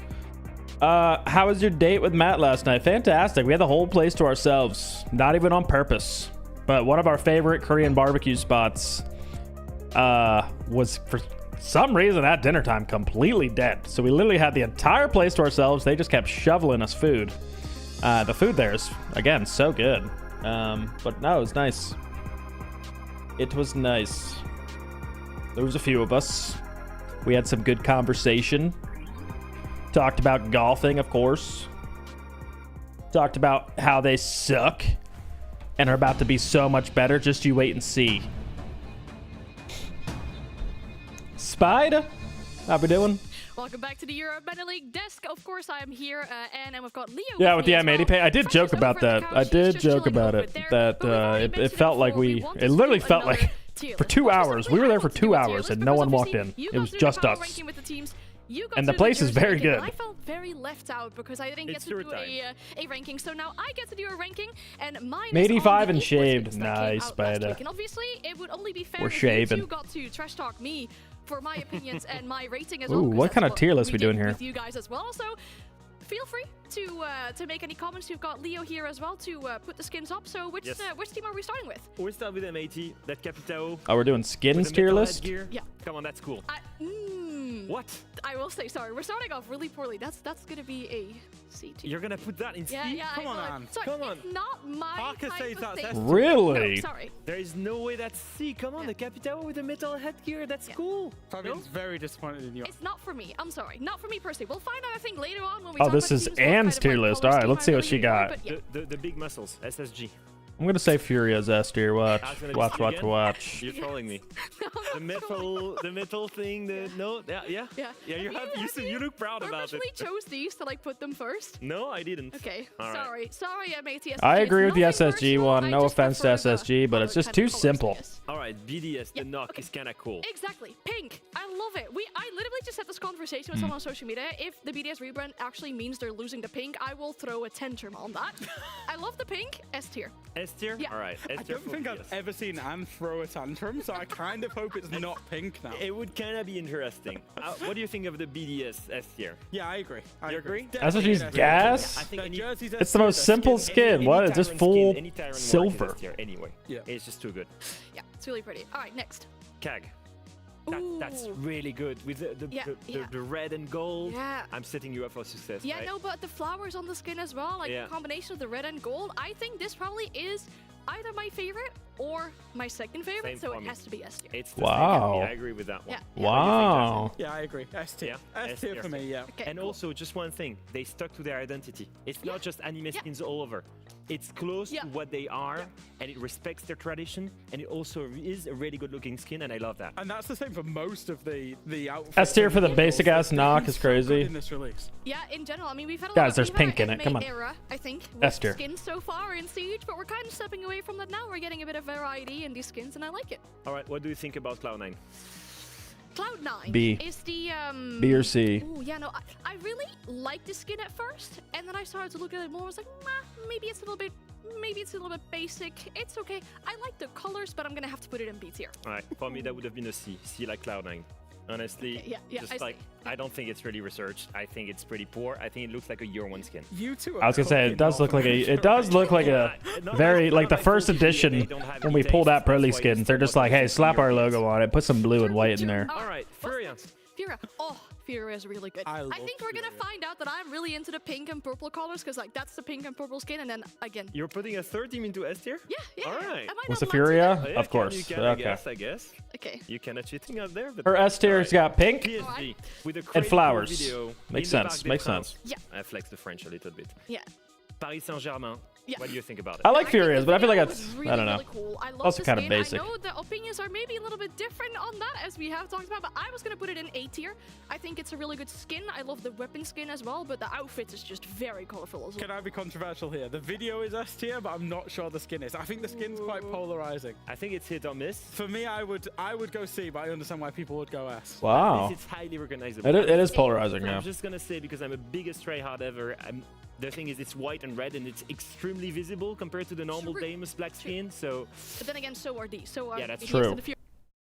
That's like fair. pink and purple. Like that's gonna stand out. 3 teams remaining, working with Loud, the biggest organization in Brazil. Absolutely with not, that Ali. black and green skin. Yes. Are we trying to classify colors as are we putting colors in sexist? Are we saying guys can't like pink in the Big 2-5, Ali? Are we saying guys can't like pink? It's gonna go into B tier. Oh, that was starting really. I well. actually Just went put down. BDS in my top 3 Yeah, skins me to be because fair, it was we pink. started really poorly, then we went off like. You very guys clowned well, on now me. we're just like, yeah. Maybe I just picked the teams in purpose just to mess with you. All right, Maybe. 2 European teams are left. It's FNATIC and G2, the two polar opposites and rivals. FNATIC, let's start with the mute skin. FNATIC, I'm gonna put in A tier because Yeah, I that's really fucked like up, what Ali. they've done with That's that fucked skin. up. I think we've had this conversation as well. It kind of shows like, you know, the old type of like vibe with the full. I do bridge agree going with on the there. with I the like it. I Furious respect the gloves, by kind the of- way.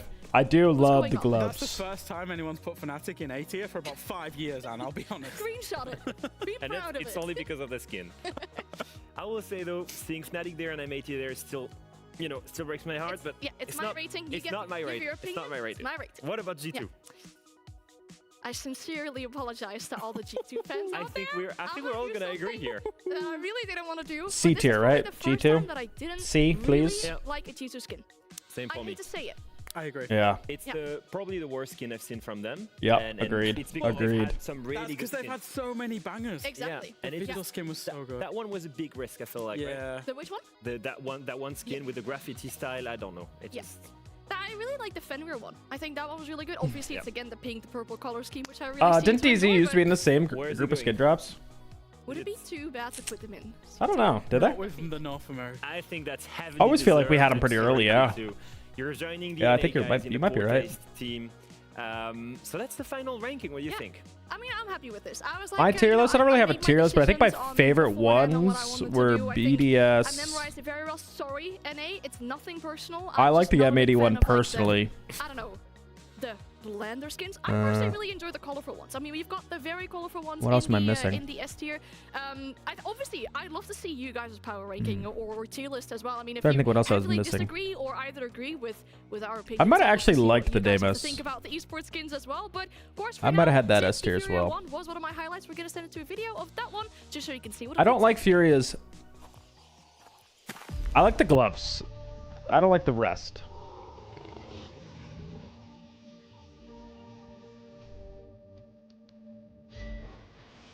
Ooh, what is this? Keys looking.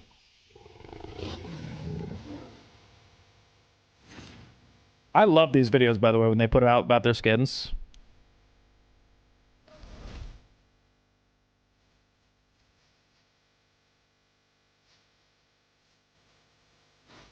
It's just absolutely horrifying for sure.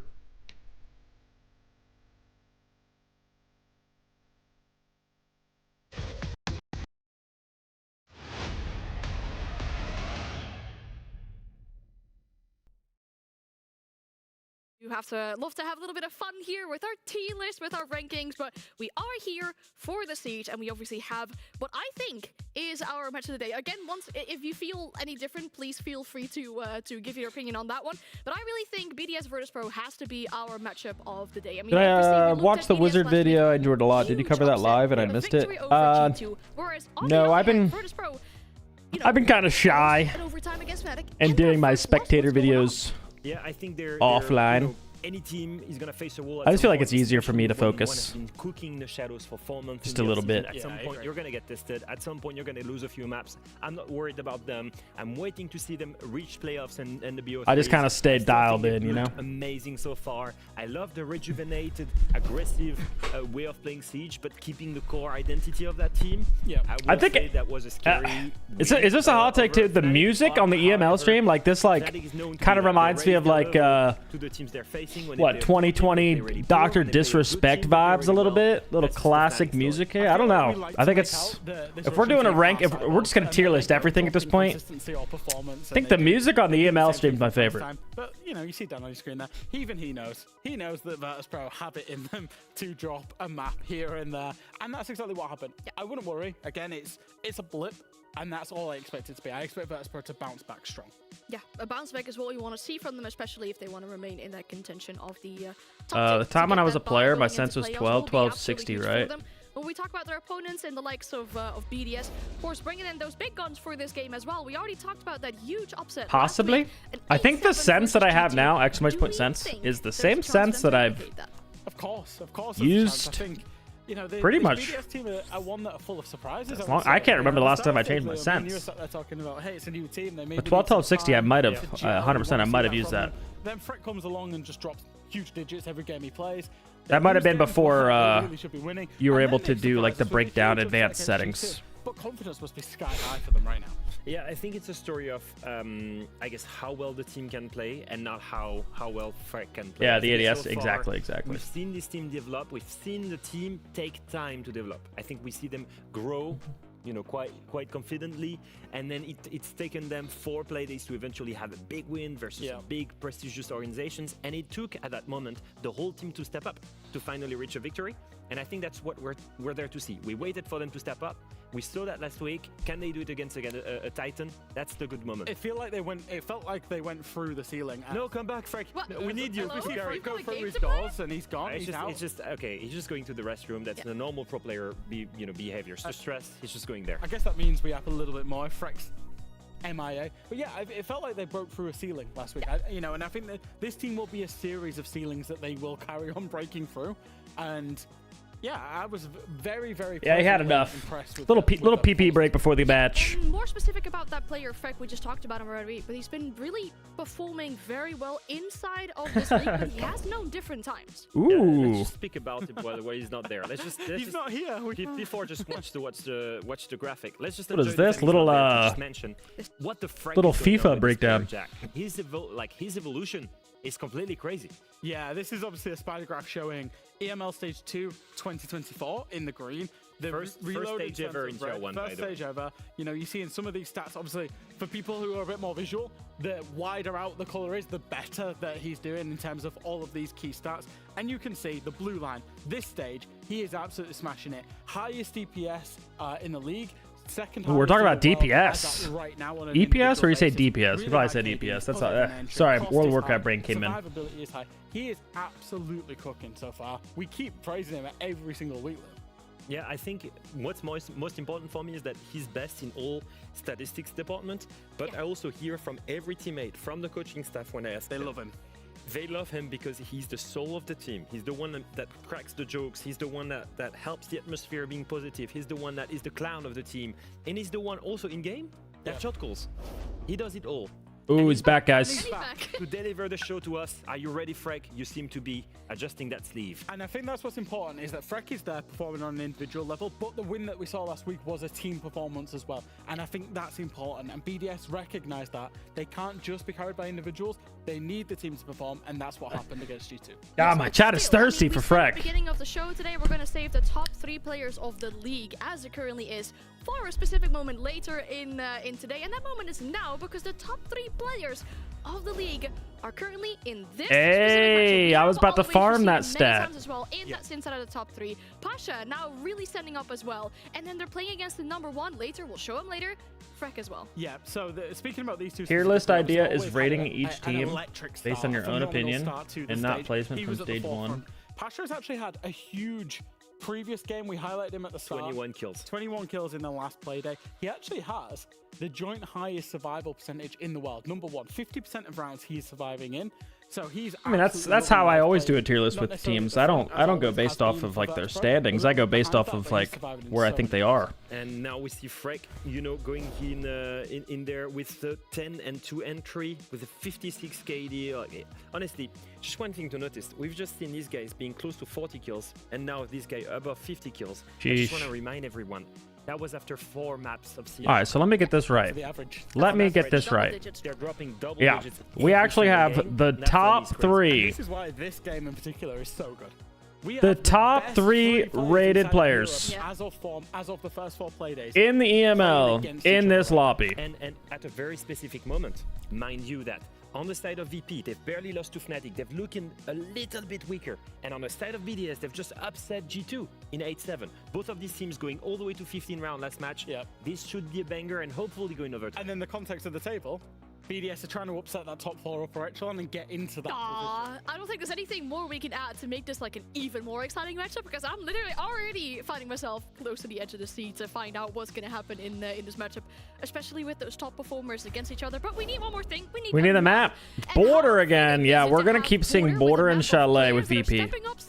That is the map to target them on, Border and Chalet. Virtus Pro are banning. What are they banning? And he goes, Nighthaven, Consulate, Skyscraper, Lair. They're flips on this veto, but that is exactly what they banned. And we end up on Border. He said, if it's Virtus Pro, we'll be playing Clubhouse or Border. And we get to Border. And we get to Border. I mean, it's a 50% chance. In the end, they have a 5 map pool, so we almost know where they will end up. Now, why is that interesting? On which map did FNATIC almost beat VP last week? What map are their instant bans do you think VP should be bringing to best of 3s? So Well, they like Clubhouse and Bank. On the side of BDS. Yeah. Let's replicate exactly what. Oh, you're talking about like instant bans? Oh, like Lair and Labs. I'm surprised they don't play either Lair or Labs. Both maps are Clubhouse. That's the BDS plan right now. And they love Clubhouse. Them, do better than FNATIC, and take the win. All right, so with that information, and I think they should learn both of those, and VP would be unstoppable. They gotta stop trying to play Chalet. They gotta stop playing Chalet. It's too gambly of a map. It doesn't fit their play style. Let's go. I even think Border is like not the greatest VP map. Let's see a beautiful victory of this. We agree, BDS. Let's go. This synergy is amazing. I mean, it's showing so many times here today. I mean, let's see if our casters have a similar synergy on that. Fluke, Demo, I mean, both are endless win for BDS. Are you two agreeing, or do we think Virtus Pro might win? I disagree with Demo. One of us always tells the lie. One of us tells the truth. VP would love Lair if they learned it. I feel like yeah, 100%. Like Furia took the time to learn Lair going into reload. 3-0 on it. And watch Furia play. They played it to the meta. They played a very standard Lair, very default, because that's how Lair is. Garage clears, full like archive side clears, green takes, operation takes. They did nothing brand new. They just did it fucking good, fundamentally sound. But VP, they know how to play Siege, and I think with the addition of them being able to play Shields now, this will work very well on a map like Border. It's hard to disagree with Demo. Cafe's getting played in. See a good amount of Cafe. Where are we seeing it? NA's been playing Cafe. Brazil played 2 Cafe this last weekend, I believe. At least 2 Cafe that I remember watching. Of disagreeing with Demo, so I'll go with the you tiny sitting folk in. Yeah, there's no way VP. You know, you're 100% right. VP got. I'm sure they've played Lair in some of these other maps before. There's no way that they are scrimming with a 5 map pool. Teams would not want to scrim these guys if they're like, no, we don't want to play these 4 maps. I will. Thank you. I like the questions back on the tiny in the camera. The camera. All right, here we go. Match of the day. We have Virtus Pro and BDS, and it's already been stated at this point, but this is the top 3 rated players inside the EML league. BDS has Freck, who's the number 2 rated. And then on VP, we have Pasha, coming off a 21 kill game performance on Chalet. He's the number 1 rated player in EML, and also always has been absolutely fantastic. I believe that's also their IGL, who's the 3rd rated player in this lobby. So VP with 2 of the top 3. Freck obviously number 2. This is going to be an absolute frag fest on a map like Border. VP should have lost Border, did end up winning against FNATIC 8-7 earlier in the season. Probably could have lost that game. And BDS also coming off an 8-7 win against G2 on Skyscraper. This could be a good one. And it should be. This is match of the day, absolutely. So it's not a map that they're interested. All right, nailed that. Nailed it. Geek, what's up? How we doing? I don't know what the map preference is in terms of, you know, the small sample size we have of BDS, but surely the map preference for Border isn't very high for BDS. Well, prediction? when did we have an VP. example of a team that didn't But I was not really impressed with play VP's Border or Border. didn't have it very Last time I seen it. But I got VP. Oh, and we're on defense. Yeah, and they lost. And we're on defense. Maybe demo. You will be the savant. We are going to see these same VP defenses. Dan loves the Oryx. He's able to contest downstairs early. You see the bathroom hatch open over here. So he's going to be able to contest against those early lurks that a lot of teams like to do. Passport up the east stairs. And so easy for him to just jump back up the hatch. Pasha on his signature Rooney at this point. Loves playing a Rooney. It's one of the hardest hitting guns on defense. Lots of really long angles. VP sets up a lot of good angles on this map. To be outside in the rain. Have I seen the... Yeah, I have. We play Unks tomorrow. We talked about the power of Brava a bit and how strong they can be in the current sort of drive of the meta. Look at all of that delicious utility that is up on the right-hand side. It's all right. Just free real estate for P4. Yeah. Looking like a different take here. Every single Border we've been watching has been doing the same take. Take the east side control. Have as much info as they can, and certainly the Brava's going to be great. And we are taking east side control, but we're doing it in a very fast way. Blackbeard jumping in radio window. B's out on the east stairs. We're just running in. Shepard, who's playing on the suicide wall position, contesting east stairs, does fall, and they lose Brava.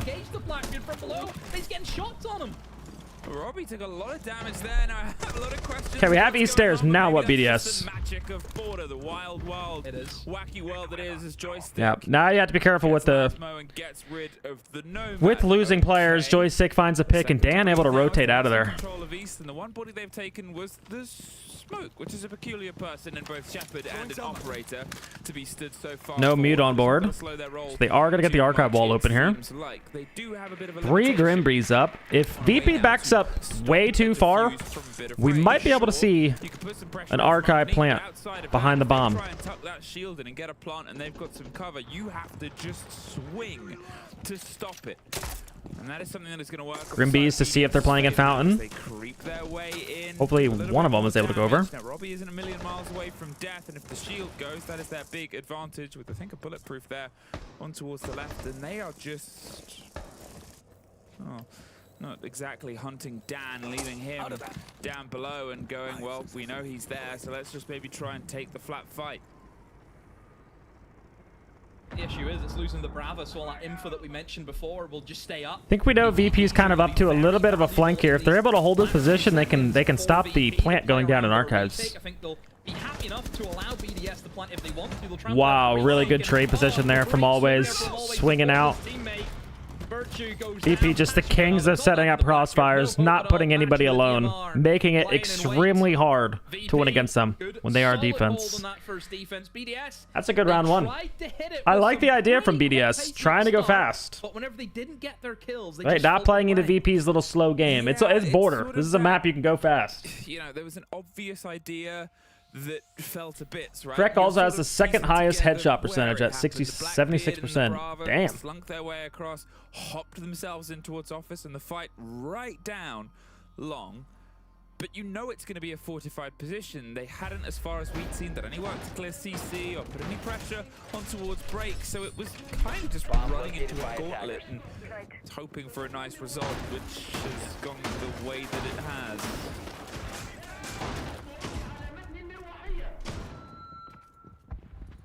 BDS, their common theme will probably try and be, you know, disable the util. You know, you're bringing in the Bravo. It was a strong. All right, Tellers, VP's second favorite site here. That she got picked off is one of the first few. I think most teams' second favorite site. I'm a big ventilation hater. Surprised we don't see enough customs. We see DZ pull it out, but we need to see more teams pull out customs. Not that bad of a site. Teams also don't have a lot of practice attacking it. Flores will bring to the table, but still sticking with that shield as well. However, it's a different person playing the shield, which is also another point I may add. Robbie's being demoted off the shield, and he's on the Ash now. And it's the last mouse. Here to go, ready to rock and roll. I mean, let's see if they can try and survive a bit longer. Now they have everything that could potentially... I want to predict that we're going to see a sense off the triple wall, and Blackbeard is going to early entry behind that sense onto East Stairs. But I don't want to be wrong. I don't know if we are going East. Trying to think how we're going to use this sense wall, though. And with Falcons still to play later on, if they want to keep themselves toe-to-toe with the top of the Passport table, pressure, really common. As I said it before, the bar And it does look like they won top floor. Majority of the pressure comes from the archive side. You don't usually see this. Some pressure coming in, a late throw, FNATIC. Oh, is this the stomping? Sense wall, run across to kill the army player. The stomping play. Pasha goes down. Love that entry. Freck with the backstab armory gets another one. There is a blow for a blow for a blow. Now you lose the Ash in this engagement, but you've removed the Legion and the Fenrir. And that is kind of what Ash's role is. Great bit of coordination there from the side of BDS to be in a position to trade that out. Freck finds another kill. Joystick almost can't just drop down the site here. They have to maintain on the top control, but should be pretty easy for BDS to clean this one up. Both players, you know one's at least East. Might start screaming towards them. Yeah, you see that both players in VP very loose in terms of where they actually positioned. I wouldn't say they're in a position to try and support one They now know the castle's top floor. Could have dropped. He's pulling pressure. Shepard's getting a little bit more aggressive off East here. They probably don't know. Just kidding. Freck masterclass, 3K in the round, and a good attack from BDS overall. This is why I don't think VP's the best at border, is because this is kind of how you play attacks on border. You can always go very fast, lots of set pieces, and we're seeing BDS do that. Not giving them simple problems to solve. Instead, very, very cool executes that we're seeing. BBC banned inside of round 4 for VP because it is causing them some issues. But again, still another round before we... Love this sense play. I always call it the stomping because back on Unwanted we would scrim against M80X and they did this border play on us where you Ash open the wall, which you saw right there, and you send an entry through that wall to the armory player and just backstab the armory player while you're pulling him. We saw Freck's ace, who probably threw an ace charge on the armory wall, and you're trying to pull that guy's attention and backstab. Thought it was a very cool play, and I mean just ever since then, of course you gotta call it stomping, right? Of course. Unless something horrifying happens, it's gone. To be honest, even if they didn't play it, with the 2 bans Vertispray have already put forward, might have been banned anyway. All right, on to the vent site. One of the most rushable sites in the entire game, and especially on border. You have to bring a Warden here. You see Pasha bringing Warden just for that reason. And by this lineup, it looks like BDS is going to want a full clear. Pasha, he's sick of it. He's sick of these early executes. Going for the spawn peak. Works out, taking down Robbie. Freck, though, able to get always. The number 2 rated player taking out the number 3 rated player right there. Huge. Absolutely huge. However, very swift trade, though, as always, has been picked up. Yeah, I think that's sort of, you know, Pasha is obviously a player who had such an insane day the other day, and it didn't quite amount to anything. They are somebody who just keeps stepping up, and throughout their history in Tier 1 EUC. Interesting, because we're setting up for like a site pool, maybe even a site execute, with just Gridlock and Virtue at the front door with Capitao. But they need to be able to pressure, like they can't just go for a plant, because you have Warden above. So they have to be able to at least pressure top floor. This could be a little bit of a prepped attack. When we saw FNATIC play VP, VP was willing to give top floor control very, very quickly. Would just layer back onto site. So I think that's kind of what we're seeing here. Yeah, you see Dan, like, wall's not even open yet. He fell. Right? So VP, or I'm sorry, BDS, only using like 3 guys to clear top floor. And see the grenade will go in to remove that new jammer, so the wall will be opened up. And plenty of time for BDS to make this work, but just do worry though, with losing out that ram, you don't have that vertical pressure that you would like to apply now. Control there as you see P4 in the bathroom position. I think they're going to rotate to a half take. P4 in hand as well for Pasha. Might go fishing and see what you can Virtue. find. Looks like he's going into Passport. Getting, you know, the util in the correct position, and you're mostly He's going to be the guy to hold blue control. That's the player that you need to watch. He's actually all the way over towards Passport control, so he needs to try and get in. Shepard's going to have angles from customs to be able to stop the plant through this wall. So we're going to try to go for a plant mattress. Well, there's a bit of an opening. That is unfortunate for Lasmo. Holy cow. Just getting shot in his toes. At this point, plant's got to be off the table. You got to get a pick here. Looks like the pick that they want is this customs player. Shepard going down to P4. There's not an immediate reaction, but 20 seconds here, Demo. Frex taking space up top, knowing that all players are downstairs. Virtue outside the front door. This is very good pressure from BDS. So at this point, they're just going to hope that it's Tux here close and nobody moves in. No, go for the kill instead. Freck with another one. Why is he going for a reload? Go for a plant? What the heck was happening there? Okay, that was so winnable for BDS. I'm not sure why he just stood there. 5 seconds to go. By the way, he could have pre-fired that guy on the server rack. He just literally an inch. What the hell was that? Oh dear, oh dear. His mouse died? On it because I don't know why he hasn't just killed the guy. He knew he was there. I would expect him to be complaining right now. now. Oh, I have to plant, and then he just I don't know. You can't I don't know, plant Jeff. with it. I don't know. You're watching the game, weren't you? You saw them go off. I've seen that there, you know, there was 10 players, but I don't know. Changing mags.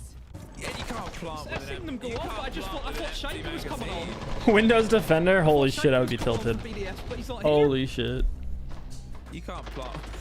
You can't plant with an empty magazine. I mean, questions to be raised, and I think the only thing we can all probably agree on was that there was some confusion going on at that moment in time. 2-1 though, and Virtus Pro mopped up. All right, here we go. Warden banned. I like it. The way they've been playing, they have these sight hits able to go.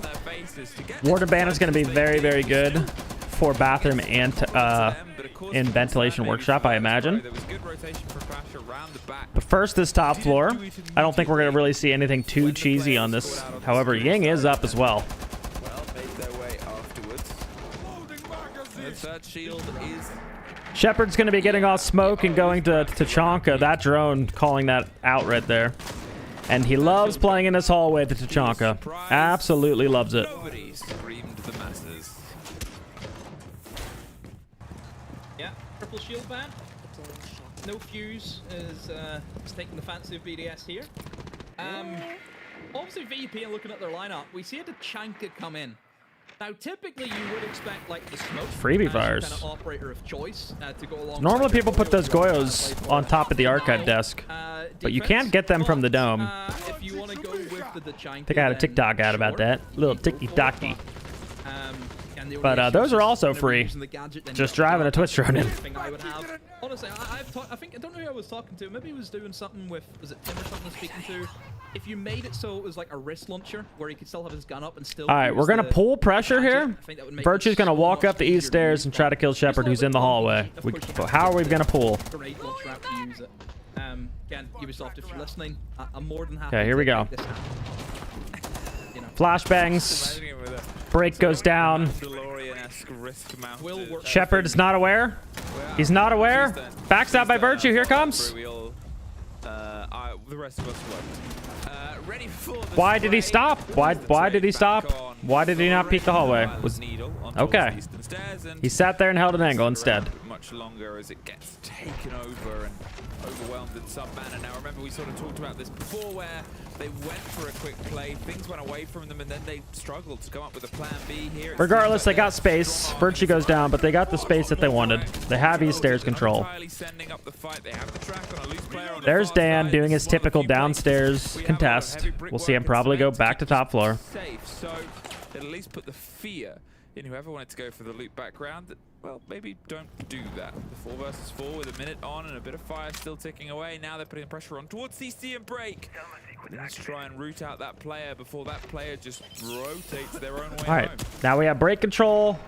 Now joystick is the next target here in this take. And I don't think Twitch has any drones left, so it's not going to be an easy way of getting rid of them. And Dan opens up with yet again. Flashbang goes out. Very well on that Goyo at the moment, and Robbie doesn't really know. We're a little worried about this 90 pressure. Yep, and there's Shepard, and we should be worried about it.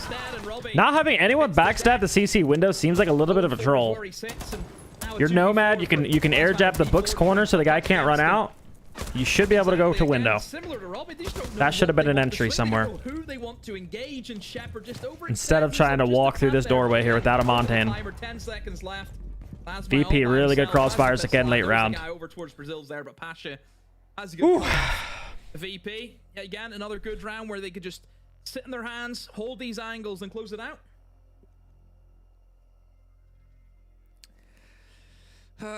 It's just not obviously really going into that sort of way or the favor here Let's of take a BDS. breather and remember what we said. Why. Focus your paper, plan A, plan B, okay?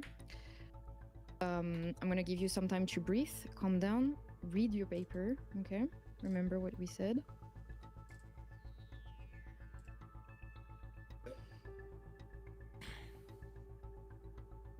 Just chill the comms, guys. Get a clear plan together. We focus one thing. That's all we need to do. And if you want to do something else, just communicate it. If we're just doing something different shit, I have no clue what's going on. Second round in a row. Focus one thing. Let's go. We got this. All right, all good? Yeah. Everything read what you had to read? Let's just have one voice, guys. If there's one voice that's saying something, let's follow.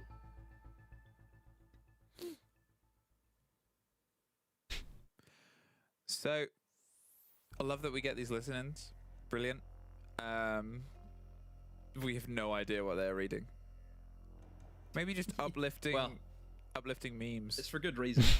Because if we don't know what they're reading, then the MVP doesn't know either. Else knows what they're reading. Yeah. Also, nice little bit of cold mental as well coming in from that timeout.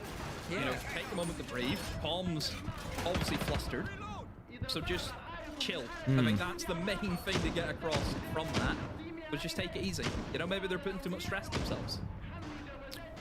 I think it's a very fair comment, and I think you could sort of see it there from the sort of follow-ons that you got from Virgin League Frack saying, you know, we just need to focus. We need to get less wide with our approach, clear up the comms, one voice, and go from there, because you get that feeling, right? There was always that sort of unknown in their approaches. They weren't really hitting things as a team and as a unit. Like I said, I'm not inside the team. I don't know what the team felt like they needed at that point. I've never heard a timeout kind of just sit in silence for 30 seconds. Sometimes the timeouts are to cool down, but I feel like at least some inspirational words or something. I don't know. Again, I'm more of a fan of strategical timeouts, and you know, maybe on the paper was their game plan, right? Maybe it was step A, we're banning Warden. Step B, we're running Ying. But I do like what I'm seeing right here. Is we ban Warden, we better have a plan how we're going to abuse this right now. Virtus Pro gifted us by not banning Ying. Let's abuse this. So maybe they have their plan on a piece of paper. I don't know. We're afraid to, maybe we're afraid to kind of say it out loud because the whole like Julio comment. Certainly last week against Matchco, that was an upset from all metrics. I don't know. I don't want to hate too much. I think, you know, upsets can always happen. You can always build on it, and there's the first. Maybe a team a bit more direct. Lasmo's able to get himself in. He was promoted to the Shield. Now he's been promoted to Deimos. It's sort of like, yeah, Robbie, give us your other operator as well. Either way, opening pick. They did kill Dan. We'll just get a reveal utility, but a minute 20. But this is the problem. Early pick and letting VP get the trade. This is the actual problem with Artex. Now there's a trade, and that's Ying. That is 100% worth it for Joystick. One common theme Not- for VP and what they've brought in every lineup so far is the Freck absolute masterclass though. what they have centered around. They're using the castle. Shepard with another to trade. waste that time, give themselves that protection, My and it just God. plays the trap meta. You know, that's what they're going for. Give themselves as many advantages in these gunfights as they can. Now with a bit of focus here on towards top east and only 40 seconds. Oh, the timing. Shepard looks away. Freck with another kill. Give it to him. Give it to him. Shepard, and there is the track of Always. Number 2 versus the number 3 rated player again in the lobby. This information, they know roughly where they are and what they're watching, and they have an idea. Always is absolutely clutch as well. 3 Kapkan traps in his pocket, by the way. Kind of wish he had those down right now for some of those entries. And the things that they need to work on. This is the main one from BDS of making sure that they have cover. Window jump, easy. That was too easy for Always. Wow. Bomb going into probably the worst position there. Made that way too easy for Always. Absolutely clutch. Oh, VP. By the skin of their teeth, just get over the line somehow, some way. BDS, that'll be a stinging round to lose. It really will be. Essentially, Always has banked on an all-in play there, right? He literally has a 50-50 the way he plays this. One, he positions himself so he plays for the hatch drop. Or two, he positions himself for the player jumping in the window, coming in from east. Yeah, that's where it works. If Fred had dropped the hatch, Always was not in a position to engage that. Yeah, we know that. He just banked it all in, and it's worked. He positioned himself for them going east. He's just predicted where he's going to go. He's won the 50-50. That's as simple as that. Why did they drop the hatch? Hey, that's the way the cookie crumbles. One guy did. 4-1 now at this point, and Virtus Pro But themselves down on these defenses. The timeout's been used by BDS, and if it was their don't know why they didn't just plant. Unfortunately, they've returned. Thumbnail for the live is goated. Appreciate that. It's a High Bear has always hooked it up. Themselves that confidence more than anything. That when they get to the other side, otherwise Virtus Pro just have to lock down 2 attacks on a tertiary site on border, which isn't impossible to Who's the ask. IGL for It is an BDS? awkward sort of place, but it's the same thing we're about to ask BDS. So let's see if things can get threaded. Didn't someone say it was Freck? Did they say on the cast it was Freck? A site where Maybe someone else now? Is it P4? P4? Okay, P4. I think it's fair to label the last time we were here, Demo. Yeah. Will we get clarity instead? Reloading ammo. Alright, really need an attack here, BDS. Really need to make it 4-2 at least. I think Virtus Pro did kind of struggle on attack versus FNATIC. 4-2 could be a little bit more winnable. We are on vents, and a little questionable again. We banned Warden. And we have 2 flashes on Virtue. There's no Solus here by VP. Like, this is absolutely free to bring a Ying, go sandwich window, flash top, and plant the bomb. Bring the Capitao, smoke yourself in a plant. Bring the Brava, hack the BPs. Strategically, I'm not liking this. We got the opening pick again, though. Lasmo takes down Joystick. Lasmo using the demo, spots the man that they want. They set up. Now here's the problem. VP always find the trades. Shepard holding the winner from below. Wait, he was too slow. But either way, Pashik. Every time, every single time, the #1 rated player doing what he does. And now this is a VP round. Oh my God. Pasha's gone. Shots I've ever seen. With the Cybertruck as well, by the way. Look at the sight he was using. Oh my, yeah, it's really good work from Pasha, just individual brilliance again, and this was the worry you always have for anyone going up against VP is you've got players in this stage who are playing. I just feel bad for BDS. How many opening kills they have? It's more or less mudded BDS and then just letting VP in back in the round. Operators, Lion and Deimos, a very strong counter, you know, And once VP have control of these rounds, it is over. So good at closing these rounds out. You see their outside vents here, all playing out of the site. So Sledge, breaching charges, none of this matters. We're out of the site. Dan able to hold the workshop drop, and Shepard holding onto the supply room. So if they try to drop into cage. Somehow didn't hear the bathroom player drop. That's a little bit of a mistake there. P4 might have got them back into the round.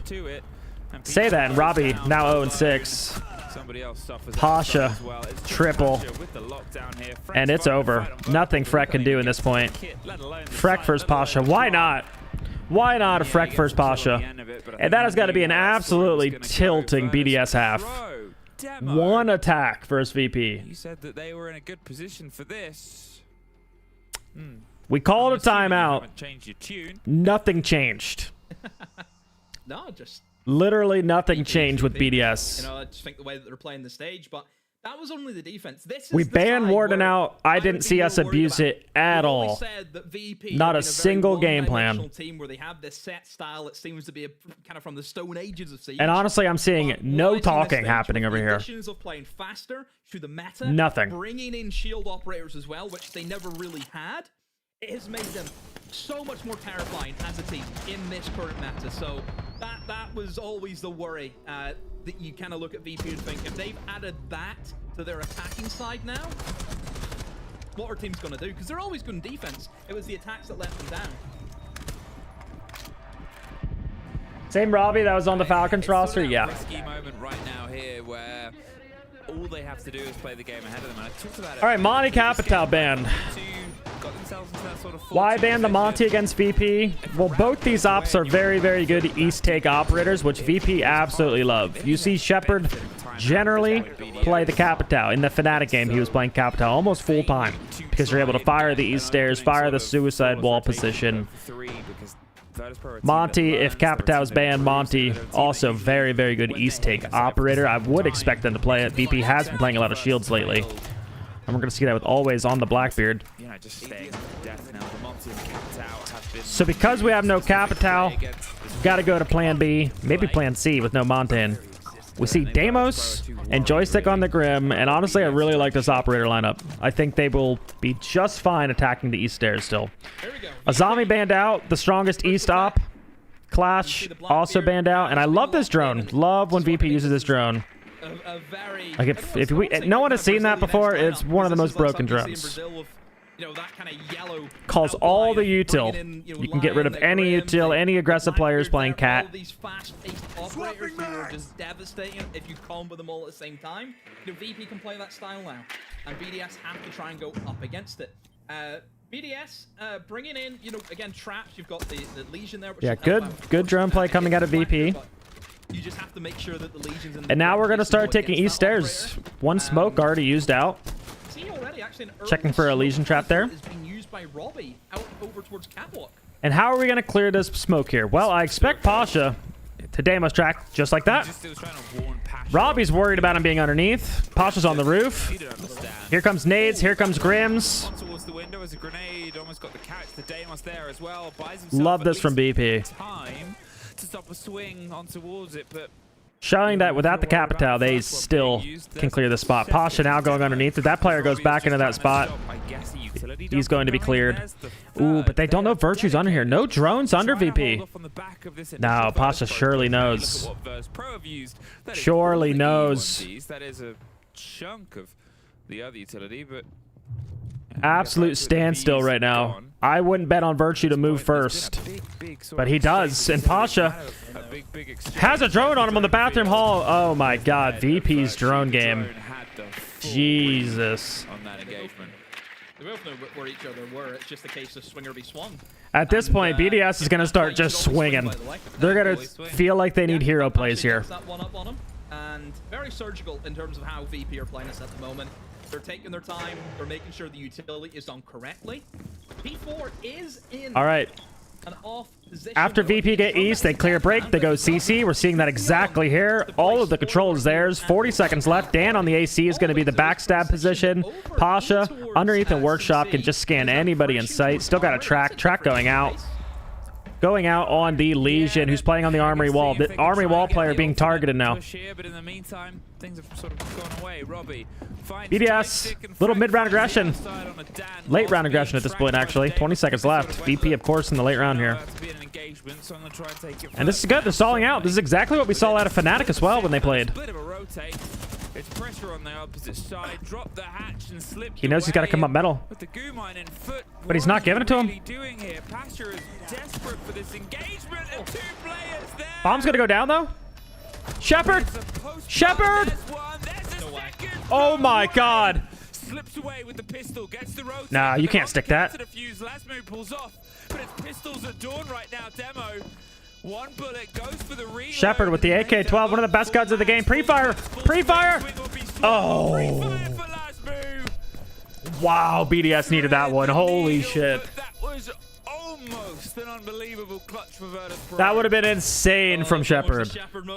Oh my god. One of the most clutch players for so goddamn long since I played the game. And he's still at it. He couldn't maneuver. He was really struggling. And that's where the trap's really, really strong. Just at those late stages. Legion, great operator, I think, at the moment in the meta. Just slowing the pace down. Whenever you're dealing with a meta where there are players who will just make these kind of little pocket plays where they see a gap. But overall, some takeaways from the round. 1, Robbie got a kill. He's on the board. 2. Actually bought time for Shepard to go for the plant, but... Oh, sorry, he got 2 kills. You know, this right here. Oh, almost for But Shepard. second, they just gotta force those late. Like normally, forcing late rounds is not good against VP. They're the kings of late round, right? They got a bomb plant down and almost won the round. But in the FNATIC game, they struggled. FNATIC, early aggression, get a pick, fall back into their bunkers. VP could do absolutely nothing at that point. So that's what I expect BDS to take away from that game in their prep. And we are seeing operators that kind of reflect that as well. Waste a little bit of time. We got Mirror up. We got this Valk up. And from then, they're able to develop themselves into a second round. But we've obviously had a 7-1. We would have had another tactical silence. Oh my god. Still a lot of work left to be done here to stop Virtus Pro giving us another strong sort of 7 result. Oh, chat. All right. Whoa, whoa, whoa, whoa. What are we seeing here? VP fast round. Didn't check Troy Canadian spot. Hello? Robbie, we're gifting him his 3rd kill of the round. Robbie with another. With 3. Oh my god. We felt bad for him. Holding office. And as the pop-up pirate is slammed down. Do I believe my eyes? You still have, I mean, Robbie with not a lot of help. We're just running in with Blitz? Step in, don't let them get comfortable. Holy cow. Let's connect. 1 on East. New look VP. They want to play on contact as soon as the fight starts. Either the East player is going to pop up and trade out for Robbie or vice versa. But the drone work is missed. Robbie, no, surely not. No. But it's a 2 versus 1. A lot of time for Dan to work with. The Demo, a lot of health. No, he just doesn't have the HP, I don't think, to engage this. 1 bullet will finish him off. And yeah, it should just be an easy 2v1 for BDS. We've got plenty of time still, but very unlikely at the moment. As long as they do give him these 1v1s. BDS screaming, don't peek. Dan, 417. Really quick. I mean, the blitz. And if he knows you're in the corner, which, God, this looks like VP's got the intel. Picked off because of that. Oh, he saw his foot. Surely. I was going to say he misdroned him, but ends up shooting the drone and does give his position away. Kid is outside, has seen This is a scary 2v1 here. Here is on kills I'm not going to lie. This gun will absolutely chunk you. We just need to play a crossfire here. 1 ping. What are we? No one's there. But we don't know where the Valcams are. We don't know what they still have eyes on I like it. I like it from BDS there. Just double swing the guy. I like that. Around and swung it. That's 2. As I said, they want. Yeah, to shoot the blue outlines. Exactly. Just shoot them. Eventually more than that, but. He went 0-6 by the way. All right, here we go. BDS, a little bit of a comeback. And now he's. This is why I was saying, man. They only needed like one more attack round, and this could have been a pretty close game. So he's flipped the switch, and he's now stepping up. And again, this is that maybe a reason. It's just me or the VP guys just reacting insanely quickly. Like 2 people just had instant react and flick kills, even with Peeker's advantage on some of them. I mean, VP, like that's the thing with VP, and that's why they perform so good at LAN. They have like some of the most mechanically gifted players playing on VP. That's why they can play the way that they play. Like you try to take the VP style and put it on like some T3 teams or something, like it just don't work. A lot of times they do get bailed out because of how insane their gun skill is. Sometimes the landing just doesn't quite translate, and well, that's sort of one of those moments. You are now getting closer and closer. The 5-1 to a 5-3. If it was the other way around, you'd be 2-0 up. It's always that mental to sort of get yourself locked in here, and BDS can just play the game ahead of them. Virtus.pro do still have a timeout. I'm wondering if they'll use it when they get to a 5-4, if they do, or if they think they can just sort of push this one on. Still think though VP just get the 1 round and put in 6, especially if they take this round. It is going to sap the soul out of BDS quite a bit, so I think for BDS you just need to keep pushing. Like you almost just need to try and sweep and almost go for the 7-5. I know it may sound crazy to say, but that's kind of where they have to be, because VP, I just think they need that 1 round, it puts them on 6, and then BDS know they can't make a mistake. And against a side like VP, where if you make that 1 mistake... Alright, what is this, Vents? Again, one of the most rushable sites, but I want to say VP's not going to rush it, but at the last round, we saw a rush. Maybe in the future. We are going to see a little bit of a clear, though, and it's usually the same as their armory clear. Take East, take Break, take CC. We're seeing the drones all over CC right now, and BDS should just layer at this point. We're not contesting East. Warden contested CZ for a little bit, already fell back. Oh, looks like he ran back into security room, actually.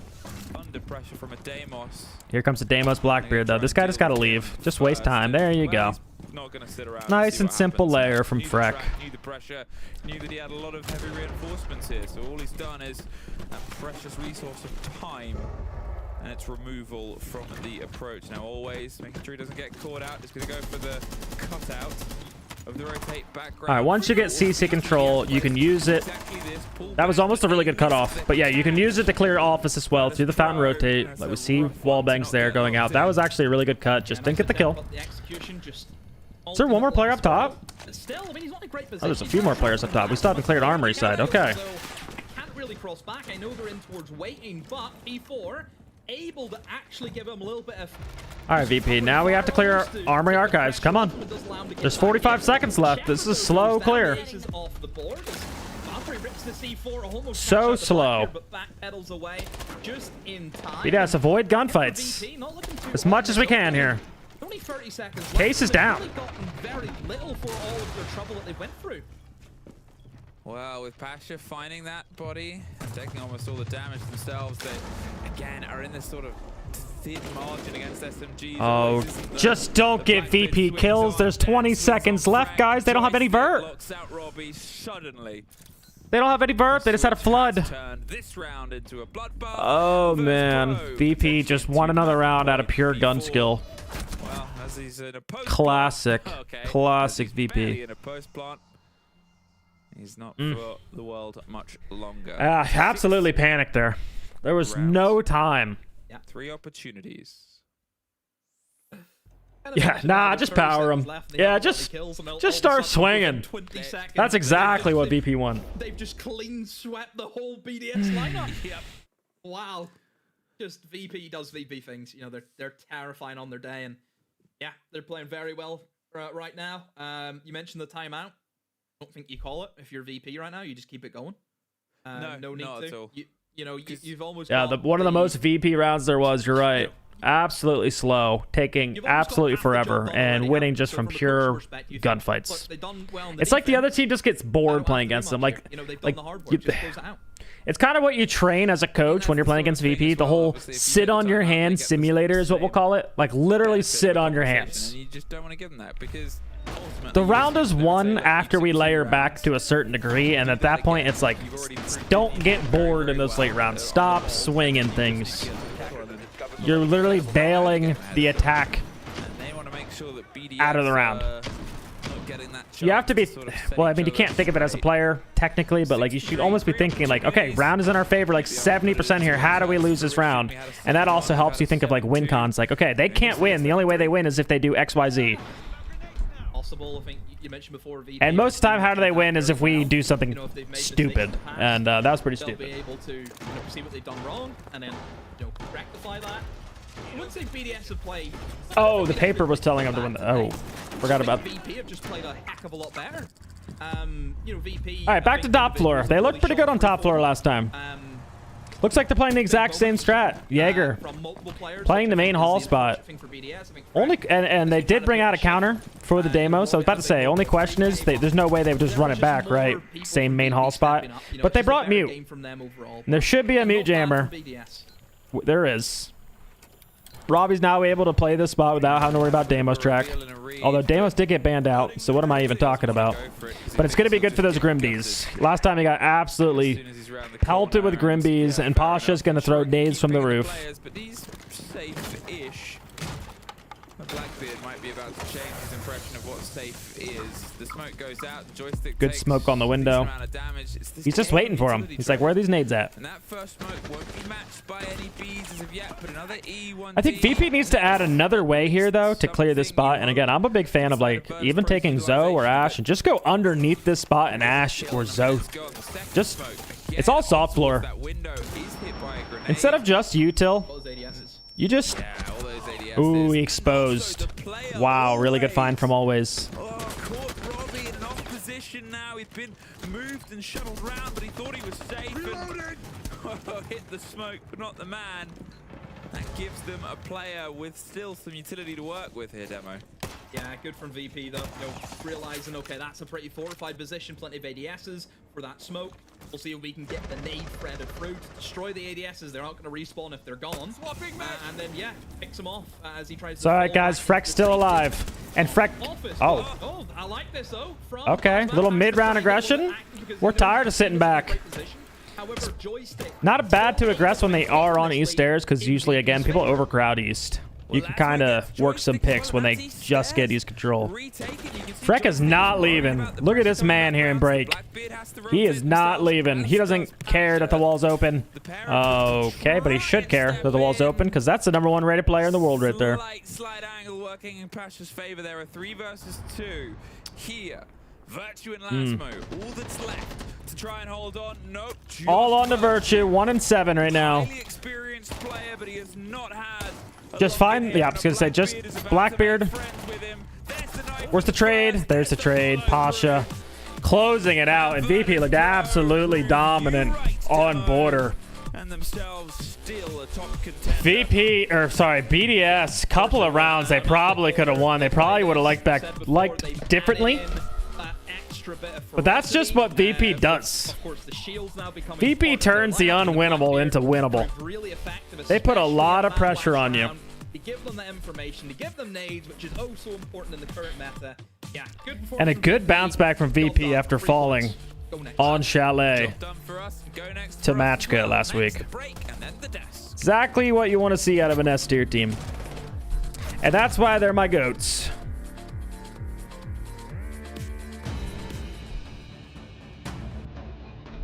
GG.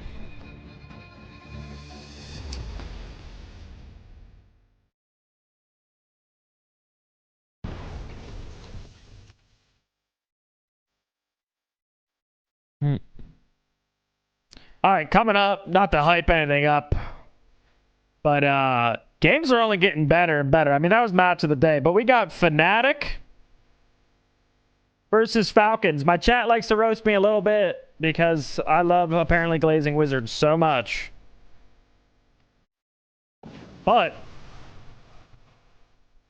Wizard has been performing exceptional. Of course, we love stats here. #1 rated rookie in the league. Just edging out stomping here. But most impressively, I like to point out he's 7-0 on the entry. Playing against a very, very good Falcons team who's actually heating up. Last couple games from the Falcons, destroying Wolves 7-2, destroying Gen G 7-1, destroying macko 7-3. Falcons a little bit back. Probably outnumbered in this game versus FNATIC. Probably like FNATIC is too new to take down Falcons. Most likely this is going to be a Falcons dub. But I want to see Wizard and if he's going to be able to keep the entry stats going. Are we still going to see him top frag for his team?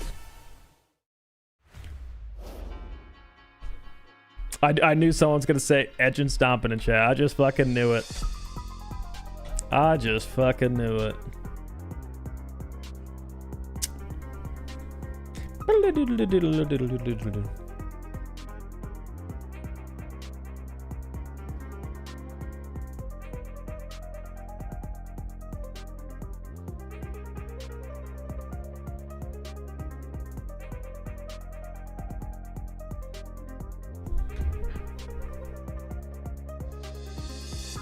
How the real best rookie in EU. Not stomping.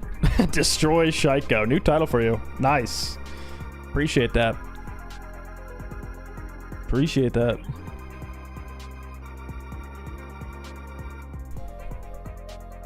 How's the new video doing? Hour after uploaded.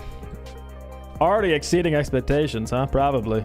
Justin's just a name genius. Oh, 44 views. Love to see it. That's all right. Most of my views come overnight. Comes when people are off of work, chilling for the day, pull up a little bit of YouTube. That's when most of the action happens.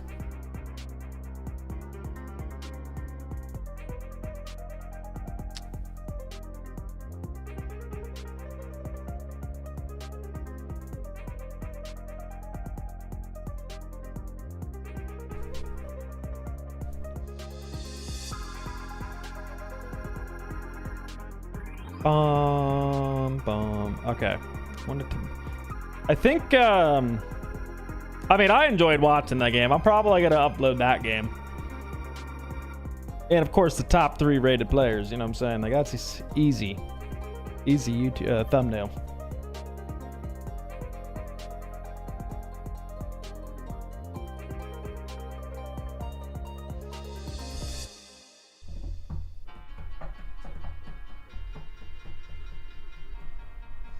All your TikTok views come overnight. The Twitch stream videos almost have 6K views. Yeah, it seems like everything, like, again, the YouTube's the same way. It's so weird. Not sure what it is. I just assume gamers are gaming all day, and by the time they're on their phones and watching videos and stuff, it's just everything happens overnight. Which is why I've been also experimenting dropping YouTube videos later in the day as well, like 7 p.m. my time. How'd I feel about the timeout from BDS? I'm not in the team, so I don't want to like hate on it too bad. I've never heard anything like it. Giving 30 seconds of just sit there in silence. But like I saw, like nothing changed after it. If they were tilted, I don't know if telling them to read a piece of paper is going to help anybody not get tilted.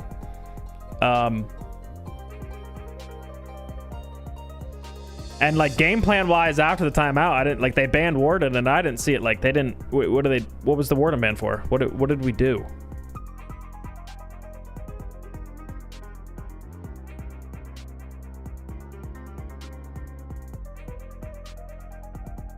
A lot of your fans watch most stream, probably don't want to rewatch it. That's fair. That's fair. It's more so to like help grow the stream, because I'd argue, I mean, I get new comments every day. People that don't have time to watch the streams, so they love watching the YouTube videos and stuff like that. So it's just kind of like to help balance each other out. But that's why I like putting other videos up, like strat videos and stuff like that is also what I'm trying to do. Got to get that bank one up pretty soon. Once videos hit 30+ minutes, that's when you rake in this is a good video to fall asleep to type. Recovery Nice. from Virtus Pro here with the Little- 7-3 against little go to BDS, bed. whereas I'm gonna be honest with you, watching that from the Greed Room, it really felt like there were moments where Virtus Pro could have given it away, where it felt like the momentum was gonna slip into the favor of BDS, but Virtus Pro closed it out. 3 very welcome points. It came down to some really big. Don't worry, man. I individual rewatch moments, stream especially sometimes. in the My mid to late goat. rounds. Some moments My where goat. I think Pasha just literally blew up and literally like took Yeah. 1 or 2 big kills that completely reversed the rounds. I think that's why the call out of Liloon took everyone by surprise, because she spent 20 seconds of that call out literally telling, we're not gonna speak, we're just all gonna meditate together, you're gonna read your plans and you're gonna take your breath, because that's what it felt like. It felt like pressured BDS, and pressured BDS doesn't play well as a team. Yeah, I love the tactical timeout listenings. Yeah. And I loved the approach that Lillian takes, because she really diagnosed round, for example. Exactly. She really diagnosed the problem for us. There was too many voices going on in BDS. They were not playing as a team. They were not in sync. And it was so insightful to see. I'm just gonna let you guys breathe. Just diffuse your minds, get rid of the frustration, and then we'll talk about the problems. It didn't ultimately work for them, but it really identified the big cause of why BDS was starting, and we're poor in the first half, and then we're basically fighting from behind to bring it back. Frank that round even said it. He said I didn't even know what we did the last 2 rounds. I didn't even know what was the plan. And we also figured out we saw 3 guys run into break room, go into 90, and take a 1v1 duel in a crossfire. Yeah, that was rough. With 5 seconds of difference. And you've played against Virtus Pro, Leo. What do you need to do when you play against Virtus Pro? You need to be disruptive. Yeah. Because if you're disruptive to their methodical plans, they don't necessarily know how to adapt. And what has to be on point? The teamwork. And it very clearly wasn't for BDS. Yeah. And whenever your teamwork is not on point against Virtus Pro, they will destroy you, because their consistency is so good. Their teamwork is so good. And it just shows. It doesn't matter. We can speculate about the map or the play styles. If your teamwork is not on point, they will beat you. What's incredible to me is that Virtus Pro was, back in the days, a team that was impossible to beat if 5 players were still alive, because they laid out their plans, and their biggest weak point for a long time was just, okay, find 1 or 2 early picks, and that way their plans is disrupted and they cannot adapt. That's just completely out of the window. They've completely adapted. They keep on winning situations where it's 3v3, because they play so well as a team. Like, the team play on this lineup is crazy. Yeah, I mean, certain players really profit from that team play. I mean, we talked about players who really stood out to us for so far in the entirety of the league, but once again, Pasha is just showing how he can really step up. Obviously, Joystick won't be interviewing with us anymore. He's off the interview duty now. I guess that Virtus Pro finally lost the game, but Pasha has really shown. Sorry guys, had to stay updated with the team chat by the shit. way, because one example. BDS had full information on him. He managed to get out. He managed to get 2 big kills and then get out of dodge as well. I say team chat as I did like Ali's tweet about Freck. That's so true. He comes on VPR just perfect. Like, he knows exactly where to aim every time. I wanted to see what the guys were up to. A 3v3, by the way, and again, we are he's looking the for one an that puts assistant them coach. on the man advantage situation. When I mean that. So we had I I got to retweet that for Trev as well. Acting on the information and punishing the players based off his teammates' comms are the biggest reasons why VP are able to close out rounds where they're at an equal mat count. And it's incredible to see him develop and having been fostered into that team of gigantic players from his region. Well, he's probably listening to you saying that right now, as we do have Pasha on the line to ask him a few questions. Hello. Joining us. Hello. Good evening. Congratulations on the points. You may have Thank you seen so the much. clips we just showed from you. An amazing game from your side. First of all, I gotta stay humble because you guys are hyping me so much. But thank you, anyways. And what was the question? Oh no, I was saying like maybe you saw the clips, but you had a really good game today. How do you think you stepped up so much? Well, honestly, I'm just doing my job. As our coach says, most of the time, it's the team play game. What's an assistant and coach you do? have to do your 20%. A lot of prep So stuff. If everyone does their 20% work, it's 100%, so it's a win basically. And I'm just doing my job. That's it. Like nothing. Like I'm stepping up in important moments. Like as usual, I should do. So it's just my work. When your team practices Pasha, do you focus on the team play? Is that like a real core skill that you try to learn, when you're practicing in scrims? Well, for us, the team play is the most important. because we have clean communication, we have the same language, no language barrier basically. So like having a good communication plus having good team play equaling that is just like the basic stuff for us. That's where we should pop up and have an advantage against the international teams. So, well, team play is kind of like our strength, basically. You guys have been cooking during the off-season, like for 4 months on CJX, like you've grinded this. So I need to ask you the difficult question. In 2 weeks for NBO3s, are we gonna see a map like Lair, like Skyscraper, like a map that you guys don't play usually in your That's map a secret. That's a secret. You're not gonna tell me, huh? We know you play them. We know you play them. Well, I'm actually interested in I guess more broadly, just I see you guys developing a new way of playing Siege. I think you're way more free-flowing, if I can say. I think you guys are a little bit more aggressive. Is that fair to say? Yeah, we spend a lot of time thinking about our playstyle and how we can change it, how we can adapt to the Really aggressive meta this time. So you're basically seeing, like, for example, on our borders against FNATIC, and today you're seeing a lot of rounds being popped up by shield, and everybody's taking that flow and just like running behind the shield, trying to get a lot of aggressive picks, to get some spots for free, because people are doing very long sit-ups in this strategies basically. So we were doing a lot of work on like how to learn how to play this aggressive playstyle. That sounds awesome. Obviously, any other Russian team? Not in Pro League. There was a Russian league, no? Both of you are running in the top, or potentially trying to. Is that not going on anymore? Because I used to watch that a ton time. back when Thank there you was so like much. fours and stuff. Every day. Bye bye. Thank you, Pasha. Well, I mean, we talked about it, right? Joystick off the interview duty now that they've lost once. But again, also really good words from Pasha, really about like those last 4 months, summarizing them so briefly, but also talking about like what's left in the future and leaving us guessing. You've got to praise the interview skills. You know, I ask a question where he cannot answer, and then ask a question where he and then he opens up on the stuff. You know. My question is, do we now keep Pasha until they lose again, and then does it move on to Dan? Like, what's going on there? Do you know, if they win, I like the joystick interviews. Bring him back. Okay, well, I mean, if they No, we want the #1 rated player interview. What are we doing? Until they lose again. Tomorrow is going to be such a good game. Such a good game. Both of these teams are in such a good form and right very now. different styles as well. Completely different styles, but also they're matching in aggression right now. We're seeing a fast-paced VP. Who would have said that before? Actually, let's look at those group settings as well, so we get a clearer view of what that game and also this one will mean in the bigger spectrum. I mean, we talked about Virtus Pro trying to fight G2 to push them out of that top 2 and get into the top 2 themselves. Yeah, so why was this game important? Like, imagine had the result have gone the other way. BDS would be set on 9 points, Virtus Pro would be set on 8. So BDS really would be attacking that top 4. For Virtus Pro, it means they're still in that mix with G2. Obviously, the game tomorrow is going to be absolutely massive. And then, of course, Secret as well. It also, these results today, with Secret, G2, and VP winning, puts a hell of a lot of pressure on Falcons, who are next up in the next game. I was just thinking that this matchup that's about to come here, and Falcons versus FNATIC. FNATIC are on the verge of making it to playoffs. They're 7th spot right now. And Falcons are on the verge of making it, if they win in regulation, into the top 2 spot. Alongside, well, actually, they could dethrone G2. They could dethrone G2. So Saltov, the only Turkish T1 player. It's very key for both of these teams. One is trying to make it to playoffs. I think so, yeah. One is trying to make it to top 2. Either way, everything will be down to tomorrow. Genji, the only team without a win now. I think Doki said it's going to come right to the only thing I gotta check is because tomorrow also Falcons and BDS playing against each other, so that's another really Brazilianly, because NA-wise, I believe like we're getting ahead of ourselves, every team has a win. In Brazil, everyone has a win. So yeah, a whole game to play. I mean, we have right? FNATIC, LFO won something. That's my only other question. Cruelty won, but did LFO win? 2024. What's happening here?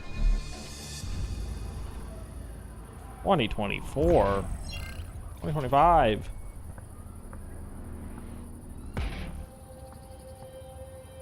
Yep, Genji, lone winless team. Check APAC. Are we checking APAC in the big? Come on. Sure. I don't even know what's happening. APAC North.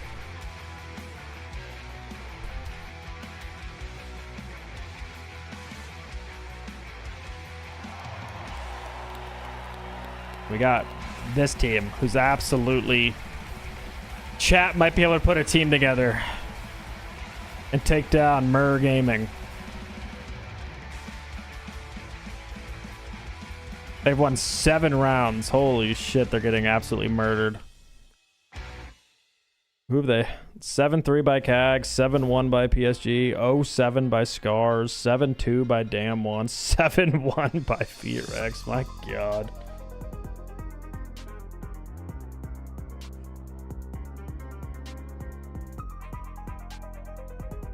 Hey, Rheumatic, I've heard of this guy. Teams I've seen on in the past. Oh, PSG, that's why I've heard of him. Poor guy. Poor guy goes from one of the better Apex teams to just absolutely getting shit on right now. Saga Esports and OCE. Okay.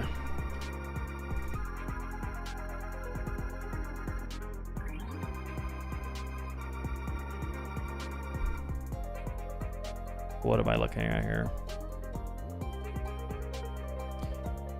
Let's just look up Saga Esports. Also, white mode is blinding me.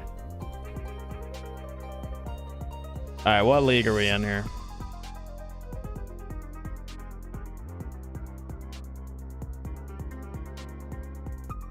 Oh my god. They are worse.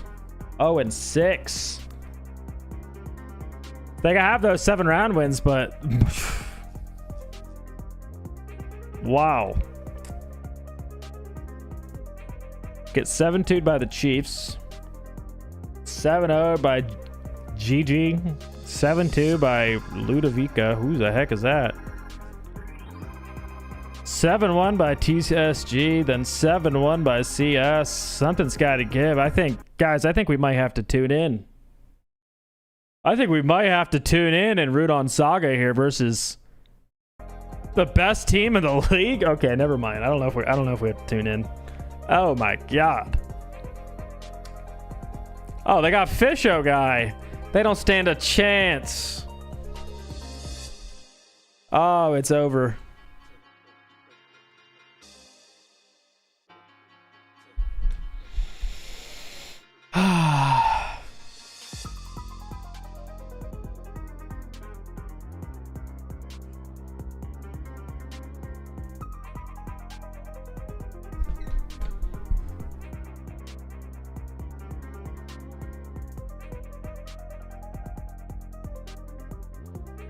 Would you say mental is the most important attribute to be a good player? Most important?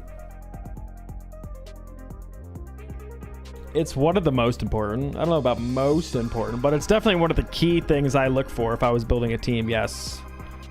Work ethic and like having the, like, you actually want it. You gotta have the drive. But I would rather, I think I would value someone that at least is like good to work with and doesn't shake and stuff mental wise, for one more game today, rather than someone just having the drive but they're just an absolute like dick to work with. A few times so far. We talked about the other regions. Obviously EML is the most entertaining. How can you tell when a player has a drive? I mean, as a coach, it's like, certainly deliver the entertainment. Now, if you do want to see more Siege, obviously, you know, if a player is willing to put a little bit more work in out of the game without me even have to saying anything, right? If I see my players watching VODs outside of the game and watching the game back and coming up with strategy and coming into practice excited and things like that, that's the kind of stuff that makes me like want to be there as a coach. If I have to constantly push you to watch VODs and I'm giving you homework and you're just not coming back with the home, like it's just not getting done and stuff like that, like I'm giving you goals you're not even thinking about, like you got no drive. At that point, go enjoy being on a bottom pro league team. Picking 1-by-1 team play, I mean that's NA, right?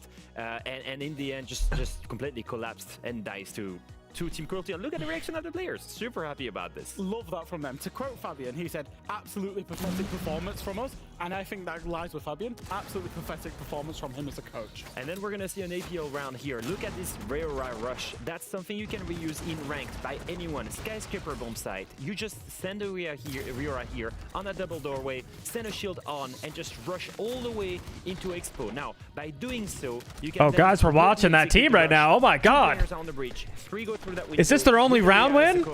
Is this a 7-1? The stairs and 4 Let's go. That allows you to go and plant. Let's They eventually lost that round, but I thought go. that the rush was pretty cool. Oh, they Thank lost you the to round. Baba, by the way, because you were the Oh, one that of spotted course that they one, did. And I thought it was really cool clip. I love watching the APAC League. Obviously, it's spread out across 3 leagues this stage, but that means there's just so much more of it going on, which is He's one of the best players ever. With the highest quality, I would say EUL is certainly up there for the quality. Yeah, there's just a reason he is. He has the drive. He's a player that like 10 years into the game, that guy still goes to sleep and can't sleep all the time because he's constantly thinking about Siege. Somewhere in the back. Every single day he comes into practice with new ideas. Obviously, maybe the quality isn't always of what we Like, used to you don't hold have to on tell from him APAC, twice but to I think watch a bot back. creativity is definitely there, and that makes it such a fun region to watch as well. And But that's just I like think we should part of the bring, reason bring why things back to the he's EML. also had the success as long as he's had it. You had some of your fellow telemembers, and you had them, guess.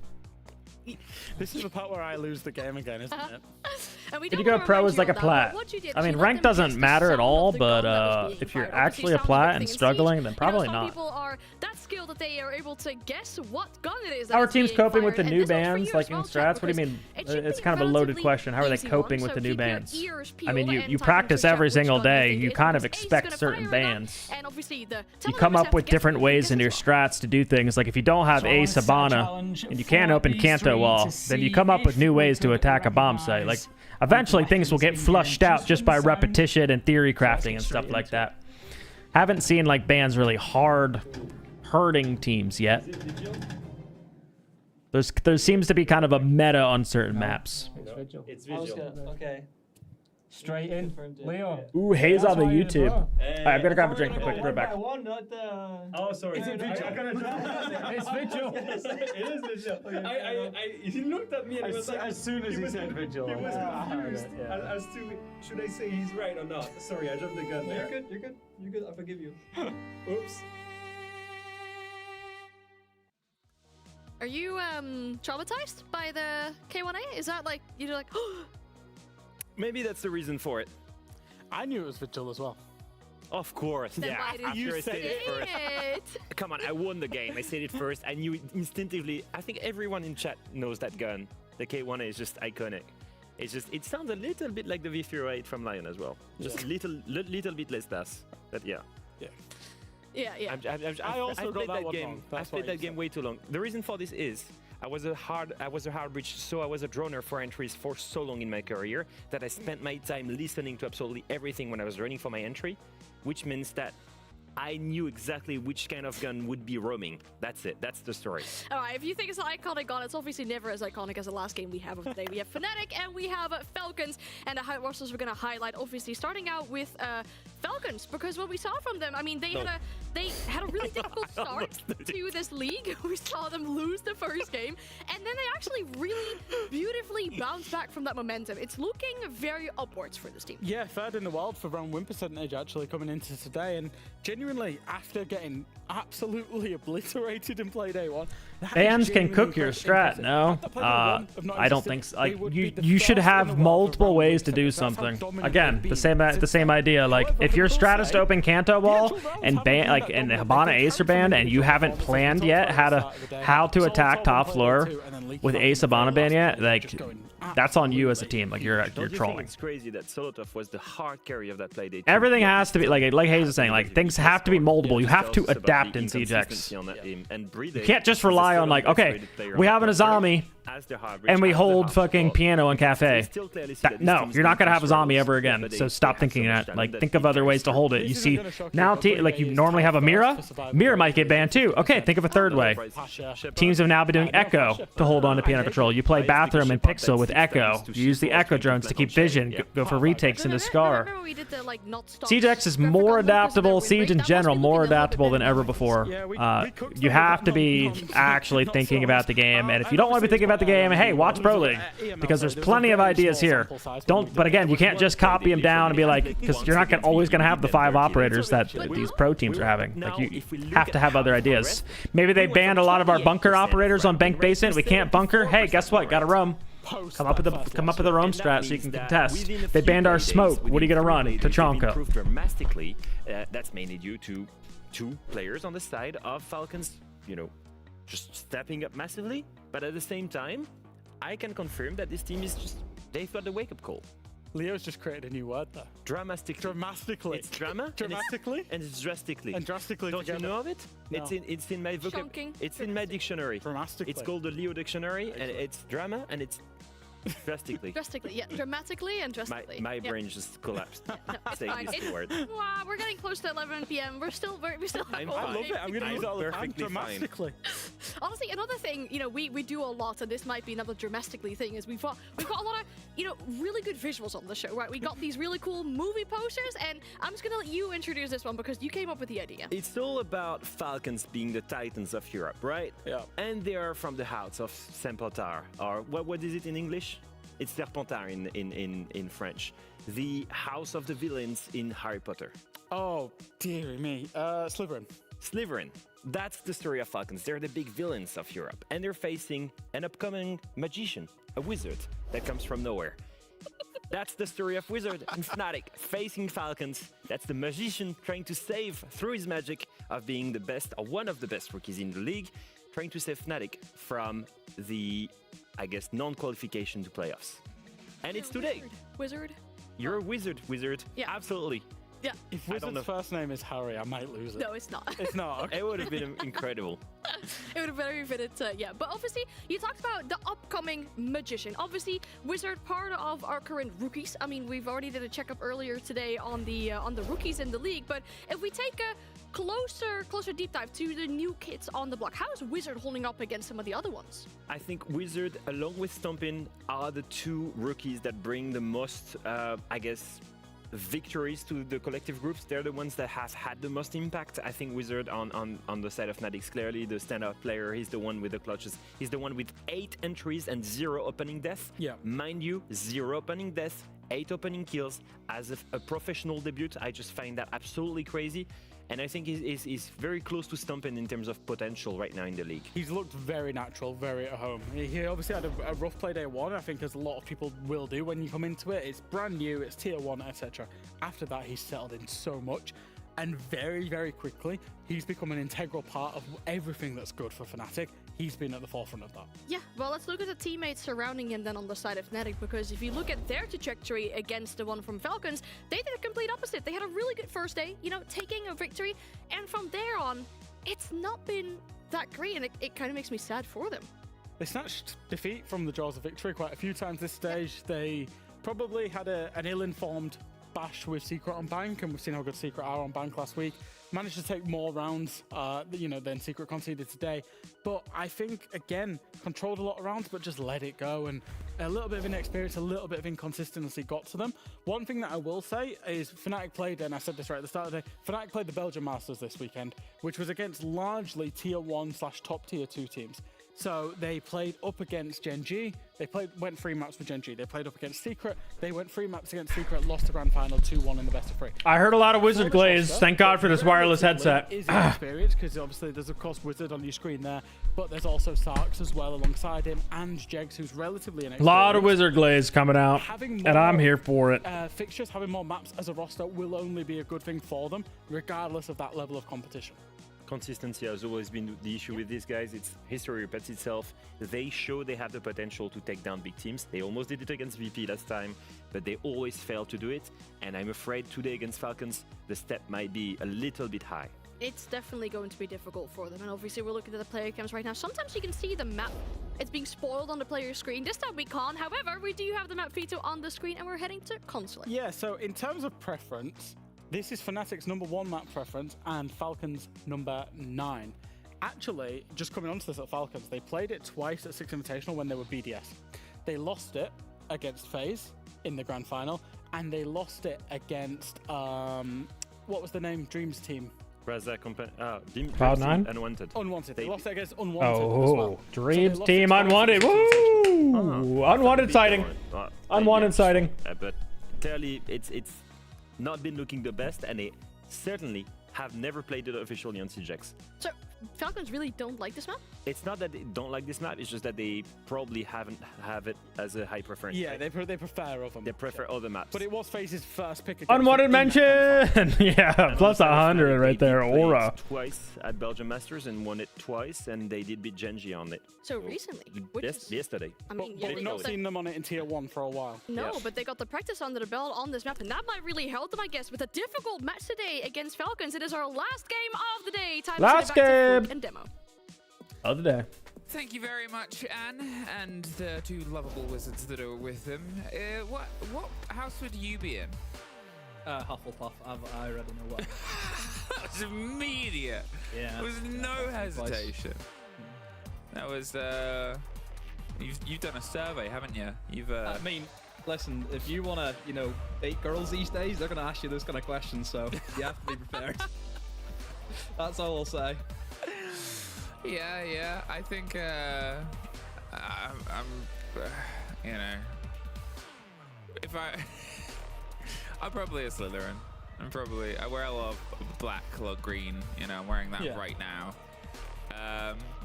Anyway, moral of the story: Leo's a Gryffindor because he's lovable and a bit. Favorite thing Troy brought to the team? That smile. Now we have That goddamn smile. contested sort of showdown here. I really enjoy seeing just takes work ethic. Work ethic. I think that's a specific thing to say, but sometimes when you get two good teams, a map can peter out. Consulate, I still think it was contagious. It makes everyone hungry around him. That guy has won more than any other IGL. More than most people dream of winning. And that guy still wants to win. Yeah, good teams playing it. Yeah, it looks see if it's teams who don't really know what they're doing, it can get messy really quickly. We're dialed in. Match of the day last game, but however, this might be, as the #1 Wizard Glazer, apparently, according to my chat, my match of the day. We're paying attention to Wizard here. 7-0 on the entry. Hasn't died. No opening deaths. Is he thinking about it? Is it in his head? Whenever they're kind of in Is he scared to die now? Is he going to play extremely passive? We saw a really good game out of him. A couple good games out of him. He's been top fragging for his team. He needs some help. Or even top 6 at the moment. Against the Falcons, I don't know if he's going to be able to get it. Dead last, the last stage? Falcons have been on a heater the last 3 games. Or was that maybe the stage before? And with EWC coming up, I don't see it stopping. That's the kind of more And I said stop in their chat, not stopping, by the way, just in case you want me to clarify. Look at GT, look at VP. And I think they're just going to think, we don't really care what we play them on. We'll just beat them. Yeah, it's that sort of... I'm not going to say appearance, that drive to get themselves into that situation of we can beat anybody. That idea is a mindset that the best teams in the world always have, and you always have to have. If you go into a game and you don't think or know that you can take it, then you're not going. You have to stomp your National League, don't you? That's the way it works. Yeah. Not to be on. All right, CEO Jag's early C4 kill on the Like Effect. That's got to be the ace. Not going to be able to open break wall. But Like Effect looks like he's just early pressure over there. I think he's just pulling because we see everyone actually stacking on the yellow side. I think that was the idea for the Falcons. Like Effect, maybe ace charge on the break walls. Make it seem like there's a little bit of an ab and clear. Brid staying quiet. We're going to see if they still go for this, though. I think they want to go fast, and they do. Use this. Ying's going out. Blitz jumping over. Solotov with the kill. Blitz. Why did... Wizard, where are you looking, man? Where are we looking? Oh, this was free, but that's that push-pull theory. Well, Jag's a little too late to help out fully, but does find Solotov. Jag's only player with the kill in FNATIC. Got 2.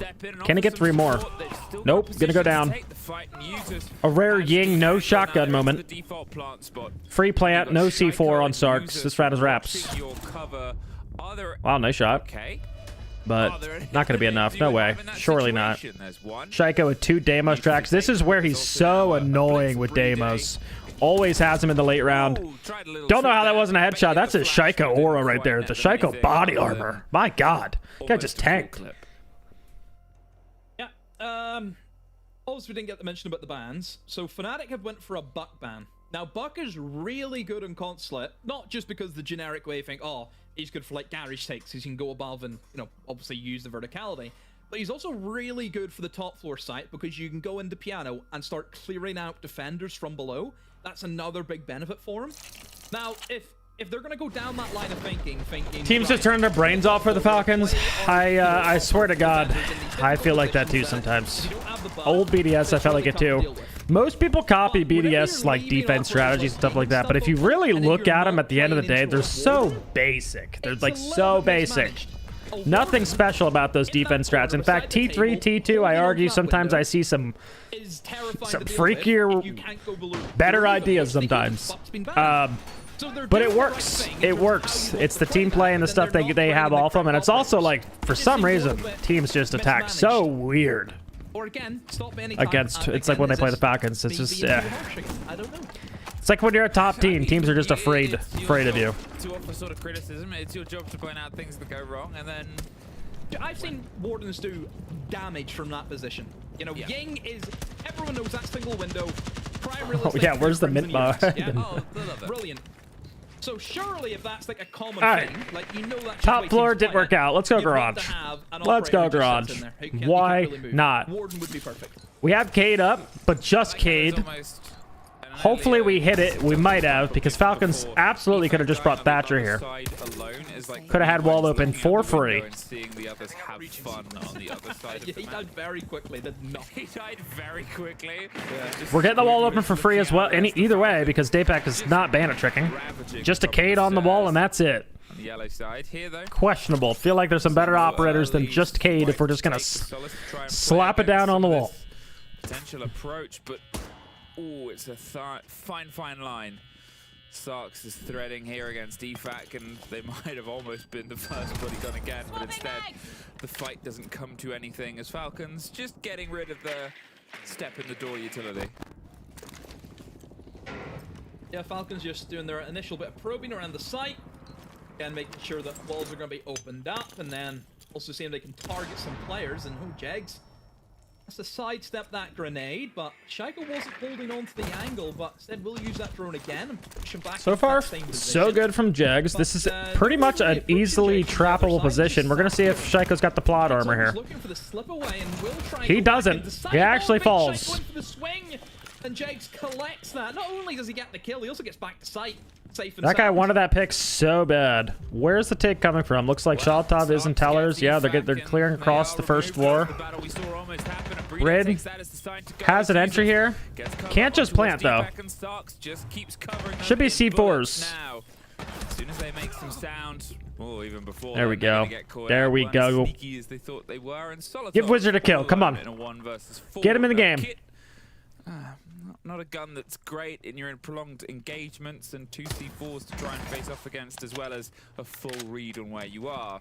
Not impossible. Don't peek, don't peek. Give him Wizard, get him Wizard. Ready for the jiggle. There's 2 people stacked up either side. They just need to time this together and hope that they don't get caught in a straight line. And you can see the Solace was so excited about an engagement, but with a shotgun now prepped, ready to rock and roll, and so many. Wizard just look at him sitting back there, just baiting with the Vector. The one that gets caught might feel a little hard done by.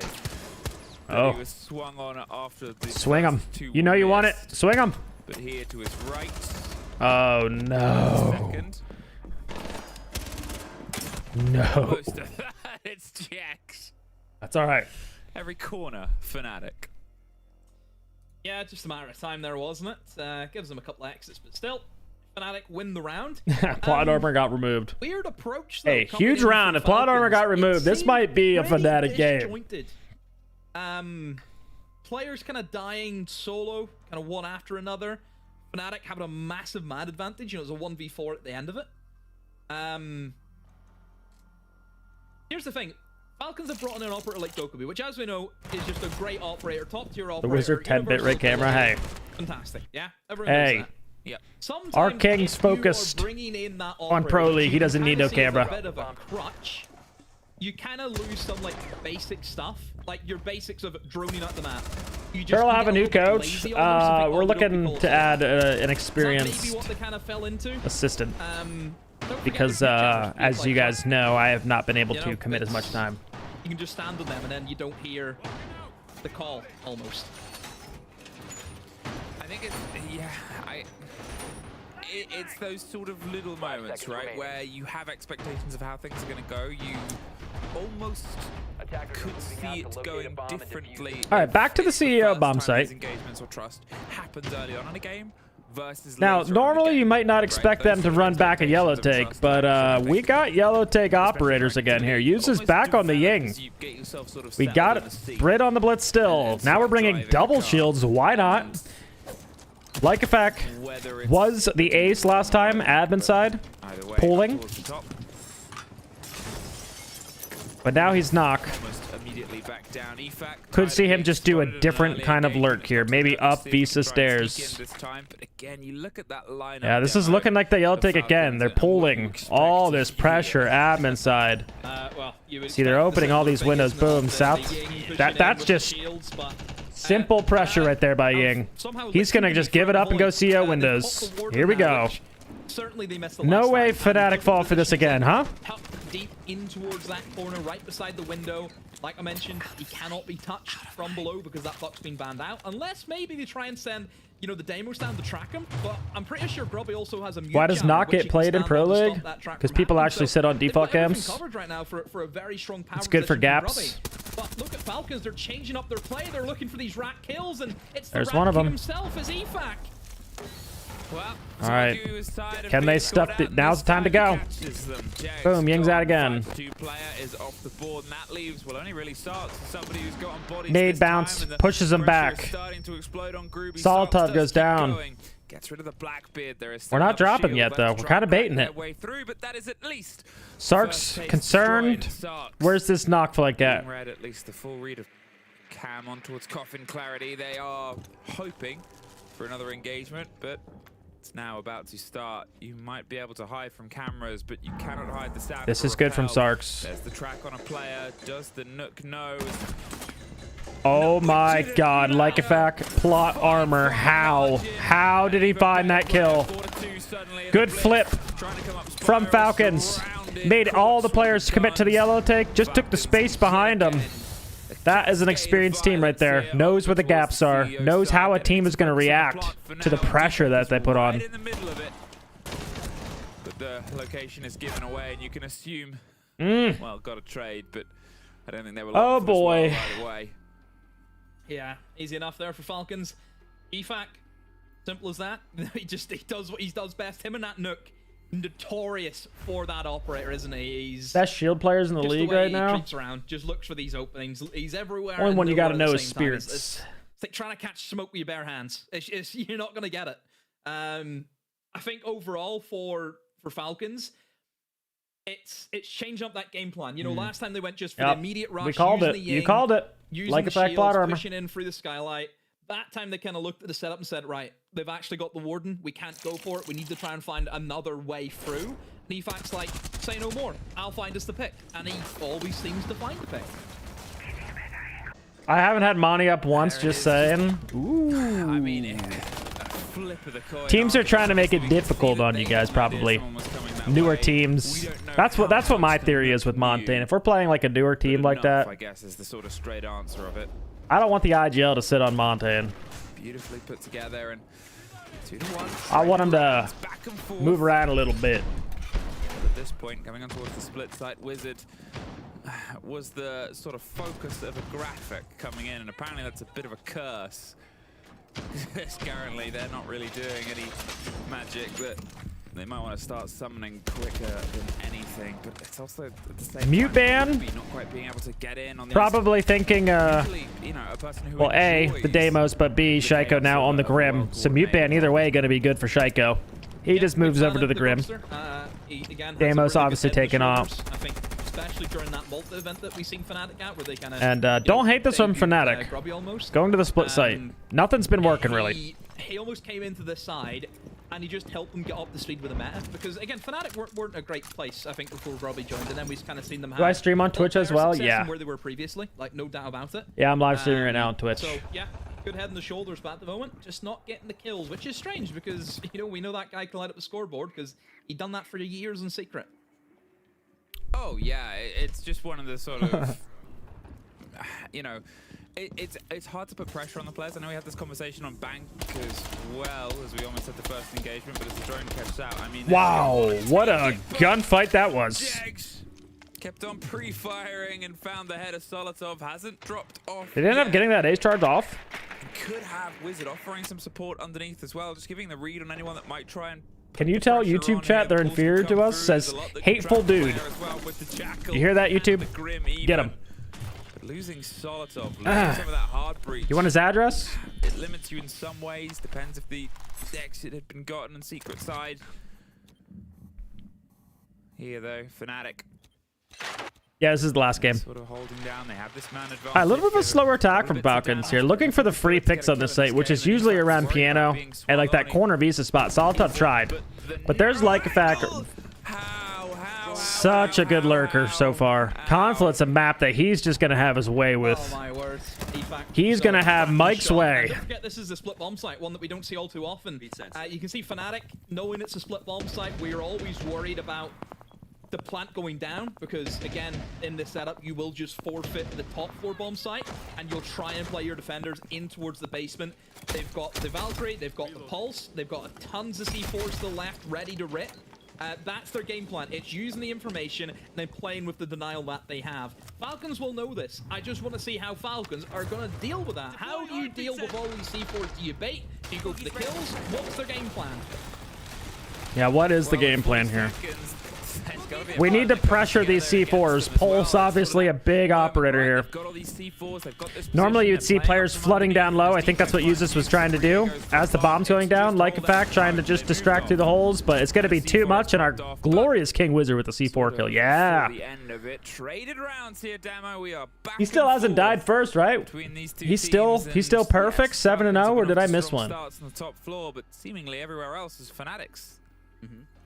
Yeah, I think certainly Falcons are kind of showing that it's not the greatest map for them, is it? I can't tell Twitch chat that, Alex. I can't physically tell them that. Everyone knows what the defenders are going to do. I need them. I need them for that very reason. You go below and you hope to C4, right? Pretty obvious stuff. Falcons just trying to approach that horizontally, putting just nigh pressure over towards the basement part. Just none. Puzzling. You always want to have somebody down there creating a bit of chaos, pushing in through construction, in through blue. This is why we need some multi-stream. I feel like multi-stream up on stream. So Twitch chat and YouTube chat, you guys can just go at it. I know Ali would not like that because we don't have YouTube mods. Still, I feel, need to get the next 2 rounds. I think Consulate, it's a defender-sided map. It's tough attacking it because if one thing goes wrong, it just kind of snowballs almost. That's the way that this map plays out a lot of the time. Oh, man. So, yeah, you expect to see the defense perform really well here. FNATIC need these 2 rounds if they want to have a chance at... I'm not even just taking the win, but at least maybe try and aggressive. Points, which FNATIC are desperate just for anything on the board at the moment. Well, Jack chose his steps very particularly. And you could see Shaiko wasn't that far away from the engagement, but EFAC, once again, trying to slip it on the back, maybe get a bit of a direct attention, draw some of the players back in and hope that they can punish them in the mix. It seems somebody took the bait. Wizard. Not many people talking in the YouTube chat? Well, they're yapping right now. They're yapping.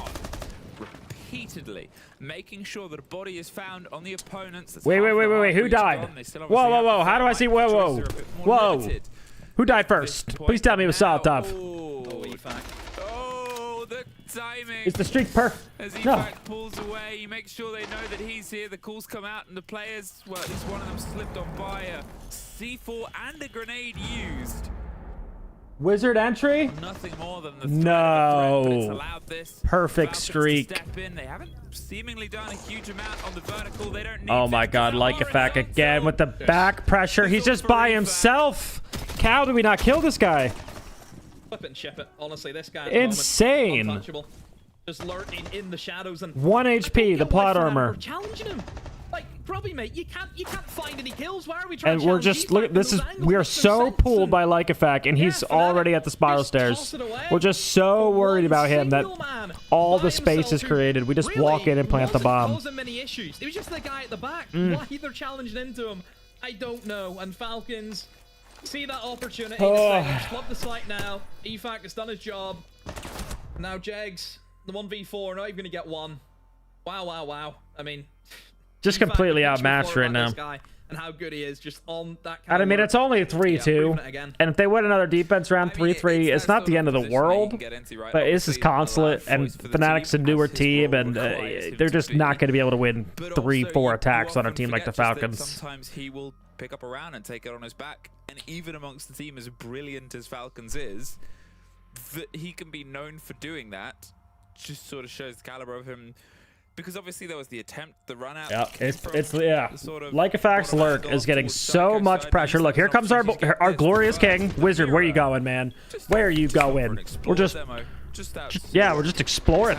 In the meantime, and now the whole after that kill, the whole team is looking backside. Pressure on the door, a C4 and a grenade both thrown. Pull back, reloaded, stepped in position, and just killed 2 of them. Has there ever been an entry agile? Yeah. Yes, there has. I mean, technically, Troy was an entry IGL back in his heyday. Back on the EG Prime, Troy was Ash entry IGL. Back up towards the top floor, the site that Falcons have rocked pretty comfortably both times. Demos, slightly different lineup. No Candelas, no bling, Blitz, and Ying. No, they've got some chains, maybe. They got some chains. They got some style. They got some gold. Look at Shaiko's operator. This is just, you know, classic. Spells terror, doesn't it? Oh, it is. This guy and the Nomad. It's just, you know. I don't know if you've seen it, but they did some content with him, Falcons did, where it was like he blind ranks operators. Don't know if anyone's seen the video. It's unbelievable. Really, he just doesn't say any words, by the way. He doesn't speak. He just all right, back to top floor. We've seen a yellow take with good pool pressure, admin side. Then we've seen go and watch it. It's brilliant. He says yellow pool into an admin. What are we going to see? Third adaptation here from Falcons. Early lurking. This guy just shouldn't be allowed. Somebody who said like a fact got the plot armor now? Who said it? Oh my God, this should not be happening. We have to stop dying to these lurks. Oh my God, he's 1 HP. And the admin take is coming together for the first time instead of top yellow. They're getting the pressure on towards long desk. They know the players here and they're in a position to try and trade things out, but they're in no rush. Demo, they can take their pace, set the sense gadget for roll. The plot armor is way too real right now. Because there's no C4. There's nothing that can try and stop this outside of D-Pack on those. Yeah, most importantly, nothing on those stairs is actually crazy. Like a fact, gets a kill while 1 HP. Because you know he's operating and acting. Wizard. The round, all on Wizard. Can he make some magic happen? Yeah, you guys know that was a good one. Tricky and sticky. D-Pack did get a smoke out, but as I said, as soon as he did, he was full of bullets. Oh, Wizard backed into a corner. At this point, defending Hogwarts right now. Not enough. Sheesh. Sheesh. That guy's a freak. That guy. Honestly. Complimentary. In case anything Yeah, never mind. Never mind. Unlucky. They're build diff. It's Brit. Absolutely nuts. You know. But it's the caliber of the caliber. Why am I just seeing this angle? Really? It's 4-2. That's a pretty common. Themselves up with 4 attacks. Way to hold that down. FNATIC. They have a hard job ahead. Yeah, Shaiko is having a blast. This guy's just giggling over there. Don't show excitement, Demo. No, I mean, would you rather be winning 4-2 against FNATIC, or would you rather be losing and like a fact just yelling at you? That's when Shaiko's not having fun. Which, obviously, on a map like Consulate, we know it's difficult. Maybe Falcons didn't show that, but it's supposed to be difficult for the attackers. So we're gonna need a big hand from FNATIC. But Falcons at the moment they're floating. How many bullets did he have left? EFAC is. How many bullets did he have left in the SMG when he went for the second kill? VAR for you. Because it ends on 0. All right, defense a little bit different. Going to downstairs, which I don't hate. A lot of teams go top floor, and I'm just not a big fan of CEO. As you can see, like being like how big the site is, being able to flip going yellow takes, then faking yellow take, going out and faking out and going like a lot of lurk potential. Garage, I feel like a little bit more simple. You bring a cage, you shut down some of these back takes. You got mirror up as well. Like a fact, lurk in the back wouldn't have happened if we had a mirror facing back there. And continually going uphill. Chaiko on Scopos. This I like. Oh yeah. Show me new spawn peak tech, please. Has a narrow angle here, but well, will he be off the engagement? Wizard is cautious of a different window, so you assume he'll at least be cautious of this approach, and he really wants it to happen though.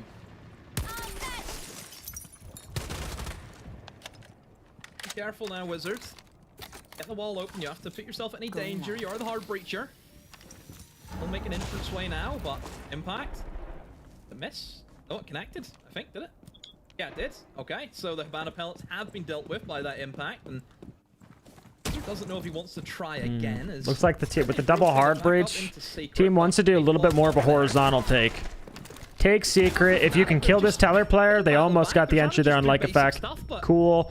Sark's front door lurk. The counter to this is some top floor pressure though. We do see like effect still up here. And why not? 9 and 3. Might as well contest. Just very slow and steady. They're not good Deimos track. Give it up. Away to Falcons. Give it up. It's all good. Finally gonna get the wall open. Holy cow, this looks like something. What is that?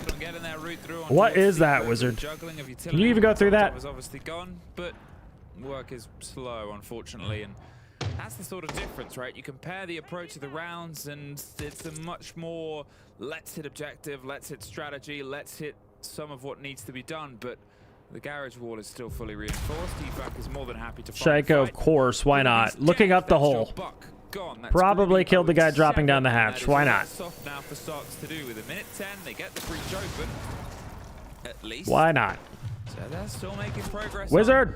The soft, which leads to this, the death of.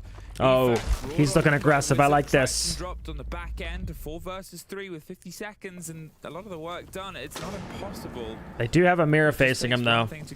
We are pulling a lot of pressure. Chaiko responsible for the backstabs on cage. We do have plenty of time to work with. 40 seconds. How do we want to end this? I usually love flooding down lockers here, just like this, but you do need pressure cage. We do have Dapek garage. That's the backstab pressure, and he's got case. Chaiko has to hold him. Is it going to be enough for Falcons? Oh, a dash from Sarks. Need a Dapek to kill Chaiko. There it is. Chaiko does down. Dapek versus Fuses. Oh, it's too easy. Too easy 3v4. Came down to a 1 versus 1, but it just seemed Falcons are hungry for engagements.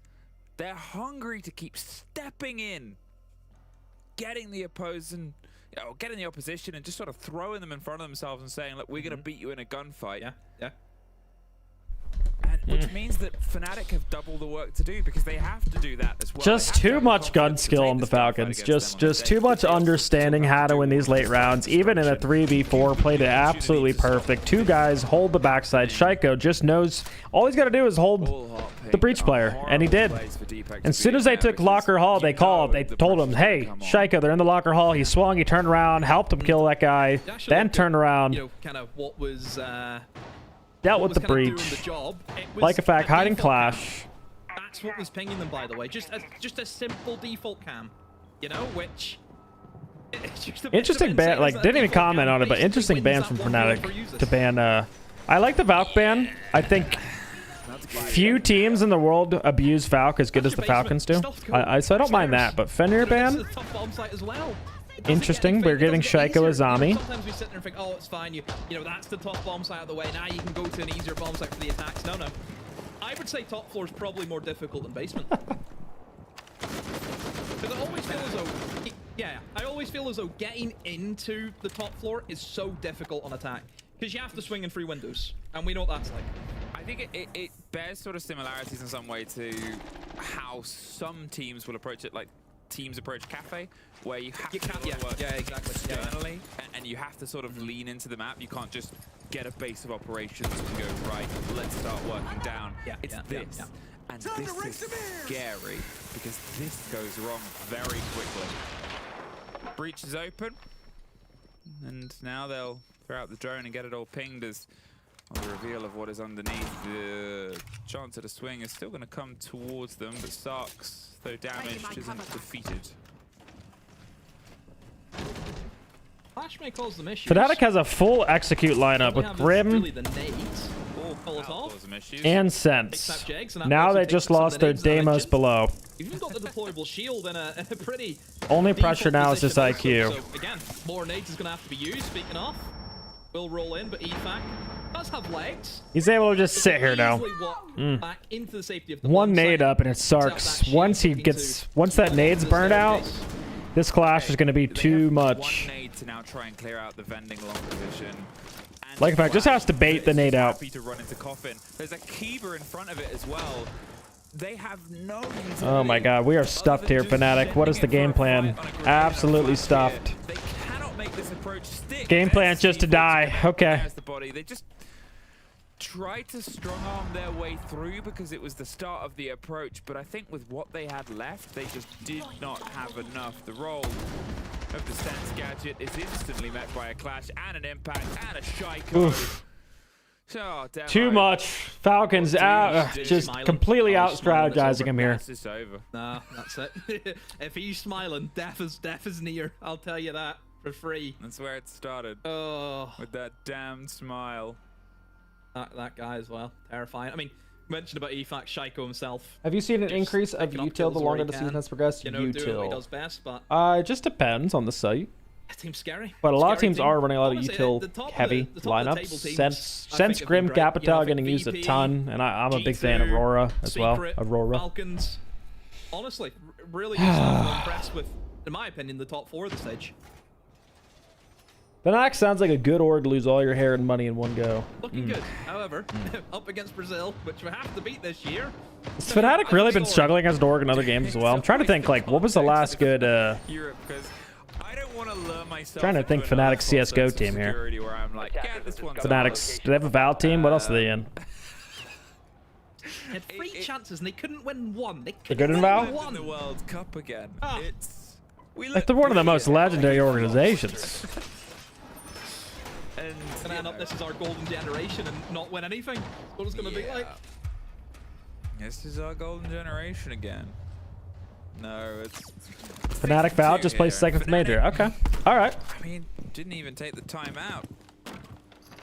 Unless I'm mistaken, they took it earlier on and the heat has blown it from Warzone? my mind. No, they haven't taken it yet. No. I think that's a sort of statement in some way of we know how this is going to go.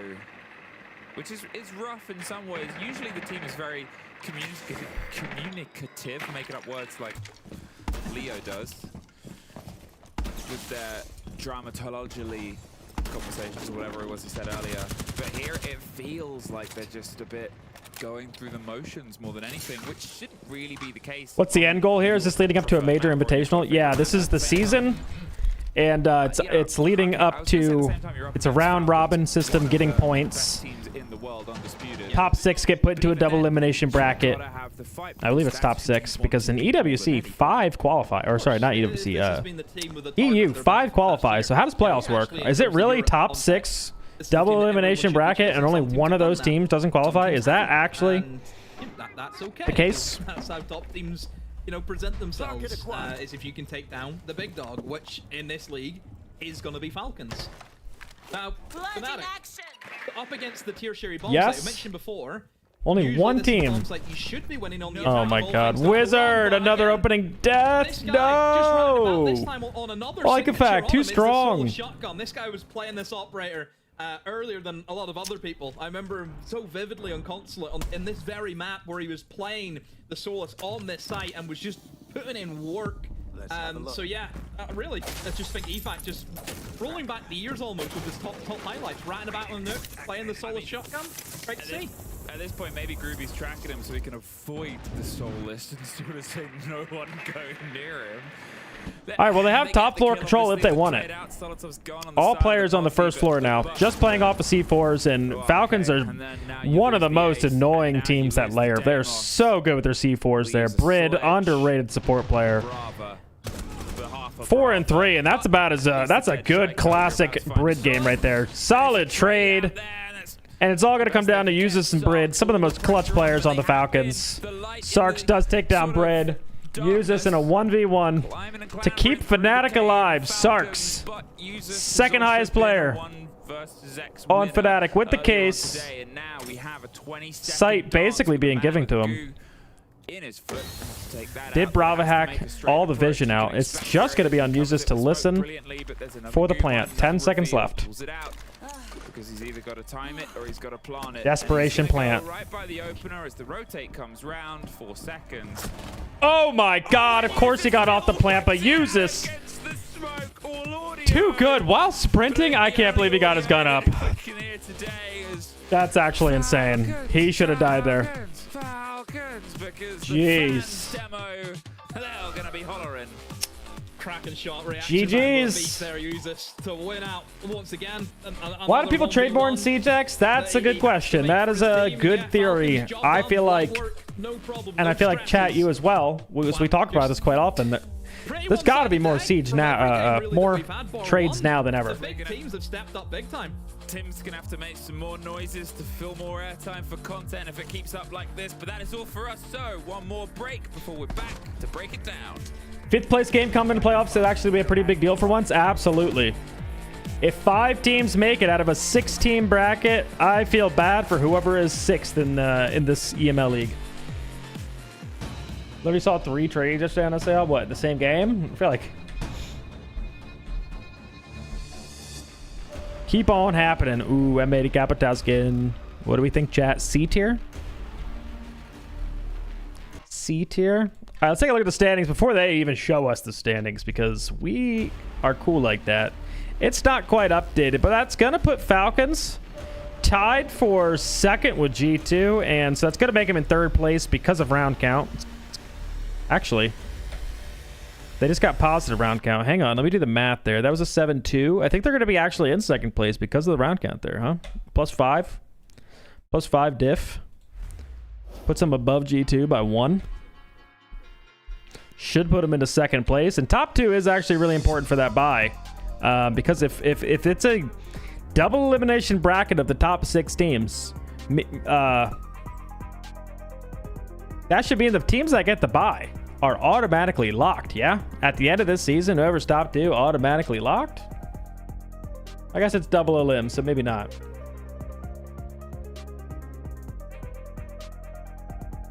Oh, yeah. Should mean that. I don't know.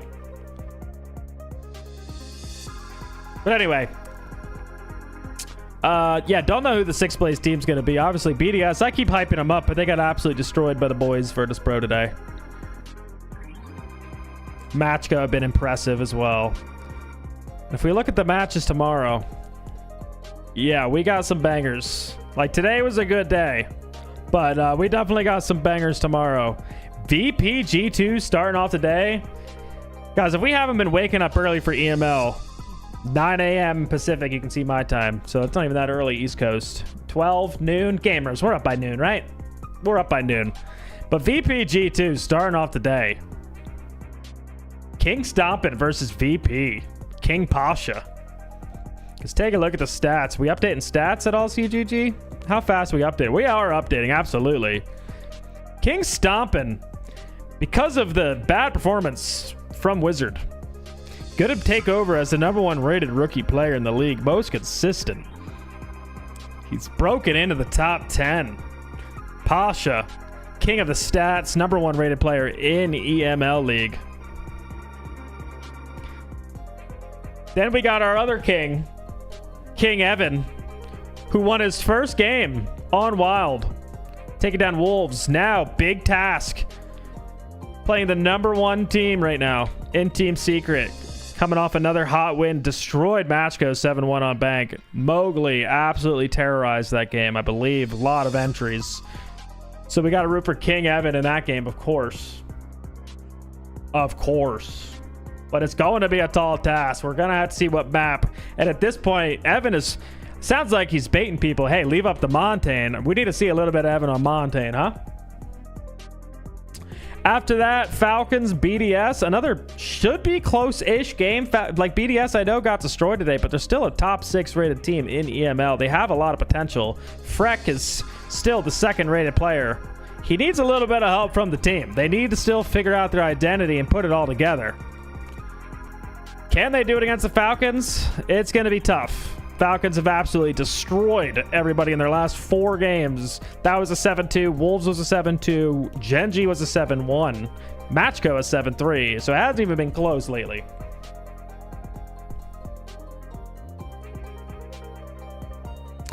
FNATIC versus Matchko. It's technically in the match of the day position. However, these teams are pretty even rated. FNATIC must win at this point. So is Matchko. Like, Matchko at 7 had some impressive wins earlier in the season, or I should say even later in the season, but they took down VP. They were also able to take down BDS, so they've had some pretty impressive wins, especially coming out of Challenger League, but they need to hold on. And FNATIC need to get into the top 6, and beating Matchko would definitely help them make up some ground. Definitely a little bit more of an even fight. Hopefully we see Wizard pop off another 15 bomb. That's what we need to see. And then end of the day, we kind of got the stinkers. We got the 9th rated and 10th rated teams in EML, not gonna lie. But sometimes those games are entertaining. Genji have yet to win. This is their best chance to win against a Wolves roster that just gifted Wylde its first win. Can we see Genji win? So tomorrow is absolutely a lot of nice close matches, a lot of bangers that I'm very much looking forward to.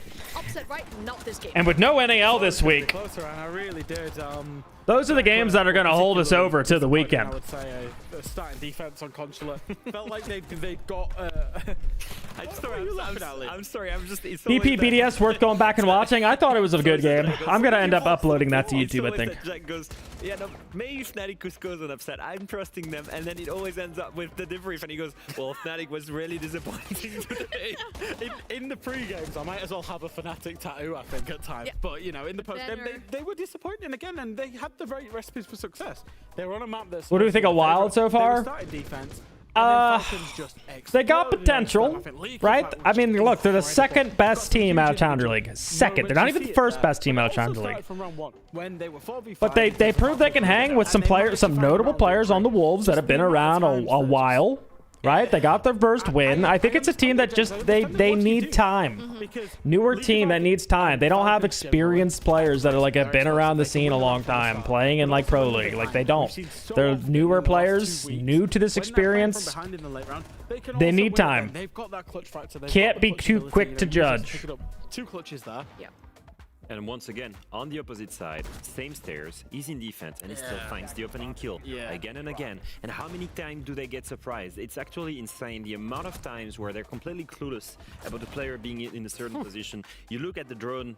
What's the content game tomorrow? G2 VP or Falcons BDS? It's a tough one because I feel like I've been almost making a lot of VP videos at this point if I upload that VP BDS game.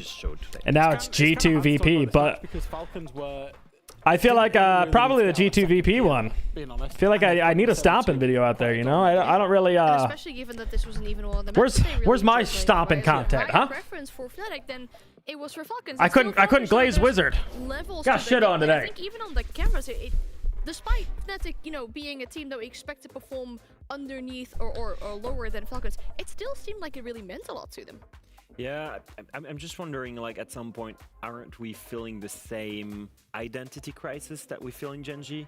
You know, is there still trust in the players? Is it still trust in the fact that, you know, they can grow together and that this team can work? Because at some point, you can only take as many losses, you know, in a season. Yeah. And start thinking, do we even have the potential at some point to upset one of these big teams? Because when you lose such big games. Stompin' mention? Oh, I forgot. That's how I get my chat back.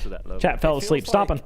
I just said a week ago, if you'd take me back 7 days right to this point, I'd have said EU is close in terms of the leagues and the teams. Yeah.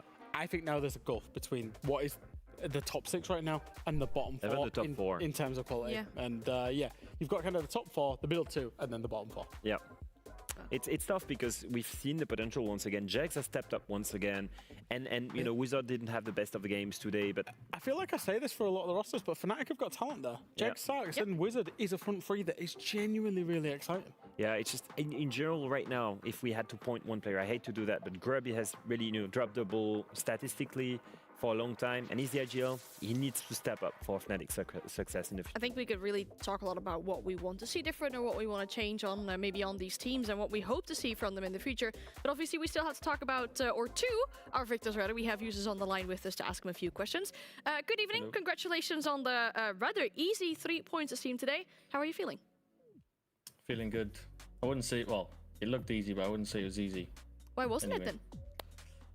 I think, well, actually that's a lie. It felt easy, but like, I think it was just effect difference. I think he's just better than them, so maybe it was easy. Actually, I take that back. Ben, I've got to ask you, as a proper Englishman, how does it feel to get carried by French people? Feels good. Doesn't matter who's carrying me. Turkish guy, French guy. I just love it. All right, so yeah, I love being carried. Yeah, I love being Perfect. carried. Thank you very much. Users, this is a bit of a strange question, so shut me down if you want, but okay. a lot of sports people in traditional sports have game day routines and things that they do on I match love day. users. Is there anything that you do Users. on a game day to prepare? And I suppose the same for the team. Do you have any routines that you go through? I'm not sure about like individuals themselves. All we do like every time is we'll have we just play deathmatch together before the game. That's about it that we do together anyway. Who's the best at deathmatch? Depends what you mean by the best. Like Effect and Shaiko like win a lot, but they just camp in one spot. For example. You guys hear that? Deathmatch So you're as a saying you'd team. rather not warm up, but have the perks of being the Deathmatch as a team. Yeah. Does anybody run around with? You know who else does that? Yeah, Eagle Mees gets in on his Oh, you bring controller. the staff in as well. Nice. Yeah, we have Eagle Mees, we have the team manager, we have Stu Flex, we have Julia. Everyone's in there for the deathmatch. Are they playing Gotta warm bait? up the comm. Wonder who else does that, guys. Yeah, Been giving you guys that advice. Falcons do it. They're like the T and Butts just walking around. Mainly Falcons do it. Nice. I see. It's the best. That's how pros warm up. It's the best way to warm up. Tomorrow you're playing against your old organization. Obviously, you guys left BDS. You're playing against the players that have now replaced you on that org. Is there anything you want to say to them? No. I have nothing to say. Nice. I'm not a toxic guy. But how are you going to make sure that you show the org that they really lost out on losing you guys? Match the team manager. Oh, Fingers crossed. Another lucky life game. Maybe Shaiko tomorrow instead. That's now that's become the only win condition of that Is team. it not your turn at some point, users? Look, you saw the first game. Like if Lucky Fact doesn't rock up, then we start winning. Well, I mean, obviously we'll see whose turn it is tomorrow. Thank you so much for your time and best of luck with your game tomorrow. Yep, thank you. All-time favorite NBA player? That was a Ooh, funny good question. interview. I really enjoyed And probably that. not an answer people are going to Bit of think. a casual chit chat. Dwayne with Wade. players. I wonder how much sarcasm is there, and we need Lick Effect to win, because technically he did carry the two last victories. Yeah, the solo top card. It's crazy because again, we kind of expect this with Falcons, right? And we've said this multiple stages. We expect them to be the top team without really actually showing us their true form. Well, and we're seeing it again. I mean, you look at the roster, you look at the players on that roster, sheer talent is enough to beat any teams in Heat EML. fan? The weird thing is, the lack of I'm a team Sixers play. fan, That's being fine. near Philadelphia. They just need to rise there to But, when they will play teams, when they had the same amount of talent Dwayne on Wade the as a side, rookie, when for it's some playing reason, he was free just at my the favorite W7, player to that's watch. when they need to step And I up used to on play a the lot of game. 2K. And I would just always rock the Heat. Do you still think they're not showing us their full Mario potential? Chalmers. They were feeling really weak. They Udonis Haslem. 50% If of you our level. compared it to like horses, I don't know. I just love Dwayne Wade. So I used to watch a lot of their games. And then, of course, that's what it's been like. they got LeBron James and Chris Bosh, and they built that. But even before that, back when it was just Shaq and Wade. But so far, they will get at least. Not an AI. AI is number 2 for me, yeah. Because as a Sixers fan, Allen Iverson number 2. I mean, obviously we can look Was at never what an things Iguodala look like fan, for the whole of to be the honest. stage. We'll look at the results for today first to see. Was never a big Iguodala what's fan. really happened in our play day, because it was a really fast one. I feel like the only close game, somewhat, was Wylde versus Wolves, and that was probably the only upset. I mean, you did guess one upset, right? It was just in the wrong game. It happened. Outside of the upset, the teams that were expected to lose put up a collective 8 rounds. That's insane. between macko, Gen G, BDS, and FNATIC. And we had how many? I've seen the ex-NBA players attacking Kobe's legacy. I've not. Oh, and we'll get 5 of them tomorrow, no doubt. No shot. Yeah, I mean, look, it was a play day that felt quite convincing. It was a day that felt like a day, chat. Realistically, the only game that should have had upset potential was Wylde and Wolves because they were the 2 teams that were struggling. Wylde and Wolves, In every other game, there was a clear favorite. True. Of what I would say True. is the top Yep. 4 Clear in favorites. Europe right now, Yep. which is Team Secret, That is the top G2 4. Esports, Virtus Pro, and Team FALCONS. Full agree. Proving their points as being Who's the 5th best team? That's going to be the question for you, because I do believe this is the 4 that'll qualify. Who's that 5th place team, guys? Who do we think? macko? BDS? King Evan? King Wizard? It makes this final play this That's so the only interesting question when for we look at the EML. standings right now, because it means that we're gonna have a closer and closer top 4 gap that you see right now: 11, 12, 12, and 13 points. 4 of these teams have 4 play days remaining to try and make it to the top 2 and get a bye in playoffs. Yeah, and I mean, literally a week ago, our top 2 looked so different. It was G2 and Virtus Pro, wasn't it? And now we've got 2 different teams there already. So much can change in such a little time. I'm also just focusing on that second line in your screen there. Is there a Wylde? And shut me down, but is there a Wylde? No. Wylde make play? No. is there a Wylde? I think it's gonna be rough. I think that if you look at the other teams that are there, I think the FNATIC, the Wolves, all the Wolves lost to Wylde. Wolves have looked much closer to beating stronger teams than Wylde still have to play macko? Yeah, and Wylde still have to play Secret, which is tomorrow. Then they play Virtus Pro. Then they play FALCONS. Okay, no, fine. All right. Shut me down, and I understand that. They're playing 3 teams of the top 4. If we keep this standing up for a second, this is what I was saying about, I think the top 4 are pretty firm, and that will be the top 4. It's looking like macko and BDS at 5th and 6th probably will limp over the line into the playoffs. Who would have because guessed that? I don't think the teams below them realistically are going to put up a challenge. Gen G looked sorry again today. Wolves, that was the game they should have won to be an attack in the playoffs. They lost it today. Wylde have some very Like, there's such a big gap in the quality between the top 4 teams in NA and EU and the rest of the league. It sucks. It wasn't always like this. Yeah. Even though all of those teams have shown glimpses, but not enough consistently to get into the playoffs. No, and even after tomorrow, so much could be changing again in our standings. I mean, our schedule for let's go on a journey. Let's go on a journey before I say anything, because I actually always think it was pretty top heavy, and it's always usually the top 4 orgs. Like, let's just pick a random. Let's go 2023, maybe. Sure. Why not? Let's go on a little journey. Let's see if it actually was.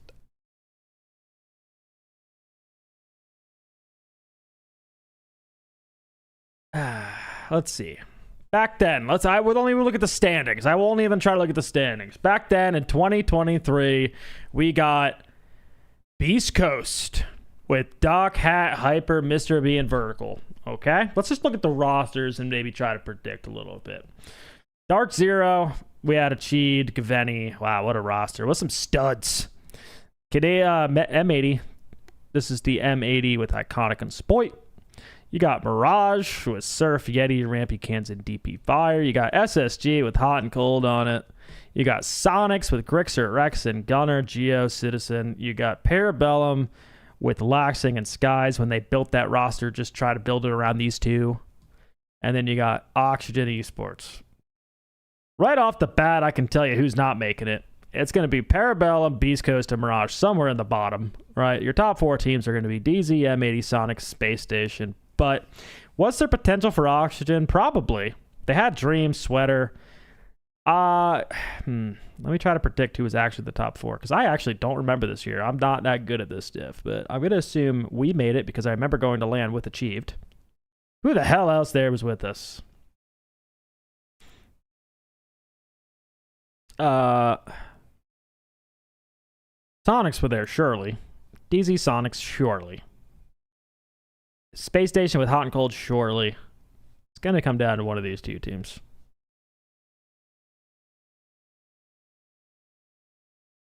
Conic didn't last on M80 very long, so like maybe this is when they started to make changes. I'm going to go Oxygen. I'm going to go M80 was 5th. Let's see. Wow. M80 wasn't even 5th. They were 6th. But regardless, again, pretty easy to kind of predict. I don't know. I argue, without going back in every single stage, NA's always been a little bit top heavy, and you kind of tell the outcome is once you start paying attention, know the players, know the scene a little bit more, also know where the money's coming from, top organizations. Because if there is a really good player down here, it's just unfortunate. They're not going to be able to build. It's the same as actual sports, the small city markets and things like that. Like the more the money is there, if you're a good player down here, you're going to get poached, and they're going to remain the top 4 teams. It's just kind of it at the end of the day. Oxygen never went OT. Wow. Yeah. What goats? What actual goats? But maybe in some of the leagues, EML. I haven't, I don't know as much EML ball as much, and I do try to preface that as like I watch a ton of ePro League. I have for a long time, but actually specifically paid attention to it as much as NA. Of course not. I played in NA, so yeah. To your point, I think NA always had a clear divide, but EU I feel like didn't have a clear divide until like 2024. Okay, that's fair. That is 100% fair. Maybe if I went back in EU, I'd probably agree with that point. Like don't always, or I wouldn't have always kind of known who was going to kind of make it. It's like when EG and Rogue were always the teams from NA, like no one else. Yeah, back when there was only 2 top teams, it was literally EG, Rogue, and then us as flip side. And like we were always on the outside. But everyone could always pretty much predict EG, Rogue, EG, Rogue, EG, Rogue. Those teams were making money. No one else was in the league. We hope for the underdog stories because it's so damn rare. I don't blame you. Even as a viewer myself now, like I root for the underdog stories because A, it's a good story, and B, it's also funny. Is it funny for me to I know how much some of these teams are making at the top of NA, right? I know how much M80 is making versus how much Cruelty is making. So when a team at the top loses, it's a little bit funny sometimes. It is. And I mean, some of the guys are my friends anyway, so it's fun to poke fun. But at the end of the day, I still want to see them have success. But NA has always been like that. NA loves to watch each other lose. NA is hate watchers. Let me tell you, when you guys see people in NA on Twitter and they're tweeting, oh, we're knocked out of tournament, but hoping NA team wins. Yeah, that is just absolute bullshit. I will be the first to tell you that NA does not root for NA. We are absolute haters, and we only want what's best for ourselves. But regardless, that is going to be the end of the stream. I hope you guys enjoyed Watch Party. I don't know what week we're on of EU. 3, 4. Stack with Ice Cold, want to join? Oh, what's up, Yami? I appreciate that, but I'm hopping off. I'm going to do a little bit of talk with the Turtle Boys and figure out what tomorrow looks like. Guys, we have our first Element game. If you care enough to watch the Turtles, we have our first Element game, aka our first game in T2, coming up tomorrow versus the Unks in the best of 1. I believe it's Ion's team, right? I don't know where the rosters are and everything. I got to go pull up all that stuff. So if you guys care about that, after the watch party tomorrow, which is going to be some banger games, by the way, we will be figuring out what is going on for Element. I need to have a talk with the league if I can stream, or if I just have to watch the official broadcast. What the guys kind of want from me. Do they still want me calling timeouts even though I haven't been around for a week? What do we want prep-wise? I'm going to figure all that out today, and we can talk about it tomorrow. What else for updates? Sub Wars, that is happening on Wednesday. I still need to pick 2 players for my team because Herm can't. I did message somebody, but I still think they didn't get back to me as a backup, so I'm just going to end up picking 2 players and I also need to make a Google sheet for those that have been chosen to Sub Wars. Stay tuned to the Discord. I'll add all of you. I'm going to need you guys to fill it out before Wednesday if possible, so I'll try to give that to you guys within the next hour or 2 here. Anyway, that's all the updates I got. I'll wrap it up. I will let you know about it, Hayes, for sure. Let's see if there's anybody actually playing the video game right now. We got Ice Cold. I guess we could host Mr. Ice Cold. No pros are playing after streaming. We can't do like a fun dokey what's it called? A fun dokey raid and wish them a great game and yada yada yada. Doesn't look like anyone's playing the game.